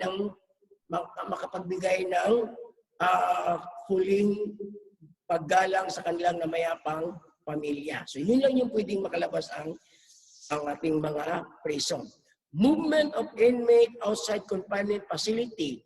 The superintendent of the prison may authorize an inmate to be taken out of prison in the following instances: to appear in court or other government agency as directed by the competent authorities. So ito, Supreme Court, House of Senate, House of Congress, no? Kung sino may yan nagpatawag na yan. For medical examination, treatment, or hospitalization in outside clinic or hospital, to view the remains of their deceased relative, approved by the Secretary of Outside Movement. So before the prison, prisoners can be move out or be transported outside the prison, there must be an approval of the Secretary of Justice. No? Prior approval of the Secretary of Justice shall be required for the outside group of an NBP or CIW inmates as provided in paragraph A, in paragraph B, and paragraph C. So, katutal ng mga nakalista itong from to court, to view the relatives, hospitalization. So, kailangan merong approval ng Secretary of Justice. Now, outside movement of the dead convict. Now, the dead convicts are not allowed to be transported outside, even to appear in court, if the judge of the presiding judge of the court on where the dead convicts having a pending case, he must seek an approval from the Supreme Court.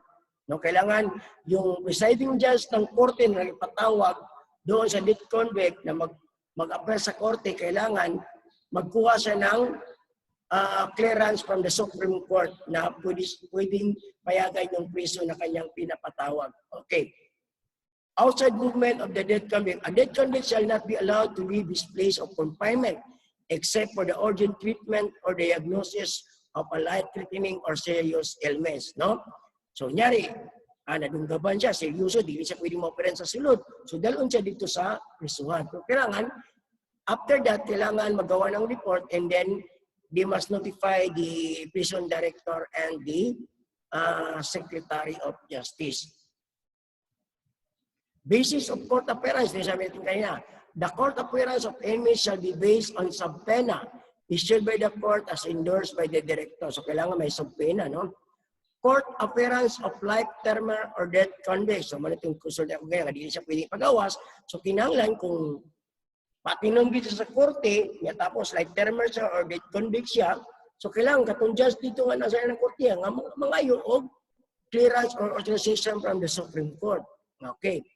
No inmate sentenced to death or life imprisonment confined in the NBP shall be brought outside of the said prison for appearance or attendance in any court, except when the Supreme Court authorized the presiding judge of the said court upon proper application to effect the transfer of the said inmates. The National Bilibid prisons in Cavite, Laguna, who require the appearance or attendance in any judicial proceeding of NBP, death convict or life termer to conduct such proceeding within the premises of the said prison. Mo na nga, ang tanang korte karon na naslay, ang tanang prisuan karon na naslay mini court, no? Nanay korte para dito, especially ka ng mga hardcore criminals or mga high value target prisoners. So dito na lang hiringon, special hearing. So ang judge na lang ang muadto. Application to view the remains of the deceased relative with supporting documents. So kung ang iyang asawa namatay, marriage contract. Kung iyang anak, birth certificate of marriage contract. Kung iyang mama, yung birth certificate of marriage contract sa iyang mama. So yan, no? Ang dami. Ito yung mga kailangan, no? Mga kailangan ng priso bago siya makalabas para patingnan sa huling araw ang kanyang namayapang mahal sa buhay. Yan. The same with ikot yung itong nagsakit po, no?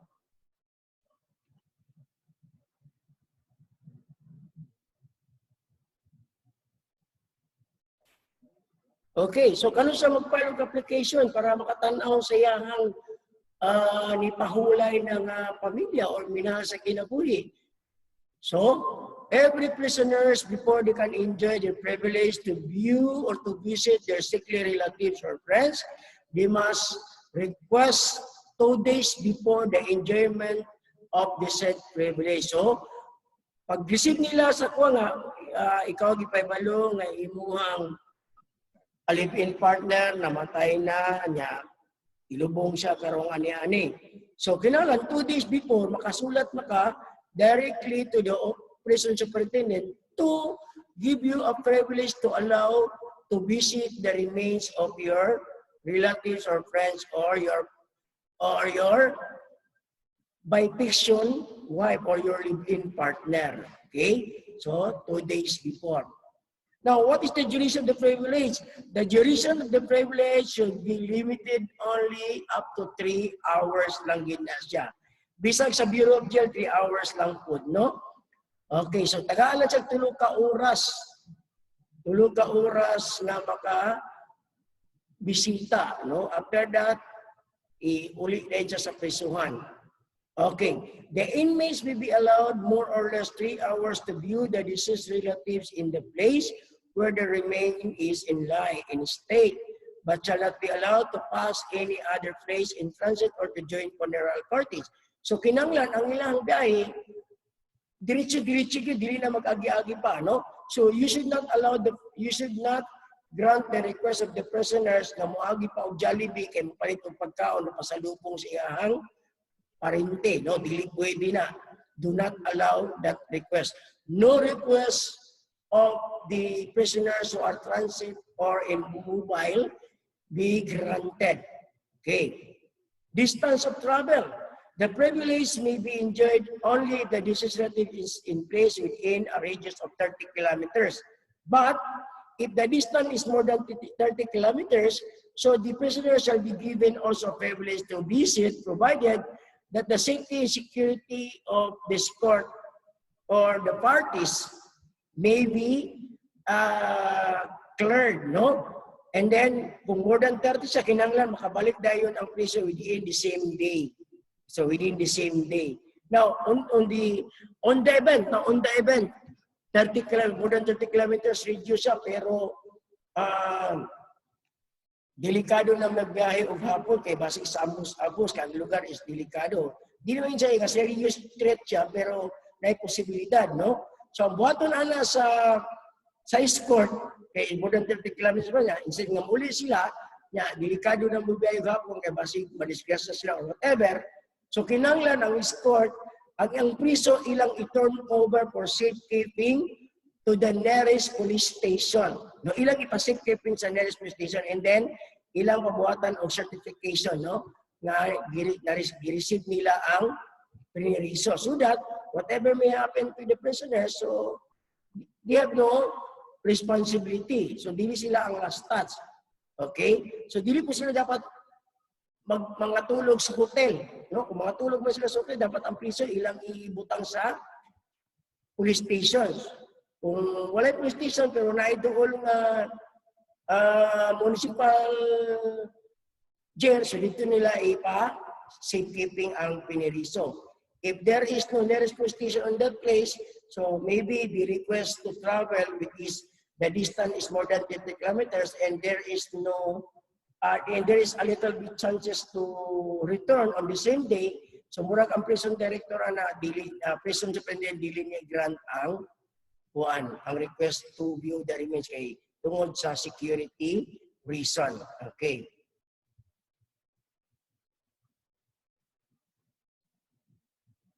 Rights and privileges of inmates. Rights of inmates. An inmate have the following basic rights: to receive compensation for labor they performs, no? So makadawat po sila og suhol or bayan, to be accredited with time allowance for good conduct. So kung nagminayo sila, trabaho sila, nasa sila GCT or loyalty.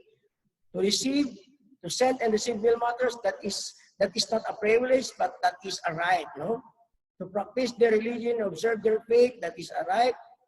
To receive authorized visitors, that is only a privilege. To ventilate their grievance to proper channels, that is rights and privilege. To receive death benefits and pecuniary for pain or injuries, that is only a privilege. Okay? Privilege of inmate. The following privilege of inmate shall also be extended to an inmate: attend or participate in any entertainment or activity within the personal reservations, that's only a privilege. Read books and other reading materials in the library except those prohibited books. Is to smoke cigar, that is only a privilege. Cigarettes, except in prohibited places.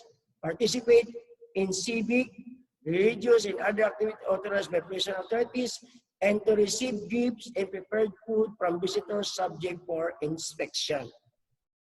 So what are the rights of the detainee? So ito yung mga convicted offenders which is more than 6 years but their case is on appeal. Kaya ang tawag sa kanila dun sa Bureau of Prison ay detainee. A detainee may aside from the rights and privileges enjoyed by public inmates to wear civilian clothes, to grow their hairs and customary style. So itong mga detainee lang pwede magpatas ng buhok, pero itong mga finally convicted, if their case is no appeal, then no follow sila sa mandatory rules and regulation. Okay. Now let's go to the prison labor rules and regulations. implemented in the prison institutions. Prison labor. Prison labor of finally convicted inmates, take note, all finally convicted inmates shall required to work 8 hours a day, 7 days in a week. No? Okay. Prison labor of finally convicted inmates, a finally convicted able-bodied inmates may be required to work at least 8 hours a day, except on Sundays and legal holidays. And about the prison public buildings. So, klaro kayo, dapat nakabungod sa mga projects sa gobyerno, no? Pero mananita po sa Pilipinas. Roads and other public works of the national government in the interest of the service. However, they will be required to work on expected holidays kung dinalian ang trabaho. Pero so far, wala pa may natabong ang piso ipatrabaho sa construction na project sa gobyerno. Prison labor of detainee. Take note, the detainee is not required to work 8 hours a day, but they are required to clean their cell. No? So, dili sila pugson pagpatrabaho, kay detainee man na sila. Pero kung mutrabaho sila, so they are entitled for the future privilege. Okay. A detainee may not be required to work in prison. So, di sila patrabaho on 8 hours, pero di kinanglan nila manglimpyo sa kagalingon nilang mga silda. Okay. So, nalikod with the agreement of detainee to abide by rules imposed and finally convicted inmates. So, kung ang detainee musunod sa rules and regulation na gipahamtang at finally convicted inmates. So, kung yun sila nga, sir, mo trabaho lang ko sir, why nagkapaabot sa resulta sa kong apila. So, kinanglan, mupirma sila dito o waiver. No? Nga wala sila gipugos, kundi sila mismo voluntary. They will be the one to write a certifications under oath that they are voluntarily to work so that they will earn what we call this, yung tinatawag natin na good conduct time allowance once their appeal will be what we call this, no? Kuan ilang appeal, mapildi, no? Upon his admission, the detainee shall be informed that he may be credited in the service of his prison sentence with the full time during which he may have to undergo preventive imprisonment if he agrees in writing to abide the same disciplinary rules as imposed on convicted inmates, provided the detainee is not a recidivist or has been convicted previously twice or more times of any crime. So, walay labo itong gabalik-balik na lang dito sa prison. Para isa sa mga first-time offender. First-time offender ka, first-time na ito sa Bureau Prison. Tapos ang imong kaso, imong giapila. So, dili ka pugso ng trabaho 8 hours, pero maglimpyo ka sa imong silda. Pero kung ikaw mismo voluntaryo, dapat musulat ka, you must be put into writing that you are voluntarily abide the rules and regulations so that your good behaviors will be credited and one day you will receive a reward, no? Kung whatever may happen or the outcome of your appeal. Okay. Certification of superintendent. If detainee refused to abide by rules imposed on final convictions. So ganina, ang detainee musunod siya sa balaod sa mga final convicted. Kining atong iskutan karon, pag dili siya musugot, dili siya mo trabaho, so kinahanglan mupirma siya sa certificate nga gipahibali siya tapos dili siya musunod kay basing do sa pang-desisyon sa korte nga iyang giapila.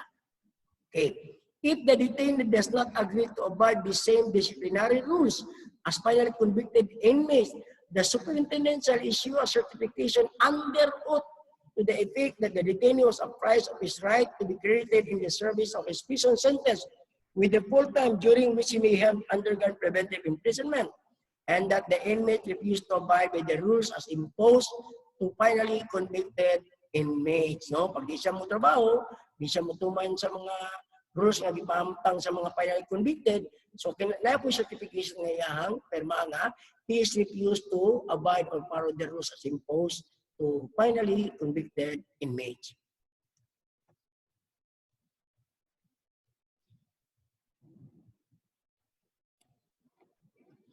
Now, in such cases, the detainee shall be credited in the service of his sentence with 4/5 of the time during which he has undergone preventive imprisonment. Katuning mga detainee nga ni voluntaryo nga mo trabaho. So while waiting for the result or the decision of their appeals, no? Agreement of certification as part of prison record. The agreement or certification as mentioned above shall form the prison records of the detainee. So, iatas niya sila ang prison record. Now, female inmates. A female inmate shall only be assigned to work on jobs which is suitable to their age and their physical conditions. The female inmates shall be supervised only by a women officers. Now, ang mga buntis ng babae, dili na sa Tagalog, bukat na trabaho, ha? Now, all inmates and inmates which is over 60 years of age may be excused from mandatory labor. Sa man katong mandatory labor, yung mga bukat na trabaho. So, asay lang na siya mga gaan, katong pagkaon ng manok, magbisbis sa garden, or gardening lang na sila, no? Okay, place of work of assignment. Only the medium and the minimum security inmates may be assigned to work in agricultural field project within the prison reservation. Take note, who are allowed to work outside the prison institutions or in the banana plantations like in Panabo. Only the minimum in the medium security inmates is allowed to work outside, no, on the field project of the prison institution.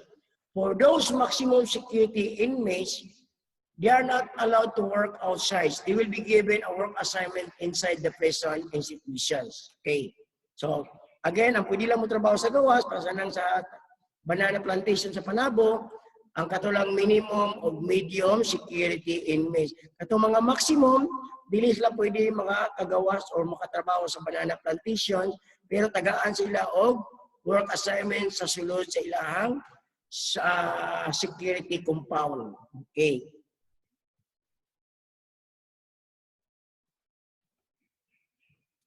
Work programs. Work programs shall be conducted in prison to promote good work habits and self-esteem among inmates and not as means of exploit cheap prison labor or as a form of punishment for deviant behavior. Ang work programs para ni sa tanan, no? Dili tungod kay piniriso na siya, tagaan na siya programa para lang nanay programa, no? Dili sa program, kundi this program is to promote the self-esteem and to improve the way of life of a prison and open there, no? Now, compensation credits, naman tayo work labor, no? Ito say, mo trabaho siya, nagay mo sila project. So, the prisoners shall be entitled to receive a compensation after 6 months of showing good behaviors, no? And have a motivation to continue to work and to cooperate with the work program inside the prison institutions. After 6 months pa siya makadawat, no? Inmates compensation. 6 months after being permanently assigned to work in prison, an inmate may receive compensation credit at rates to be prescribed by the prison director as provided. So hindi, nagay mo sila mga carving, mga project niya, no? Ang income ato, so kung unom na sa kabulan nga na-assign diha, so after 6 months, pwede na sa matagaan o gamay nga insentibo sa iyang kahago.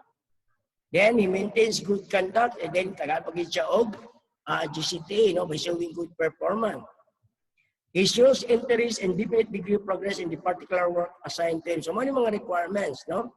Compensation credits shall be allowed in the payment of those classified on workmanship as may be prescribed by the director. So, kung saan ito yung mga trabaho, para po ito ang imuhang madawat nga insentibo.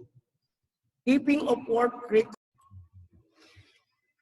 work records inmates. A record shall be kept of inmates showing the workmanship, classification of skilled and semi-skilled grades. So take note, ang tanan niyang mga trabaho, so tagaan na siya kopya so that he will also keep that records. So as to counter kung naingin siya nga wala man kay gipang trabaho. So unsa kanang pag-claim sa imong kuan, so para naa say kopya, okay? The credits according to each shall be made monthly in accordance with the approved recommendation of the committee named for their purposes. A copy of the committee recommendations as duly approved by the director or the prison superintendent shall be furnished to the commissions on audit for his information in connection with his duty of supervising the proper accountability of the fund created. The credits to which shall be part of the inmate grants fund. So katong ila mga prison labor compensation credits, tagaan na sila kwarta. So ang tanan nilang makuha ang kwarta itagak na sa ilang trust fund. Okay? It can only be withdrawn if the prisoners is badly needed at funds kung nasa sila gastuhan nga importante. Now, compensation earned how applied. The whole or part of the compensation credits earned by an inmate may be forfeited and applied to the payment of supplies, equipment, loss or damage from the inmates or misconduct or weapon negligence. Okay, so meaning, kuan, tintay na sila gipahuram sila pala. Through negligence, ilang naguba. So, pabayaran na sila ha. So, asa kuhaon ang bayad, ibidak sa ilang compensation credits, i-minus sa ilaha. So, matag butang nga naguba because of their negligence or nawala or gikawat, so bayaran nila na. Pero kung naguba nga not because of negligence, naguba lang siya because of the ter and wear principles tungod kay ikalawang na nya nabali wala kay gibunal, kung gibunal niya na bayad siya, pero kung pagtrabaho niya diha pa nabali, so ikuha na lang sa report nga nabali kay gikalawang na. Okay. One of said earning may be utilized by the inmate to purchase some of his needs, no? So ang prisoners katong nagkanay compensation credits, so pwede siya maka-withdraw sa iyang tinigom nga kwarta ngadto sa trust fund katunga lang, no? Katunga lang. Pasana nasa 6,000. Karon nasa paliton o nanginanglan ang iyang pamilya o kwarta. So pwede siya maka-withdraw dito 3,000. Pero kung ang iyang paliton sapatos lang, kung pila lang kantidad sa sapatos, mura po ito ang iyang withdrawon. Pero ang sapatos na paliton, dito po sa Bureau of Prisons.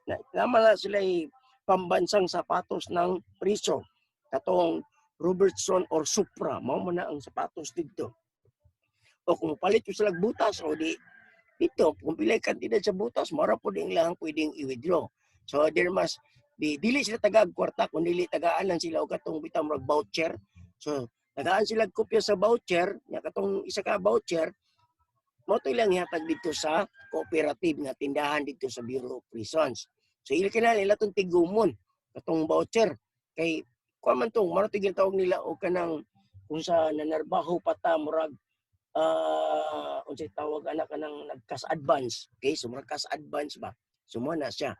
So they can only cash advance 1/2 lang of the whole total savings, no?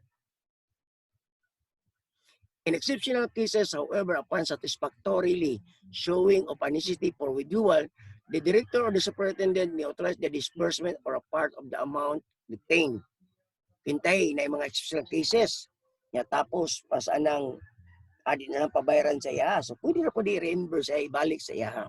Okay? So, mga special cases lang. Basta pagsulti na ko nga, wala man nagituyo kay dito nagtrabaho mo siya na tapos gabok na di itong palang nga iyang gigamit. No? So, muna yung mga special cases. Now, trust fund, mo ni siya ang mga mong pangalan sa mga kwarta sa pineriso. So, ihulog ni siya sa bangko, sa government bank. Take note, murag tulo lang ata ang government bank nato dire. Ang purely nga government bank is Land Bank. Then, ang Development Bank of the Philippines, ang DBP, kay ang katungaan na is share sa government. Then, naapod kay UCPB, no? I think the UCPB is one of the corporators of that particular UCPB bank. Okay? So, withdrawal of earnings, the inmate at any time withdraw from his compensation earnings an amount not exceeding 1/2.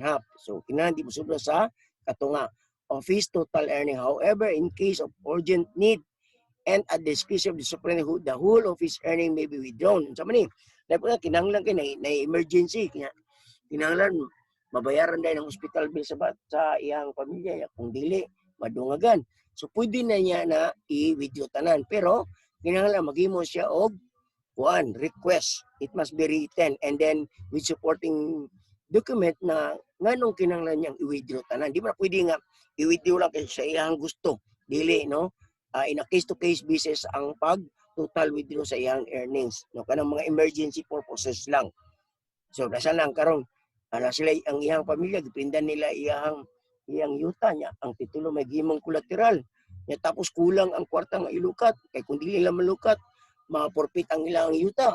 So, that is reasonable grounds na pwede niyang i-withdraw tanan ang iyang earnings. Okay.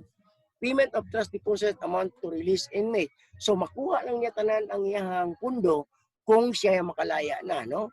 Kung makalaya na siya. The inmate discharged from prison shall be given the full balance of his deposit. So kung unsa to nga bilin sa iyang kwarta, maro po tiya makuha after the time that he will finally serve his sentence inside the prison institutions. Now let's go to the time allowance for good conduct and loyalty and rights of prisoner for outside communication.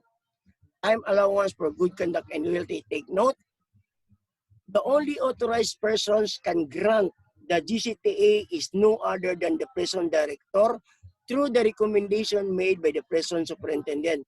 It will be based on their performance in good behavior shown while they are serving their sentence. Take note, only the prison director is the authorized person to grant GCTA.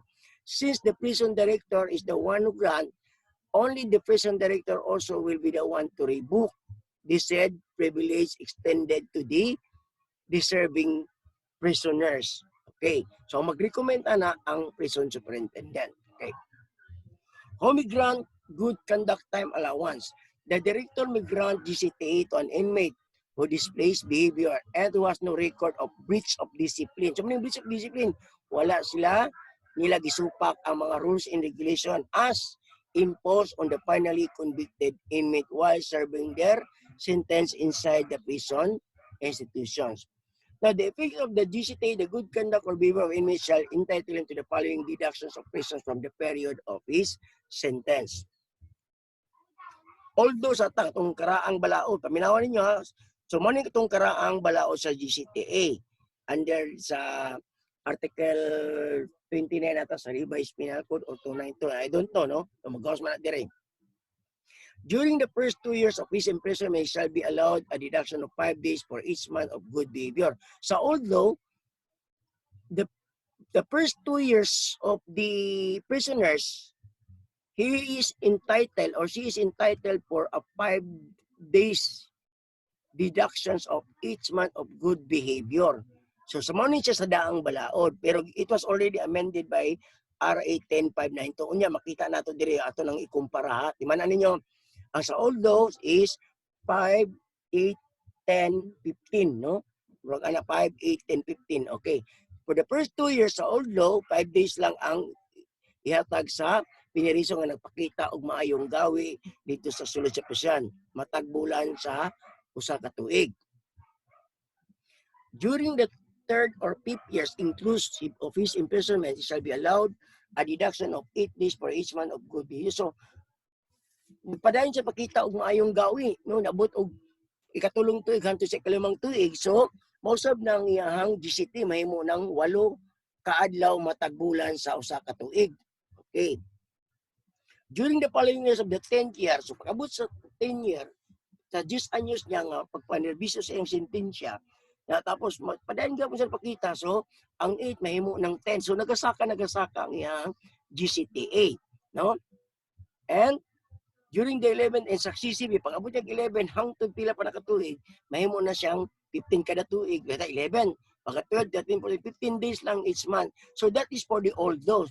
Diba na nato sa old law, 2 years, 2, 5, 3, 5, 8, 10, 10 years, 10 days. Then 11 or successive years, 15. So 5, 8, 10, 15 ang sa daan nga balaod. Paminaw ha, daan nga balaod. Nakasabot. Sa daan nga balaod, pag ang priso magpakitag mayong gawi, sud sa 2 ka tuig niyang pagkakulong, upaserbisyo siyang sentensya, so tagaan siya og 5 days GCTA, matag tuig, matag bulan sa usa ka tuig. Pag moabot na siya og 3 ka tuig hantud sa 5 ka tuig, padayon siya nagpakitag mayong gawi, so mahimo na siyang 8 ka adlaw matag bulan, matag tuig. So kung padayon pag siya nagapahimo pakitag mayong gawi, pag-abot niya og 10 ka tuig, mahimo na pong 10 ka adlaw ang deduction sa iyang sentensya. Take note ha, ang good conduct allowance, it is a reductions or deductions of serving sentence of the prisoners. So i-deduct ni dito sa iyang number of sentence. Okay? So dili lang ta maghimog computation kay online man ang atong exam. Kaya uli pa ni online natay competition nga buhaton ani. No? Pero dili na to na siya buhaton kay musamutag kalangan anak kay nararamtay time limit. Okay? So mag-compute pa ta. Okay? So sa all sa daan nga balaod ni adto ta karon sa bag-ong balaod. Kini siya gi-amend na ni siya under the Republic Act 10592. So wala na ning 58 1015. Ang mahitabo karon is 20 23 25 30 plus napagi 15, no? Okay, so atong tanawon ang bagong balaod.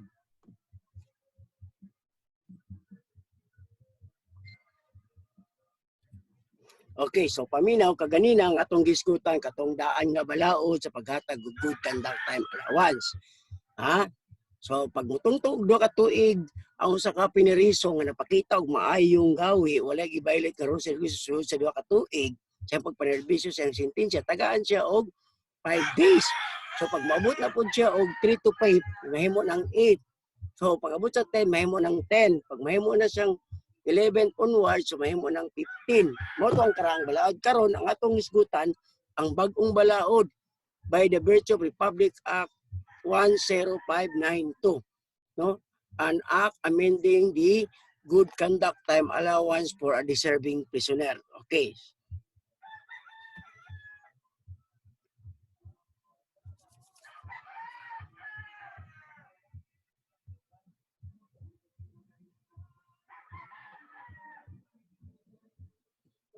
Amended law on GCTA, otherwise known as Republic Act 10592, an act amending Article 29, 94, 97, and 98, and 99 of Act Number 3815 or the Revised Penal Code. During the first 2 years of imprisonment, he shall be allowed a deduction of 20 days for each month of good behavior during the detention. So sa old laws, the first 2 years of the prisoners are showing good performance, 5 days lang. Pero sa bagong balaod, 20 days. Okay? 20 days sa bagong balaod.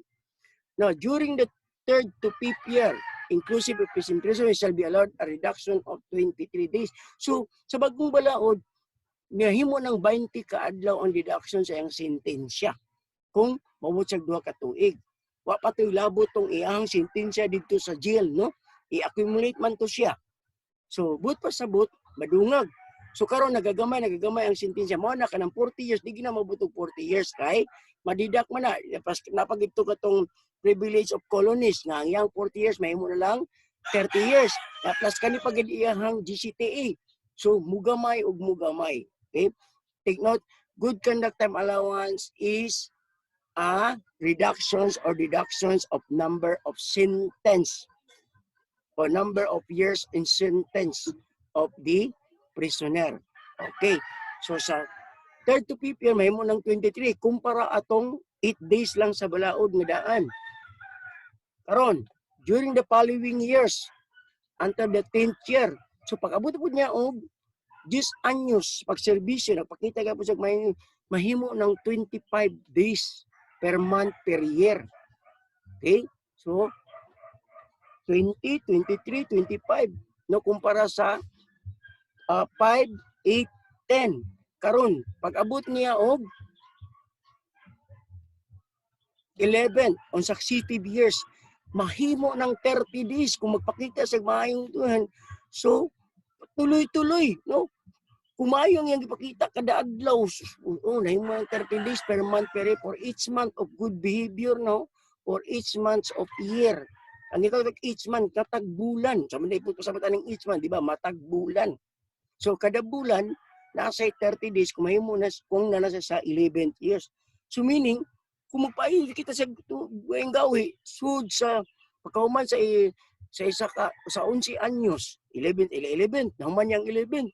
Oh, 5 ka, 1 year ang nawala sa iya, ha? No, na 1 year ang nakuha, na 1 year of sentence, deductions ang nakuha sa iya, reductions of his sentence.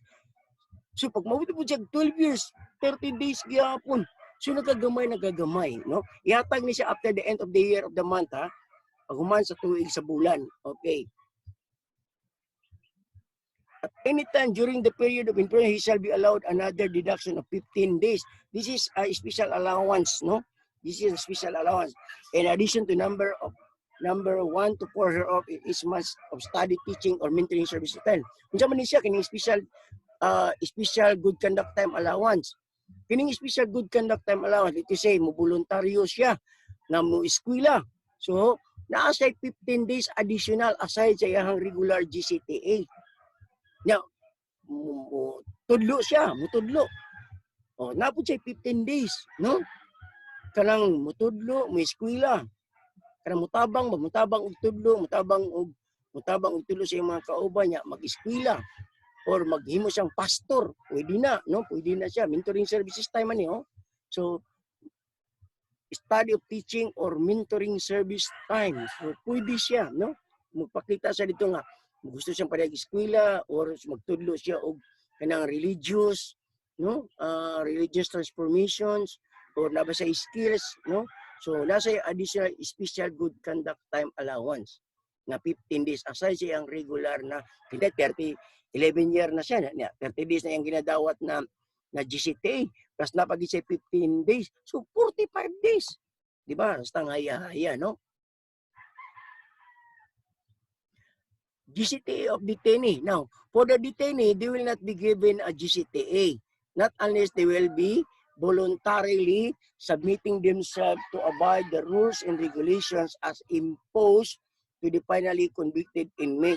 So, kung mutrabaho ni sila voluntarily, katong i-discuss na ito itong unang, kilala mo, sign sila o certification of voluntarily abiding the rules of the finally convicted inmates.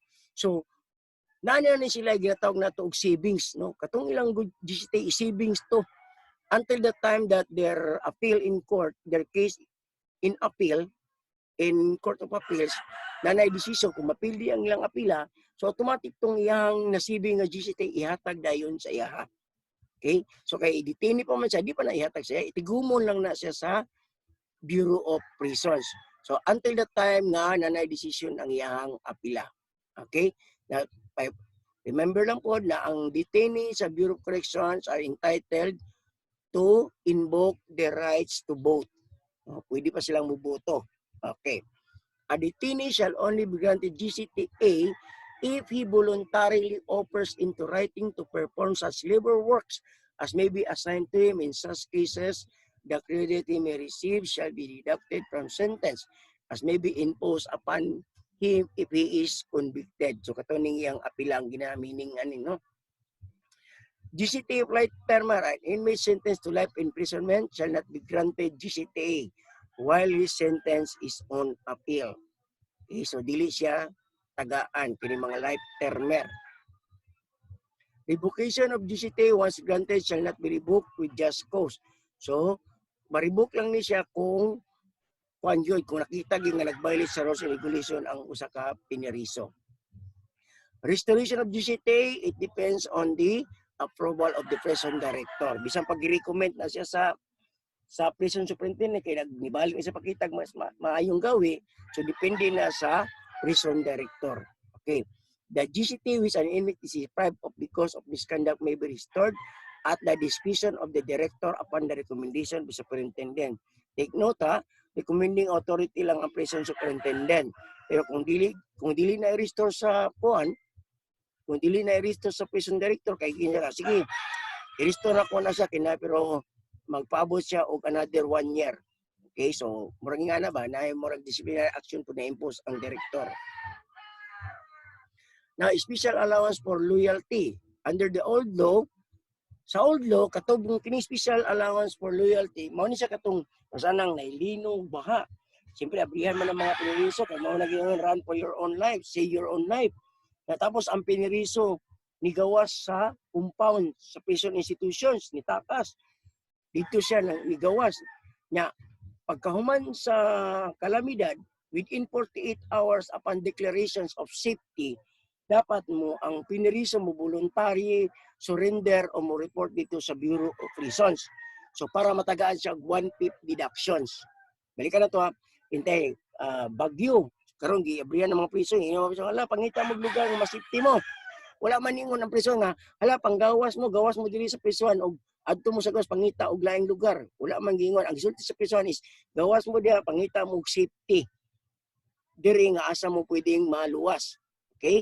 So karon pag ligawas man siya sa prison, ligawas sa prison, itakas, no? Magsilbing takas siya. Then after the calamity, after the period of calamity, the government or the Bureau of Prisons declared for the safety, and all prisoners who hiding for safe or seek refuge for their safety, within 48 hours, dapat mubalik sila. So pag mubalik sila within 48 hours, nigawas sila sa compound, no? Nigawas sa compound. 48 hours, nibalik sila dito, kaya mana ang kalamidad. So na sila ay another 1/5. So mo naging pag 20 years ka, so pila ang katunga sa 2010? Pila ang 1/4? Pila ang 1/4 niya? 5. Then kapila tungaon na pud nimo siya, so 2.5. So nasa mga isa ka tuig kapin nga deduction. Wag na sa computation, so maunta niya atong exam na computation, so dili na to ni buhaton. Okay? Katong ni takas, itungod kay na kalamidad niya, nibalik within 48 hours na sila 1/5. So meaning katong wala ni takas, nalang sila sa prisuan, nangita og kanang masipti sila, wala ni takas, sa daan nga balaod, wala sila special allowance. Pero sa bagong balaod, sa 10592, mas dako pa. Okay, so unsa man sa bagong balaod, tanawa. Under Decision 4, Article 98 of the same Act is hereby further amended to read as follows. So gamit na itong Section 4. Katong ang priso lang nigawas sa prison institution tungod kay nangita og safety nga lugar, nagtago sa dito, napagkahuman sa kalamidad, voluntaryo sang ni-surrender so sa 48 hours after declarations. Upon declaration of the safety, so tagaan siya 1/5. Katurang nigawas. Ang katong nasa sulod, wala. Pero sa bagong balaod, mas dako ang ihatag sa ilaha. Kasi sila dapat nga na loyalty. So unsa man tanawa.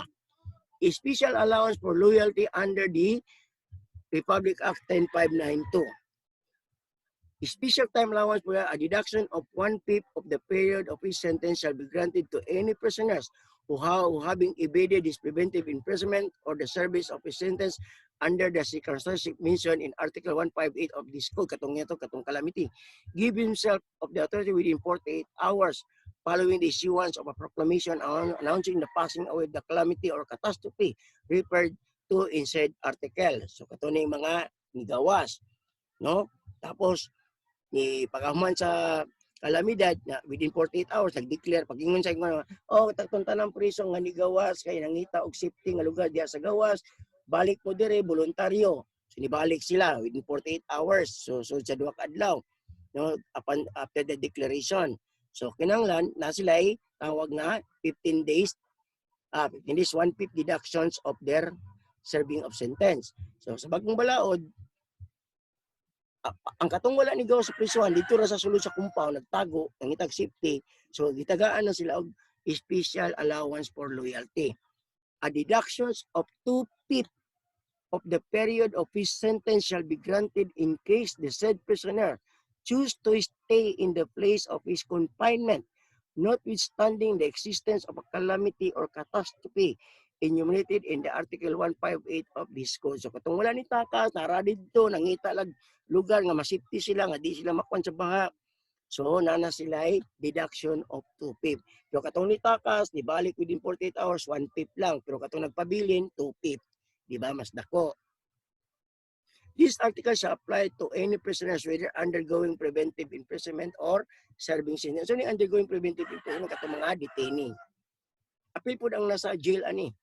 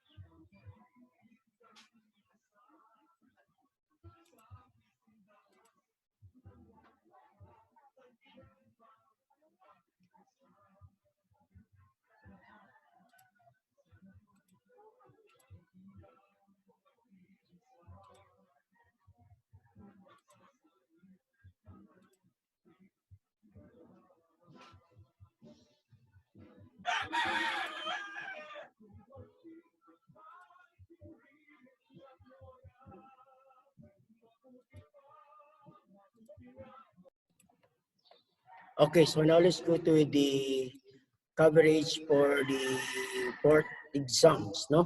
So I would like to remind you that you need to study from the start because the questions will be taken from first exam up to the fourth exams, no?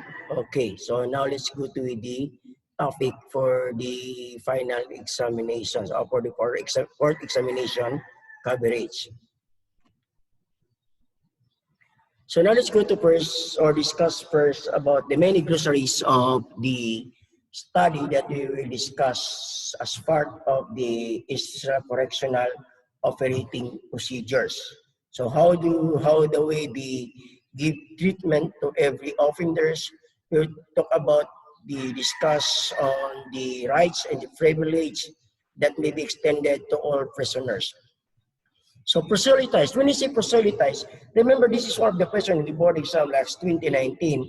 This is referring to a persons who are encouraged, no, to convert his own belief or religions to the other. Yung bang pang-iinganyo sa isang tao na lumipat sa isang relihiyong paniniwala o relihiyosong paniniwala, no? So doon sa taong nag-inganyo sa kanya. Dahil nga, sabi niya, doon niya makikita ang liwanag kung ano ang tunay at kahulugan ng buhay na naayon sa salita sa banal na Biblia. No? Yun ang ibig sabihin ng proselytize or proselytizing. So proselytize, convert or attempt to convert from one religion or belief or opinion to another. Proselytism is the act or fact of religious conversions. Ganun, na-convert na, kinonvert na. And also includes actions which invite such conversions. Sabi, di ba, may mga taong bumisita sa iyong bahay, tapos sabihin na ganito. So para lang mag-convert ka ng iyong paniniwala ng naayon sa kanilang banal na relihiyong paniniwala, no? Censorship, it is referring to decipherment or censoring all incoming and outgoing letters. So, pagdating nyo sa training center, pag nakapasok kayo sa training center o nag-apply kayo sa PNPA, kapasok kayo, lahat ng sulat na tatanggapin ninyo at ipapadala ninyo are subject for censorship. What is the very purpose of censoring the letters or the mail matters? In order to prevent any possible communication that may give damage to the image of the agency. That is, and also to prevent any possible of entry of the contrabands inside the prison institutions. Okay, so censorship is the suppression of speech, public communications, or other informations on the basis that such matter is considered objectionable, harmful, sensitive, or inconvenient into the prison institutions. Inmate communication. Now remember, inmate communication, it is a matter of a right, not a privilege. But this right of communication can become a privilege if a certain prisoners or persons deprived of liberty violated the rules and regulations as implemented to the finally convicted inmates. So yung karapatang pantao na makipag-communicate, magiging pribileyo na lang yun. Especially, sabi natin, gumawa siya ng sulat, nagpadala siya ng sulat, tapos nung dinicipher na, nalaman doon na meron siyang message na which is make the prison institutions damage, or yung tatawag natin na the operations will be hampered, no? So yun, kaya yung karapatan niyang malaman kung anong nangyari sa labas at sa labas ng kulungan ay magiging isang pribileyo kung nag-violate siya. Remember, rights of communication is a matter of a right, not a privilege. No? So, magiging privilege lang ito pag nag-violate yung isang person deprived of liberty under the custody of the prison institution. Now, right to communicate. An inmate shall have a right to communicate or correspond. Ano itong correspond? Magpapadala ng mga reports or balita, no? With the persons and organization and to send and receive letters, package, books, periodicals, and other materials that can be lawfully sent to mail. Censorship of all mail matters. So as I've said earlier, that all incoming and outgoing mails are subject for censorship. All letters sent or received by an inmate, as well as magazines, books, periodicals, and all reading materials shall be subjected to censorship to prevent the possible entry of contraband and the entry or exit of information that may adversely affect the security of the prison facility. Now, what is the guidelines of the censorship of mail matters? The sending and receiving of mail by all inmates shall be governed by the following guidelines. Inmates shall be secured until such time that the censors are ready to examine them. So, kung magpapadala sila ng sulat, so kailangan idaan muna nila kasi they are not the one who will be to send the letters. No, meron kasi mail officer ang Bureau of Corrections. Sila yung kukuha ng mga sulat, sila din yung magpapadala ng sulat. No? Pero yung silyo o yung mail cell, babayaran yun ng priso. Kukunin yan doon sa kanyang pecuniary aid. No? Inmate mail shall be opened and searched by qualified, trained, and authorized personnel. Kaya nag-hire ang Bureau of Corrections ng mga criminologists, no? So para sa ganitong klaseng trabaho.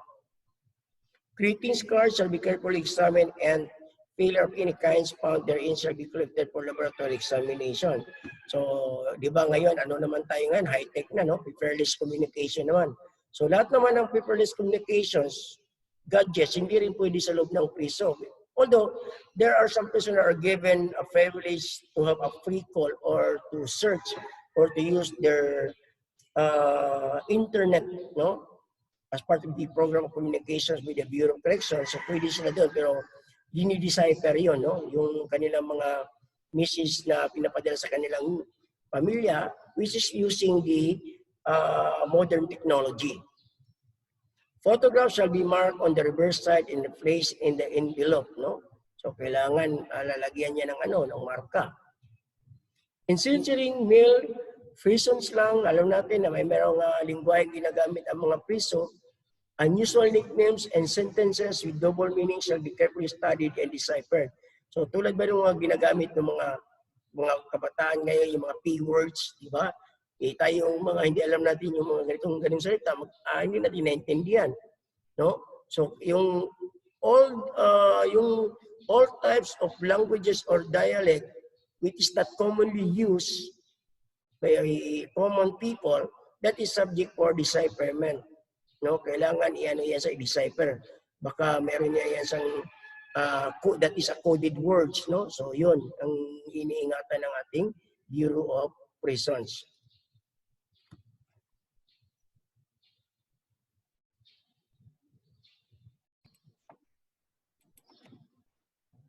Now, court procedure, if you remember our first discussions about this court procedure in jails, di ba sa jail kay 1:1+1. Sa Bureau of Correction, automatic 1:2. So automatic dalawang escort agad, no? Yung escort procedure niya, yung transport or travel of inmates outside the prison facility. Primary duties of escort guards. Escort guards are exercise extreme caution at all times and shall to it that the inmate does not escape, converse with unauthorized person, so dili pwede makisuyo sa mga dili authorized na tao, obtain forbidden articles, especially intoxicants or weapons. Sumatik ginasa, no?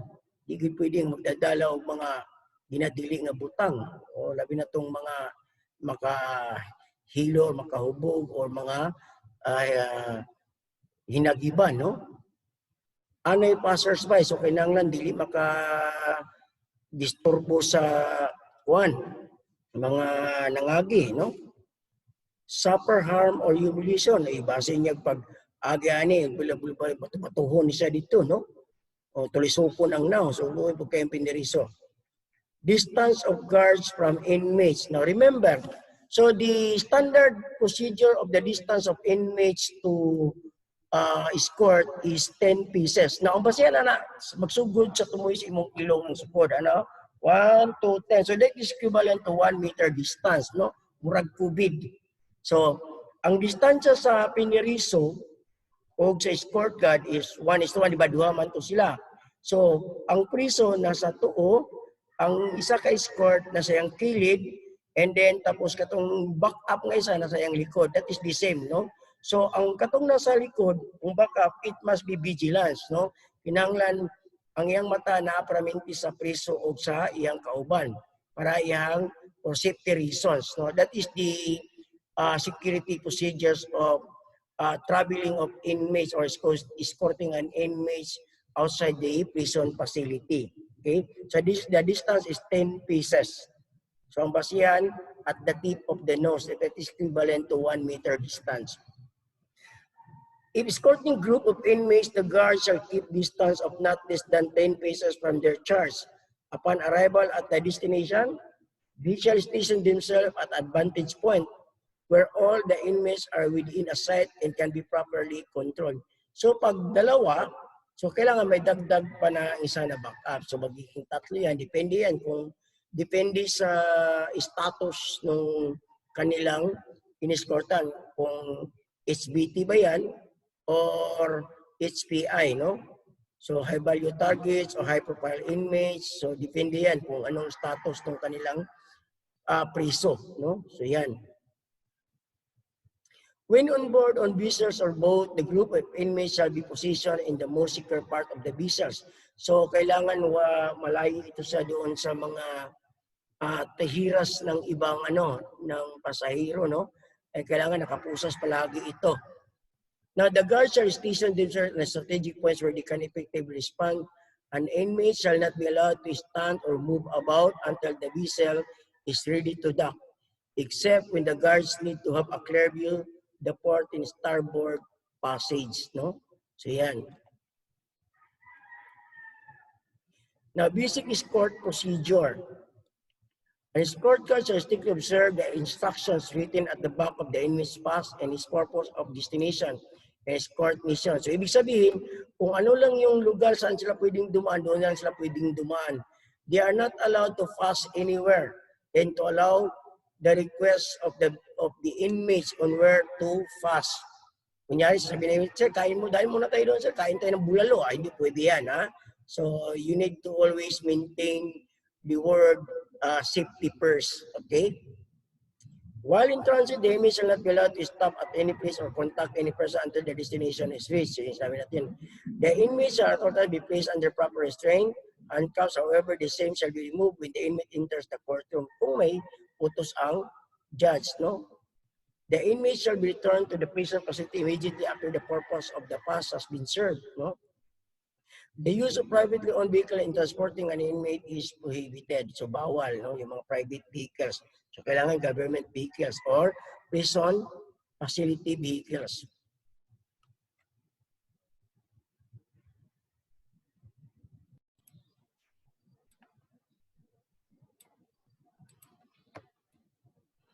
Now, male privilege of inmates under punishment. So, kunyari, may pinapadala sa sulat, nalaman doon na meron siyang pinagsasabi doon na which is against the rules and regulations of the prison institution. So, yung kanyang yung privilege niya na magpapadala ng sulat o yung karapatan niya magpadala ng sulat to communicate with their loved ones, once violated, so magiging privilege na lang yun. So, bibigyan siya ng a certain disciplinary actions, no, na hindi siya pwedeng makatanggap ng sulat at magpadala ng sulat sa for a period of time based on the disciplinary actions given by the prison institution. Kasi nga, binayolate niya yung karapatan niya magpadala ng sulat, no?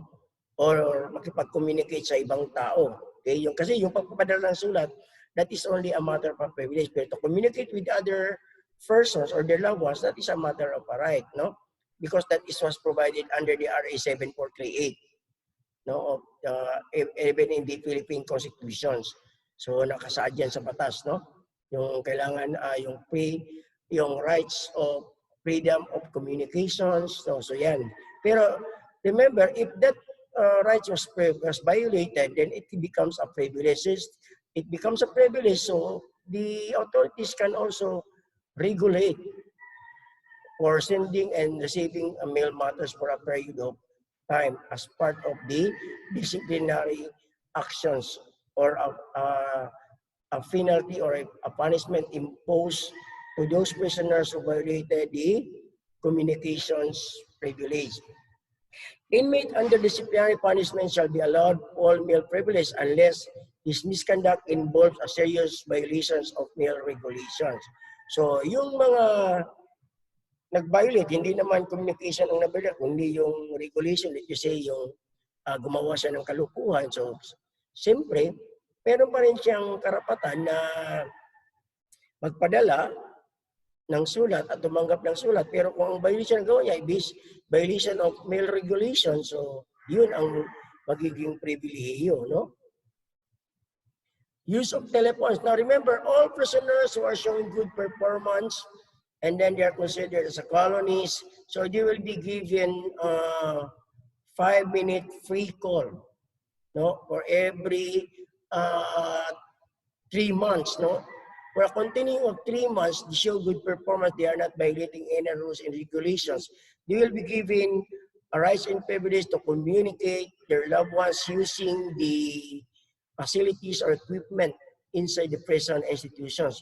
For those stateless inmates, they have the same privilege, no, extended. Kung sinabi natin stateless prisoners, ibig sabihin, ang foreign nationals na ito, wala silang embassy dito sa Pilipinas. They have no embassy. Or they do not have what we call this ambassadors assigned in our country. So, pwede din silang gumamit. So, tatawagan nila yung pamilya doon sa lugar. No? So, kasi ang tawag natin sila stateless prisoners. Ibig sabihin, walang embassy or pamahalaan nila ang pwedeng magbigay ng protection sa kanila if their rights and privilege is violated by our territory or by our government. So, yun ang tawag natin sa mga taong walang embassy dito sa Pilipinas. Stateless nationals ang tawag doon or stateless person. So, use of telephones, all offenders are demonstrated good behavior shall earn 1 telephone call to any authorized individual every 90 days. So, as I've said, if they continue showing good performance, they are not violating the rules and conditions of communications, so they will be given a privilege to have a free call, no? And the duration of the free call shall be not exceeding 5 minutes when making the call. The inmate shall identify himself as an inmate. Yung nakikita nating palabas sa mga foreign movies, no? Yung nasa salamin siya, tapos mayroon siyang teleponong hinawakan. So yun, yung parang ganun din yun. Foreign inmates of a foreign national shall be allowed to communicate with their diplomats and consulars representing the states for which he or she is belongs to a certain country. For the stateless inmates, yung sabi natin kanina, wala nga silang embassy, wala silang ambassadors or diplomats sa ating Pilipinas, they're also given a privilege to call, no? A national or a state without diplomatic or consular representative in the country and a refugee or stateless person shall be allowed to communicate with diplomatic authority of the states which takes charge of his or her interests or any national or international authority which is tasked to protect said person. Exercise of religious belief. Now, remember, to practice your own belief, it is a matter of a right, no? And it cannot become a privilege.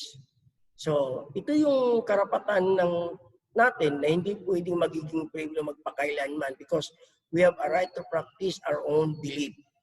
So, exercise of religious belief, privilege of inmates, detainees to marry, the rights to be visited by their family and relative and friends. Now, ang privilege dito is yung magpakasal, no? And the rights to be visited by the family, relatives, and friends because nakasad nga ito sa batas, no? Especially yung RA 7438.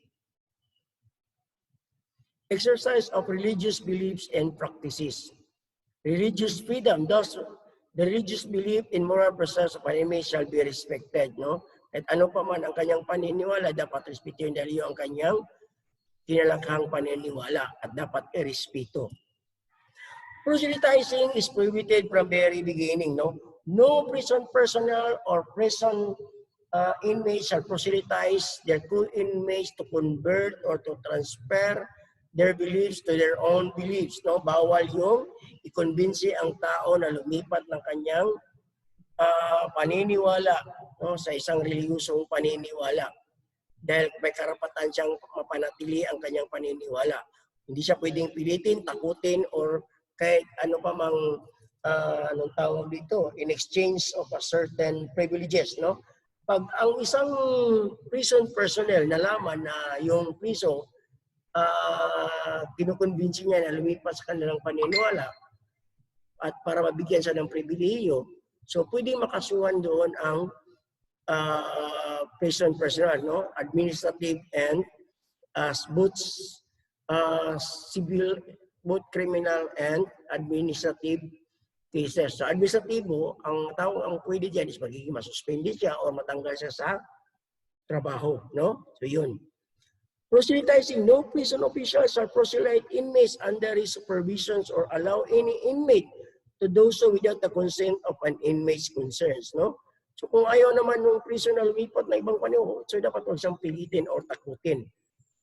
Reasonable opportunity and access shall be provided to inmates requesting information about the activities of any religions with whom they may not be actually affiliated. Dito say, masabihin, oy, merong ano doon, merong Bible sharing doon, baka gusto mo. Oh? So yun, yung ayaw niya, huwag isang pilitin, no?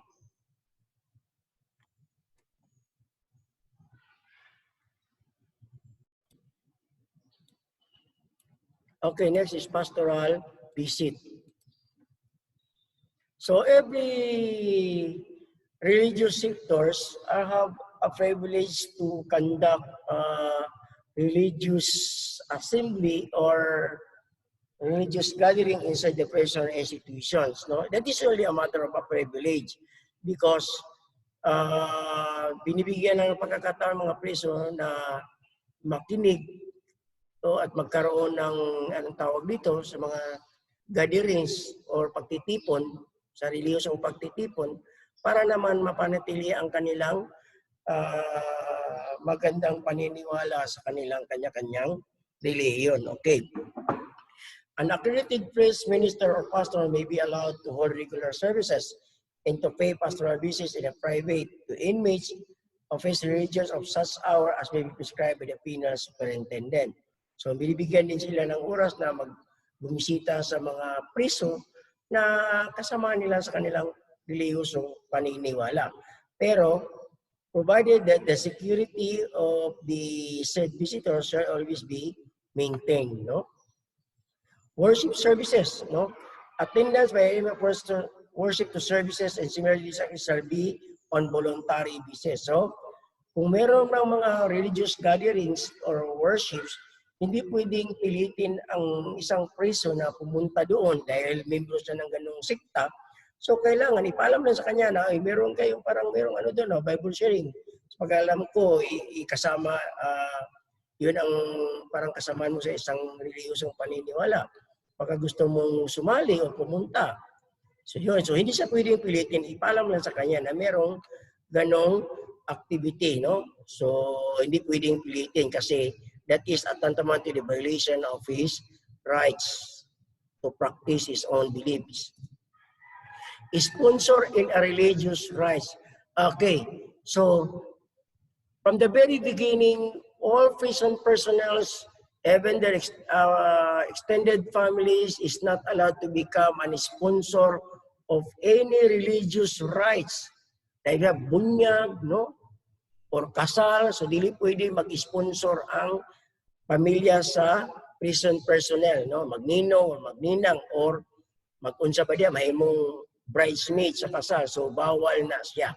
So whatever the religious rights, kung pabunyag or whatever, so it must be made simple and it must be done inside the prison institutions with a limited persons, no? A prison official, employee, guard, and or other husbands or wives and children shall not act as a sponsor or otherwise actively participated in any religious rites or activity involving an inmate or member of the immediate family of an inmate. So again, bawal mag-sponsor kahit sino man sa pamilya ng prison personnel ang sumali o sumausaw sa anumang relihiyosong pagtitipon na gagawin sa loob ng prison institutions. No? So hindi sila pwedeng makisawsaw o sumali. Privileged communication or personal communication of an inmate to a prison chaplain. So ito naman, kung gustong kausapin ng priso ang pare, so privilege lang yun. Bakit? Kasi may karapatan din yung pare na hindi siya pupunta. Isa kung sabihin ng pare nila o pastor na, ay ako ba baka i-hostage ako niya, no? So, yun, no? So, yun ang tinatawag natin na privileged communications to other person. Pero yung magpapadala ng sulat, yun, karapatan nila yun. All personal communication of an inmate to a prison chaplain or priest or either as formal act of religion or as a matter of conscience shall be treated as a privileged communications. Kasi nga, ang security ang pinag-uusapan natin dyan. Baka i-hostage ng priest o yung pare o yung pastor, no? The chaplain or priest concerned shall not be required to disclose all communication. Kasi nga, meron tayong tinatawag na ano yun? Yung privilege of communication. Kanya, nag-umpisa ka sa pare. So, dili na pwede isulti sa pare kung sa inyong istoryahan. No? Okay, that is, meron tayong tinatawag na privilege of communications. Dietary requirements. Yung sabi nga nila, may dietary requirements. Ang tanong dyan, nasusunod ba ito? Remember, the common old problems of the prison institution, it talks about the budget, no? Budget. The second problem is overcrowding. Kasi pag walang budget, hindi talaga pwedeng, anong tawag ito, masagot yung problema kung bakit maraming priso sa loob ng silda kasi nga kulang sila sa budget. No? That is an old common problem of the Bureau of Corrections. So we are talking about the budget. Okay? So dietary requirements, no? Ito yung tanong natin. Inmates observing religious tests or celebrations may be given raw rations or special diets in accordance with their beliefs. Let us say, sabihin natin yung other religious belief, yung brother Muslim natin, meron man silang tinatawag na Hari Raya Puasa, no? So pagkatapos ng kanilang Ramadan, so bibigyan sila ng pagkain ng naayon sa kanilang paniniwala, no? The cost thereof shall be limited to the recommended daily per capita, no? So siguro tagduwa ka platong kanon na lang. Marriage of inmates and detainees. Now, every inmates or detainees have a privilege to enter into a certain tawag dito, no, yung the sanctity of marriage, provided the deceased persons or detainees or inmates have no legal obligations outside of the prison institutions. Baka may asawa yan sila sa labas, no? May asawa, bawat isa sa kanila may asawa sa labas. Ayaw, siyempre, pagiging kaso na naman yun sa kanila, no? Anyway, bago naman ikakasal ang tao, kailangan nila ng certificate of no marriage, which is duly issued by the PSA, no? Request to marry an inmate or detainee who wants to get married shall submit a written request thereof with the superintendent. No, kung sino ang mga detainee or inmates na gustong magpapakasal, kailangan maggawa sila ng request or sulat, no? So gagawa sila ng sulat.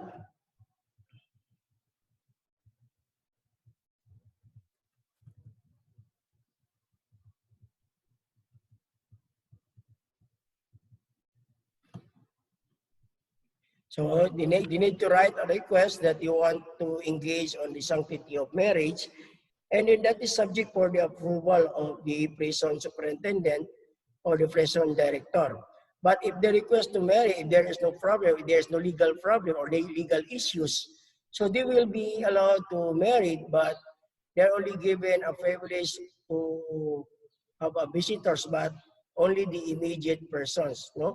Who are yung immediate family, yung pamilya lang nila, and then yung witness, no? So again, hindi pwede yung person na magiging sponsor sa kasal, no?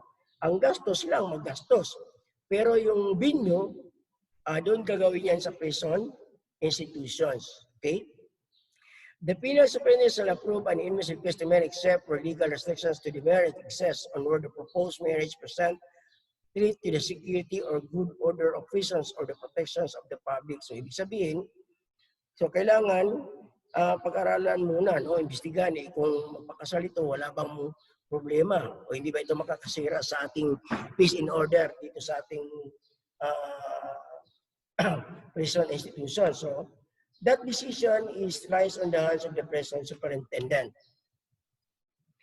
Eligibility to marry, no? So, lahat naman tayo eligible mag-asawa, basta wala lang tayong legal obligation sa labas, wala tayong asawa, no?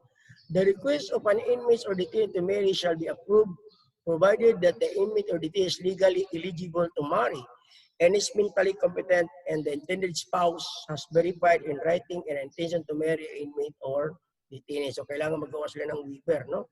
That you have intent to marry with the said person. Okay?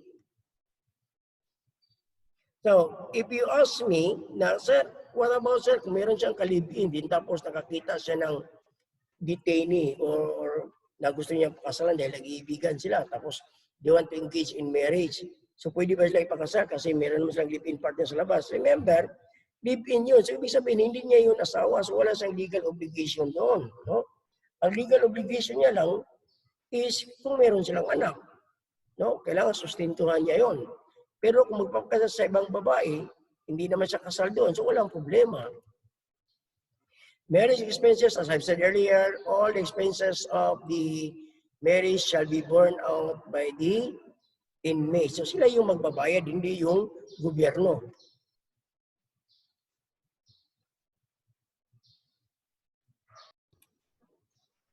Okay, so privacy of visits. Now, every prisoner shall be given a privilege or a right to be visited.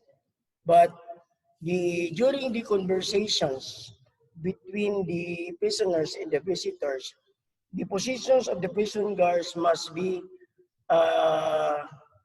always on guard. No, it must the prison prisoners should be always at the eyes of the prison inmate, okay? So that whatever may happen or if there is a possible acts or illegal acts that will be made by the visitors or the person deprived of liberty shall be immediately spotted, okay? So para makita agad, no? Kailangan yung position ng gwardiya, medyo malayo siya, pero kailangan yung mata niya palaging nakatuon doon sa bisita at saka sa inmate, no? Baka may gagawin yan sila, baka magkaroon ng pasahan ng illegal items. Okay. Prison guards shall provide the visiting area in an obtrusive manner. So, ibig sabihin yung hindi siya makakadisturbo, no? Pero kailangan nandun lang siya na hindi naman malayo, hindi rin malapit. This shall not eavesdrop on conversation or otherwise, kanang maminaw ba, no? Interfere with the privacy of the inmates and his visitor. So, kailangan nandun lang siya sa pintuan. So, pero kailangan palagi siya nakatingin doon sa dalawa. Now, in the conjugal visits, under the Correctional Operating Manual, only the male prison inmates are given privilege of the so-called conjugal visits. So, when we say conjugal visit, it is one of the privileges that the matrimonial obligations of the husband and wife shall be given a time to do or to enjoy even one of them are incarcerated. So, siyempre, nandun yung sex, no? Yung sexual activity ng mag-asawa. So, kailangan bigyan din sila ng panahon, no? Na makapagpaniid or mailabas ang kailang mga damdamin na matagal na nilang tinitimpi, no? Kasi nga hindi sila nagkikita. Okay. So, ang conjugal visit naman ay depende yan kasi may schedule yan siya. It depends on the schedule made by the prison institutions. Okay, so yung babae walang conjugal visit, no? Yung prisong babae walang conjugal visit. Lalaki lang ang meron. Okay, a male inmate may enjoy conjugal visits from his spouse in prison where there are facilities, therefore, under such condition as may be prescribed by the director. Kasi siya natin ito is spouse. What if sabi natin live-in partner? As long as na nakalagay siya doon and the inmates recognize that woman as his wife or whatever, so yun lang ang pwede makabisita. Now, visit of a legal counsel. The legal counsel can visit anytime, any day, if the prisoners wanted to talk or to communicate his legal counsel, no? Kunyari, mag-request yung priso na, sir, gusto ko makausap ang abogado kaya alas 12 na ng gabi. Sasabihin ba ng preso na, hindi na pwede, mga gabi na, bukas na lang. Ipag-ano mo na yan, ipag-umaga mo yan. So, that is tantamount to the violations of a right of the prisoners to be communicated or to be visited by his legal counsel. So, siyempre, para hindi ma-violate yan, ang gagawin ng priso, tatawagan niya yung abogado. Sabihin, attorney, yung kliyente mo dito, gusto kang kausapin, kung papayag ka. Kung hindi, ikaw na magsabi sa kanya, no?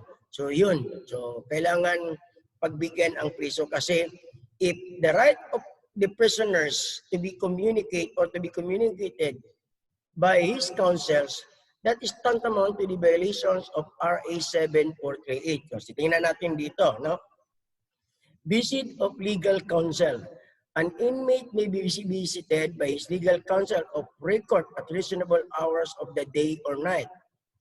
In addition to the above, the girlfriend, boyfriend of the inmate shall also be allowed to visit at any time if the inmate wants to talk his fiancé or a fiancé, boyfriend or girlfriend as stated in Republic Act 7438. So, klaro yung batas, no? Violations of visiting rules. Any circumventions or violations of visiting rules by the inmates or his visitor shall result in the suspension or deprivation of visiting privilege and the initiation of disciplinary action against the erring inmate. So ano ito? Kunyari yung bisita niya, nakitang may binigay doon sa priso na pera. So, lahat kasi ng pera kailangan i-deposit yan, no? Tapos bigyan lang ng resibo yung inmate or ipaalam sa inmate na meron yung bisita niya may biniwang pera na ganito ang halaga. Or may inabot na which is very suspicious items. So that is considered as a violation. So yung bisita na yun, hindi na siya pwedeng makapasok. No? Hindi na siya pwedeng makapasok. Blacklisted na siya. Now let's go to the pecuniary aid of inmates. Now, inmates have also a privilege to be extended a monetary considerations and that is known as pecuniary aid. Now, how much or what is the amount to be extended to prisoners who extended their assistance to the prison personnel in times of emergency? So the amount of the said pecuniary aid, it will depend on the computations as mandated by the prison director. Okay, so pecuniary aid, pera ito, pera ibibigay, no, sa mga prison na tumulong sa prison personnel sa panahon ng emerhensiya or merong mga jailbreak na nangyayari. Okay, pecuniary aid to inmates, discipline and punishment of inmates and inmate services. Now, let's talk first about pecuniary aid to inmates.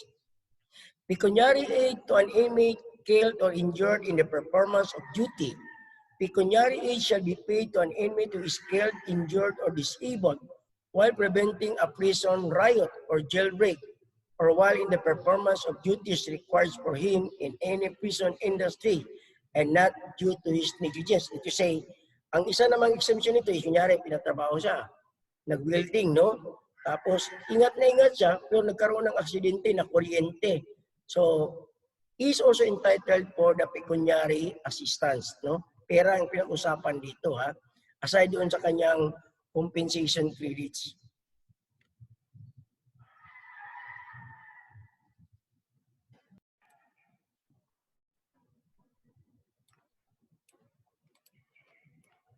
Okay, amount of pecuniary aid given, as I said earlier, the amount shall be based on the computations as made by the prison director, no? The pecuniary shall be fixed by the penal director and approved by the secretary. So, sino itong secretary na nire-refer dito? This is referring to the secretary of the Department of Justice. So, ibig sabihin, meron na yan silang computations kung magkano ang ibibigay, no? Depende yan sa injury na na-sustain ng biktima. When pecuniary aid is given, the pecuniary shall be given to the injured or disabled inmate at the time of his release or any time during his confinement if he so desires. So, iba itong pecuniary aid. Ang pecuniary pwedeng ibigay sa kanya pag na-release siya or kahit anong oras na gusto niya, no, ng preso kung gusto niyang kunin, no, nasa kanya yon. If the inmate dies as the result of the injury that he sustained or from any other cause prior to his release, the payment of the pecuniary shall be made to his legal heirs. So yan, namatay siya. So yung tatanggap na kanyang pecuniary aid plus yung kanyang perang naipon doon sa loob ng priso ay yung kanyang mga legal heirs, yung kanyang mga pamilyang naiwanan or kanyang pamilyang nabalo, no? Okay, provided that they are not the offended parties or those opposed to imprisonment. Ang basta kahit kung pamilya niya pero yun naman ang naging dahilan para makulong siya, so hindi pwede yun, no? So, kunyari, nanay, pinakulong ng asawa yung kanyang husband.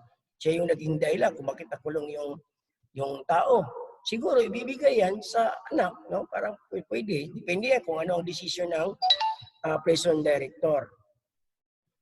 Now let's go to the discipline and punishment of inmates. Disciplinary control and purpose. The effort shall be made to instill in the minds of all inmates the concept that self-discipline is an essential characteristic of a well-adjusted person. Now remember, the discipline imposed in the prison institution is not considered as an punishment.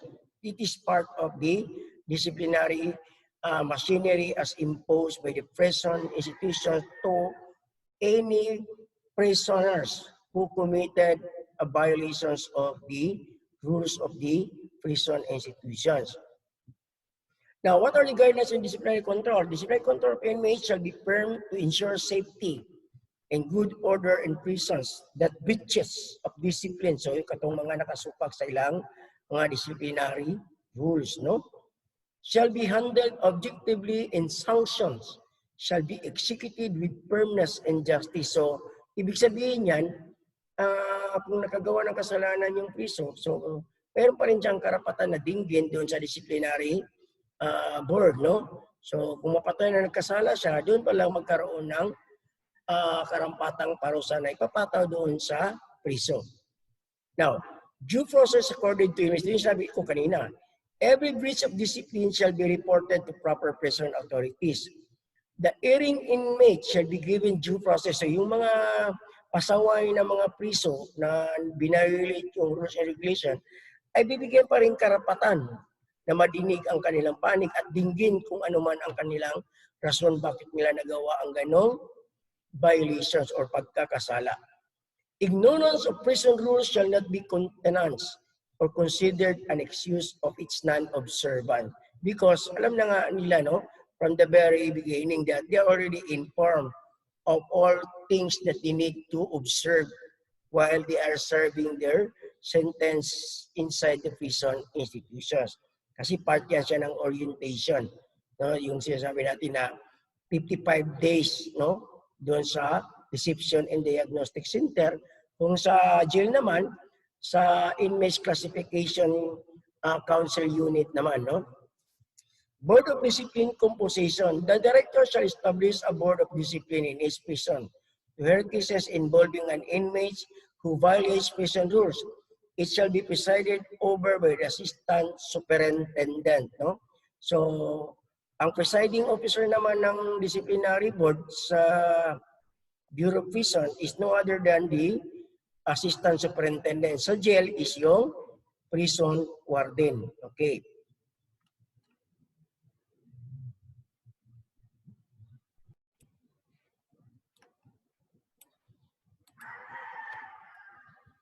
Protection of inmates from institutional abuse.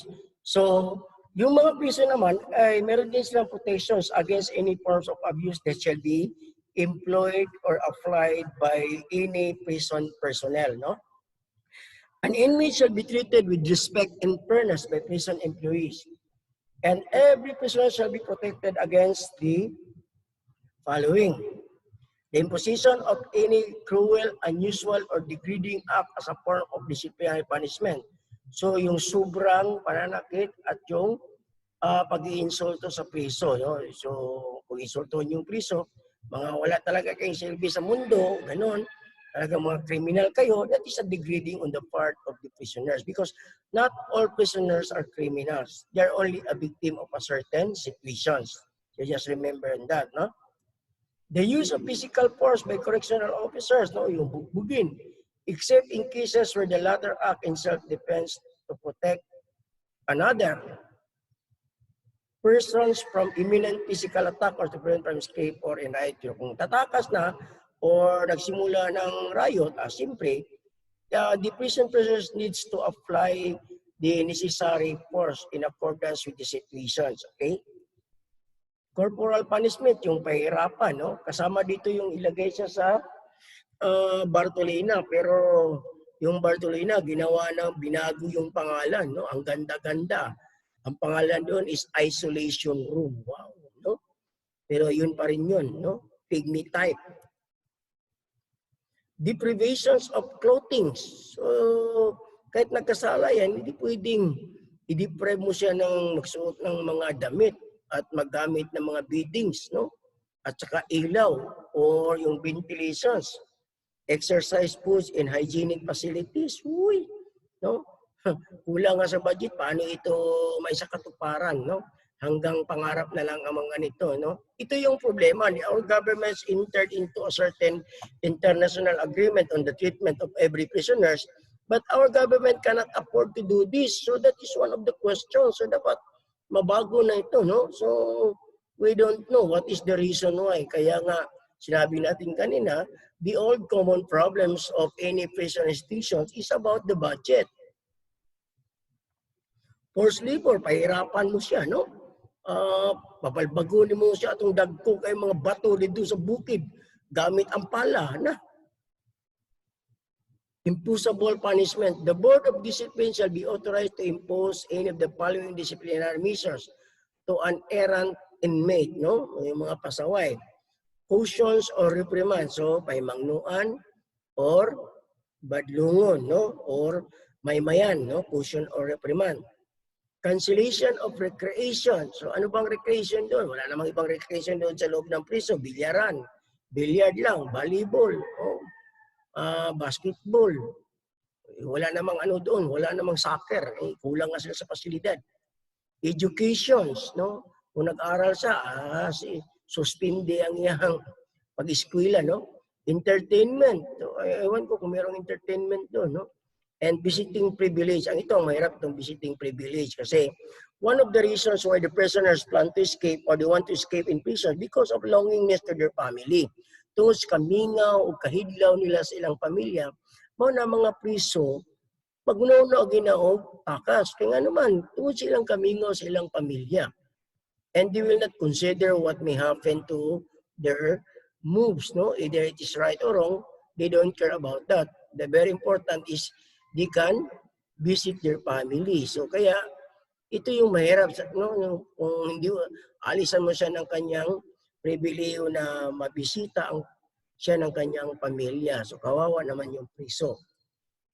Deprivation of GCT for a specific period. So kung mga minor offenses lang, so siguro their good conduct time allowance, their incoming good conduct time allowance may be forfeited or suspended, no? Based on the imposed by the prison director, because only the prison director can impose a suspension or revocations of the good conduct time allowance as provided in the law, no? Change of security status to the next higher category. So from minimum, nagiging medium ka or maximum kasi nga meron kang ginawang kabalbala, no? Nagiging ano ka na, They are threat to the safety or security of other prison inmates, no? So what are those inmate services? Inmate services are part of the prison rehabilitation and treatment program. The inmates shall be granted access to health. So, siyempre, meron na sila doon. May clinic sila. Education. Now, as far as my concern, na doon sa Bureau of Correction, they have already a college degree program. I think that is a business management, no? So, because they are adapted by the De La Salle University. Then they have a religious, no? So lahat ng reliyon, anong klaseng reliyon doon, meron sila. Kunyari, Muslim, meron silang parang mosque doon kung saan sila magdasal, no? As part of the related rehabilitation services, okay?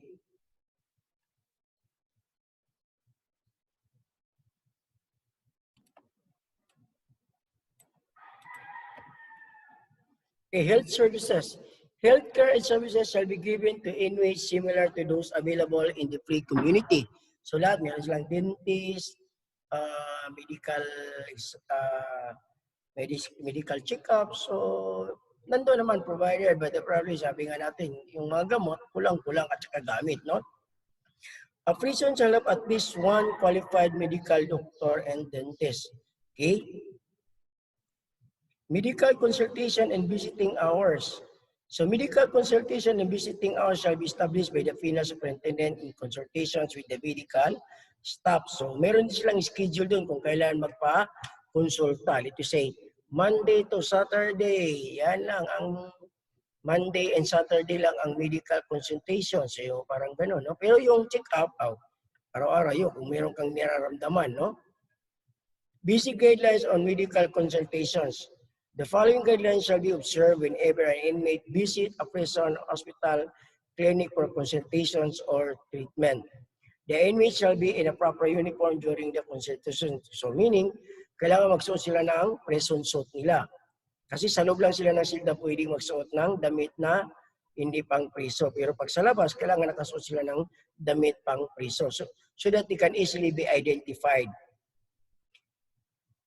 It shall be attended to on a first come, first serve basis. Kung sino yung mauna, kahit busyo ka pa dyan, o gobernador, o mayor ka ng silda, dahil nahuli ka, doon ka sa dulo. Depende na yan sa kasama mong priso kung papaunahin ka o hindi.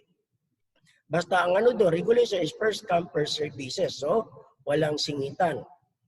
The number of inmates allowed to prison, hospitals, clinic for consultations or treatment shall be depend on the number of available doctors. So kung isa lang, so talagang matagal-tagal ang ano diyan, consultation at saka check-up kasi isang doktor lang ang available, no?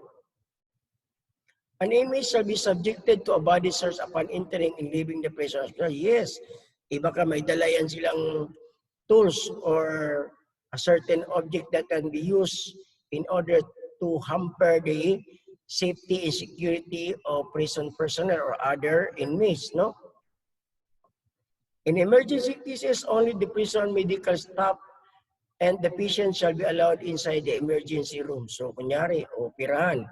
So, walang ibang tao sa loob ng operating room kung hindi yung doktor lang at saka yung medical staff at saka yung pasyente. An inmate shall not loiter in the hospital or clinic or leave the same without permission from the prison medical staff. So, bawal silang magpasyal-pasyal sa loob ng clinic or yung maglakad-lakad sa loob, no? So kailangan doon lang sila sa kanilang prescribed area kung saan sila pwedeng maglakad-lakad. Visitors of inmates shall not be allowed to stay inside the hospital. So, bawal ang mga bisita kasi hindi man ito ordinaryong hospital. To attend the sick inmate without the permission from the prison medical staff. So, kailangan may paalam. So, kung hindi pwedeng payagan, so walang magawa. Children below 12 years old shall not be allowed to stay inside a ward in a prison hospital or treatment room. So, yung mga bata na anak ng priso na edad 12 pababa, so hindi siya pwedeng payagan na doon, na mag-stay, no, doon sa o manatili doon sa loob ng treatment room. Patients in the prison hospital shall not be required to stand for checking. No? Patients in prison hospital not be required to stand for checking. So, yung mga may sakit na inoperahan na nandun sa loob ng hospital, so during the head count, they are not required to stand, no? So, doon lang sila sa higaan, may sakit nga, di ba?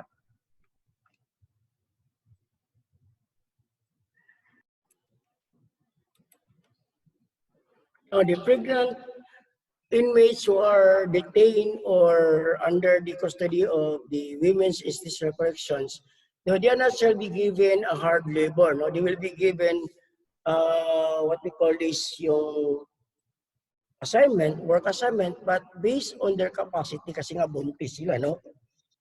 Hindi sila pwedeng bigyan ng mabibigat na trabaho, baka magkaroon ng miscarriage or baka makunan or ano pang mangyari doon sa prisong babae na buntis, no?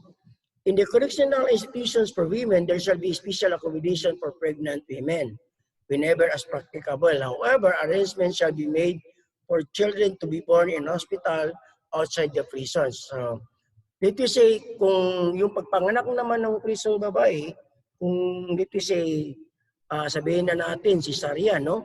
Tapos hindi kaya ng hospital yung operation na gagawin kasi masilan ang pagpapanganak nitong prisong babae. So, there will be an arrangement to the government hospital.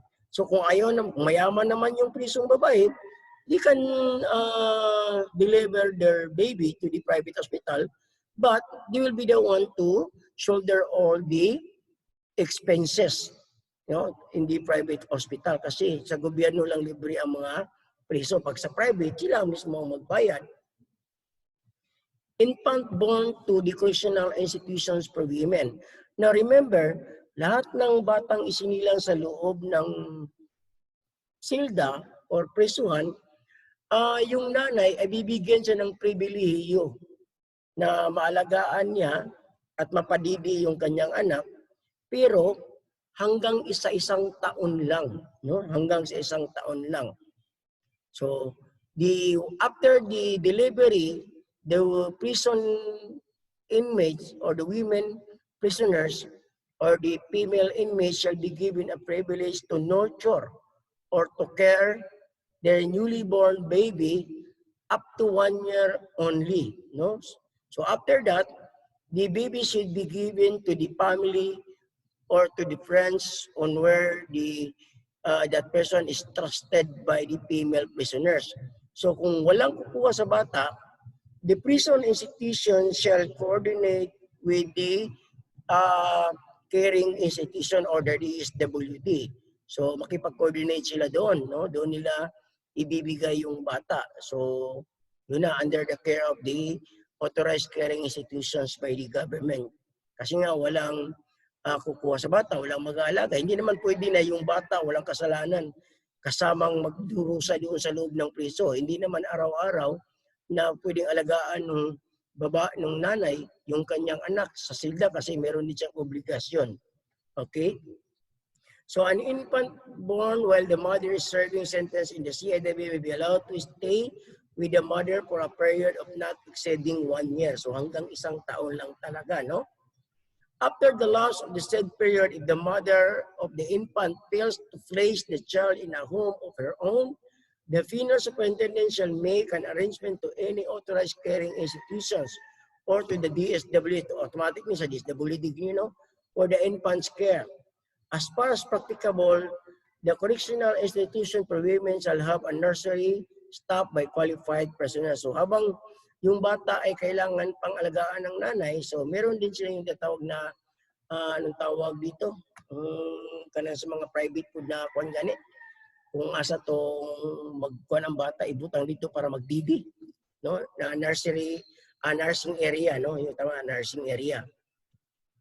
Recommendations for release of seriously ill inmates.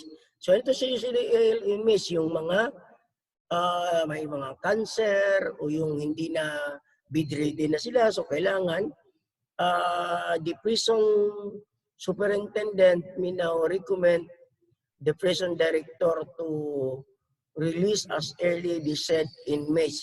To the recommendation made by the prison medical officer, no?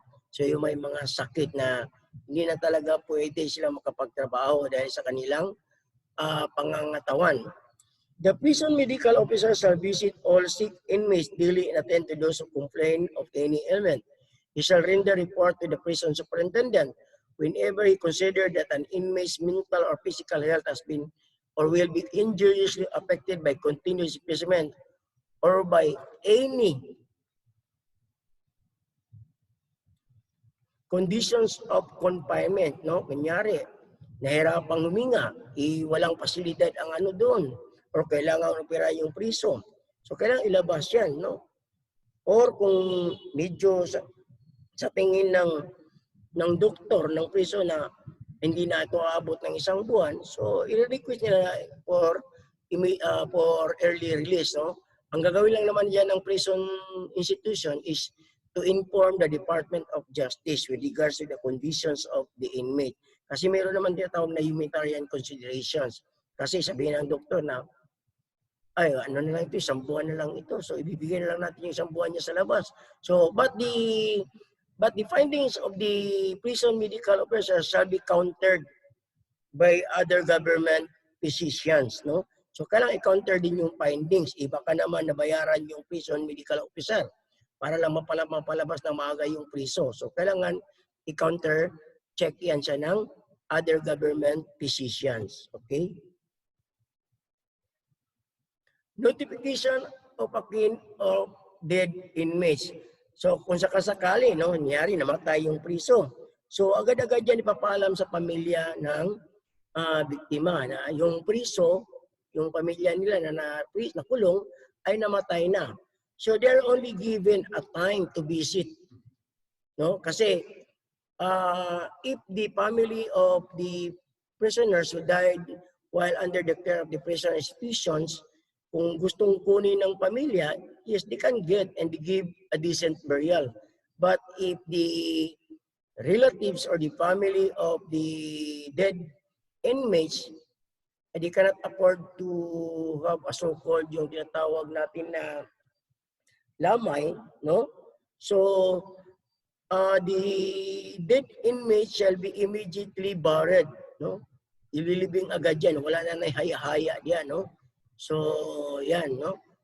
Pero kung kunin naman ng pamilya, nasa pamilya yun. Pero sila ang maggastos ng travel expenses and funeral cartage. Okay, so notification of clean or dead inmate.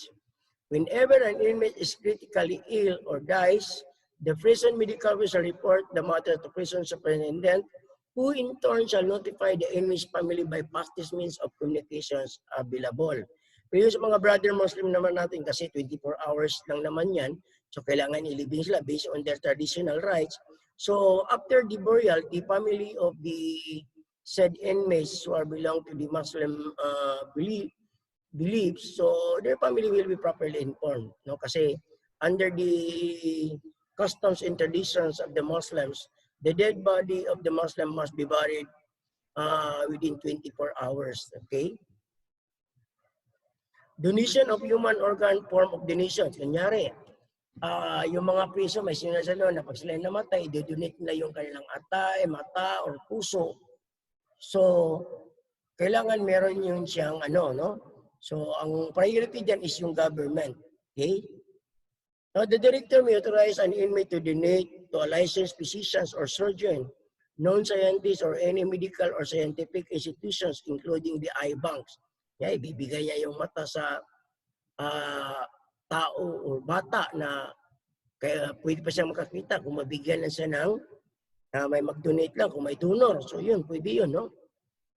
Any organ part or parts of his body to use the same for medical or surgical or scientific purposes of the said organ and or body parts which for legitimate reasons will be detached from the body of the grantor are subject of the following conditions. The organ or body parts being donated shall be detached after the death of the inmate. Pero pwede rin naman na buhay pa siya. Kunyari, yung mata, ibibigay niya. O yung kanyang kidney, ibibigay niya sa kanyang kamag-anak. Eh, di naman pwedeng kunin niya, pagpatay na, no? Kailangan buhay pa. The authorization to detach or use the organ or body parts shall be in writing. specify the person or institutions who granted the authorizations.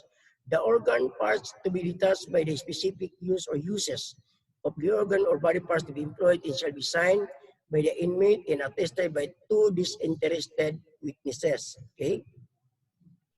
The donation is approved by the proper court. Yun nga, may approval pa ng korte kasi meron tayong tinatawag na Committee on Ethics dyan, no?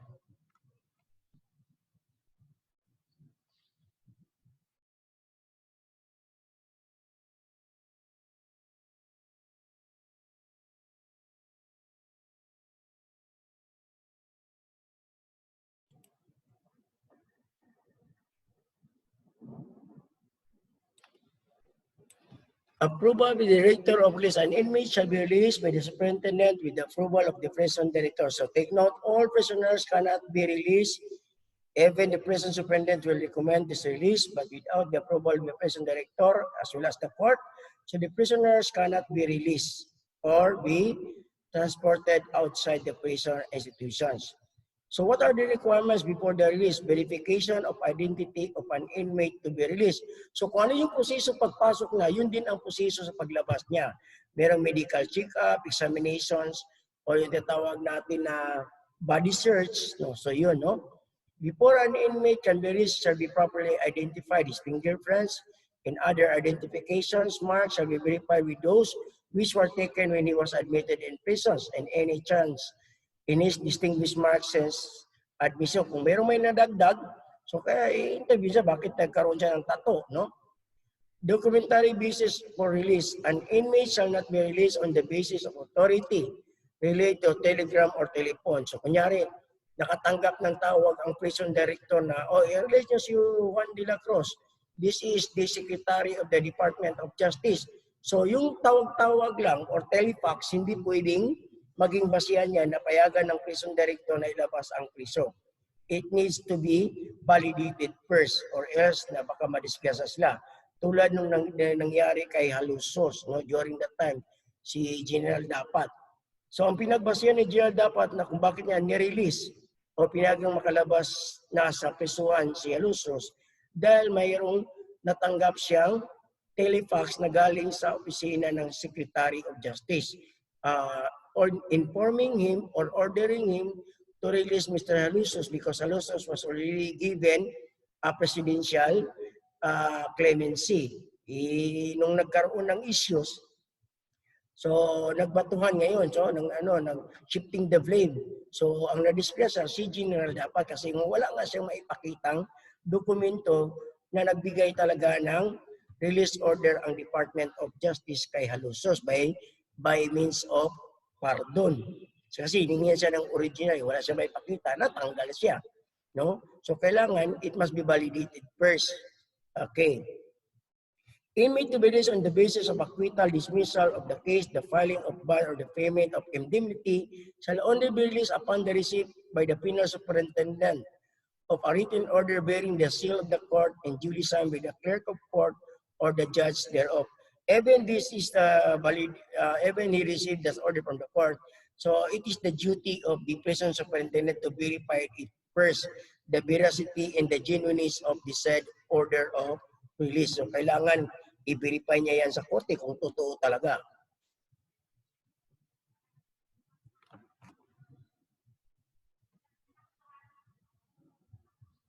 The release order shall bear the full name of an inmate, the crime charge, the number of the case or case numbers, and such other details, as well as enable the releasing officer to properly identify the inmates to be released.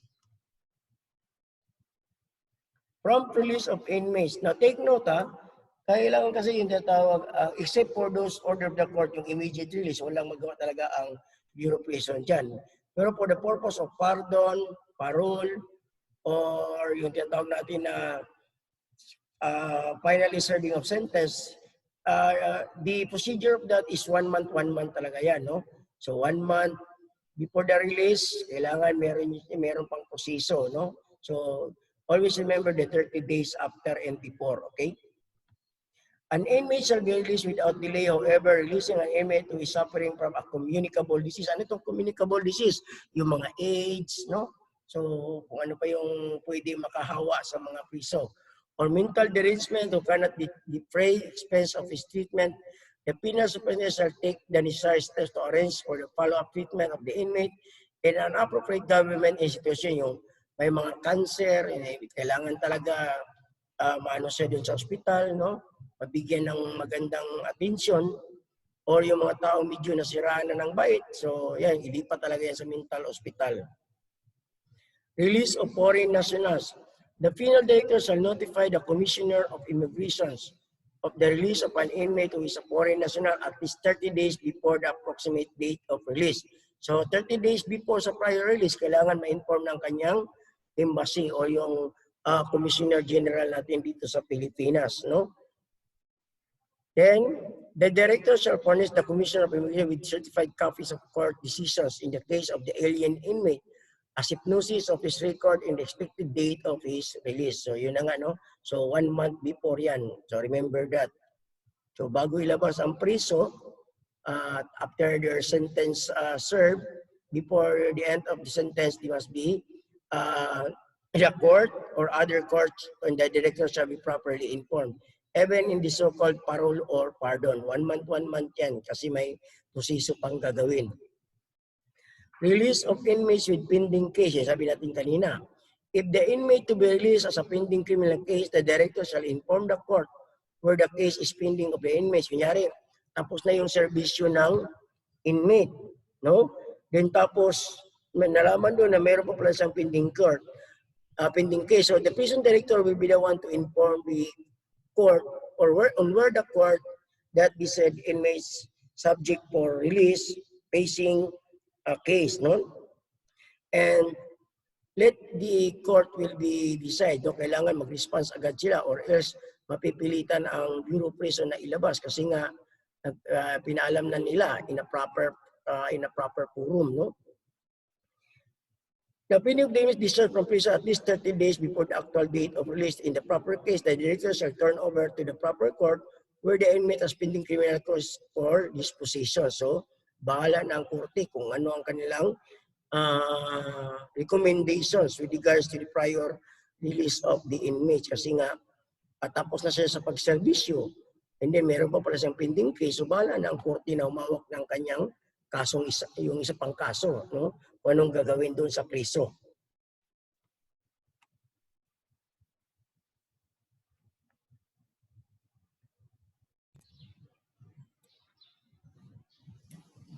Prohibited release of inmates before and after election. Now take note, once the election is fast approaching, the prison institution is prohibited to release their inmates 60 days before the elections will be happen and 30 days after the election. So, hindi pwede magpalabas ng priso 2 months before the elections and 1 month before or 1 month after the election. So, kailangan niya, tapos na yung election.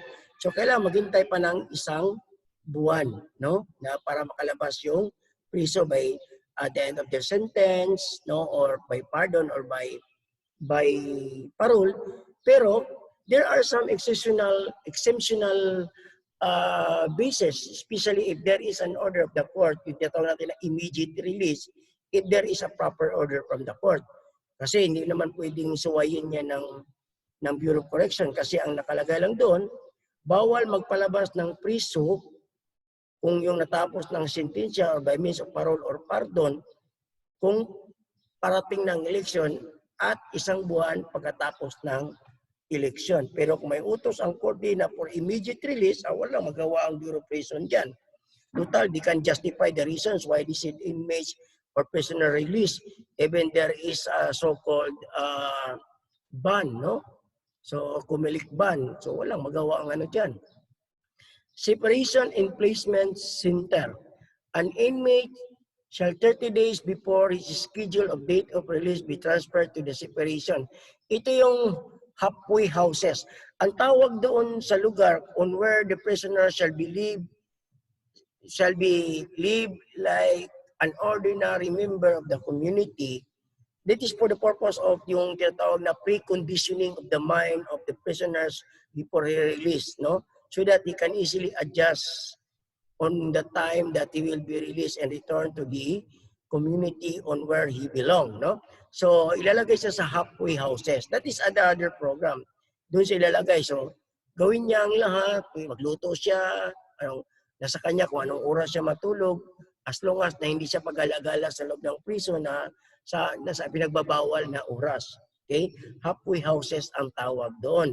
Kung saan ilalagay yung preso para doon siya manirahan na parang isang ordinaryong membro ng komunidad. Again, halfway houses ang tawag doon. Ha? So 30 days siya doon. So prior to the release. An inmate shall 30 days before his scheduled date of release be transferred to the separation and placement center to prepare him for re-entry into the free society, provided he is not under the punishment or unskipped rest and is cleared of his government property or accountability. So wala na siyang babayaran doon sa kanyang mga accountable. So ang tawag doon sa lugar kung saan siya patitirahin, halfway houses siya. That is part of the program of the pre-release program of the prison institution. Then aside from that, meron ba yan sa natawag na a mandatory one-day seminar prior to the release. Yung natawag natin na pre-release seminar. Now, the pre-release seminars, all inmates eligible for release shall undergo a one-day seminar in preparation for his life outside prison. So, yun na, no? So, meron silang mandatory one-day pre-release seminar. So, before they will be delivered into their halfway houses. Assistance to an inmate to be released. So once the inmate will be released, they will be given a monetary assistance, no, as part of the gratitude for showing their good performance and cooperating all the rules and regulations as implemented by the prison institution. Upon release of the inmate shall be supplied by the Bureau with transportation to his home. So bibigyan siya ng pera pamasahe, including gratuity to cover the probable cost of subsistence en route. So lahat ng gastusin ng kanyang pagbiyahe, no? Pagkain, no? Siguro kasama na yun. And if necessary, a suit of course, baka bigyan din siya ng damit na disente, no? Transmittal of carpeta and prison record.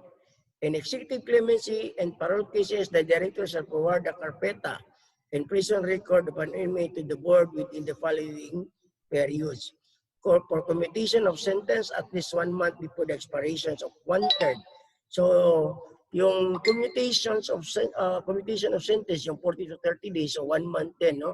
Kailangan before the expiration of the 1/3 of the minimum period of the inmates. Ano bang sabihin? 6, 12, sabihin natin 12, 20 to 40.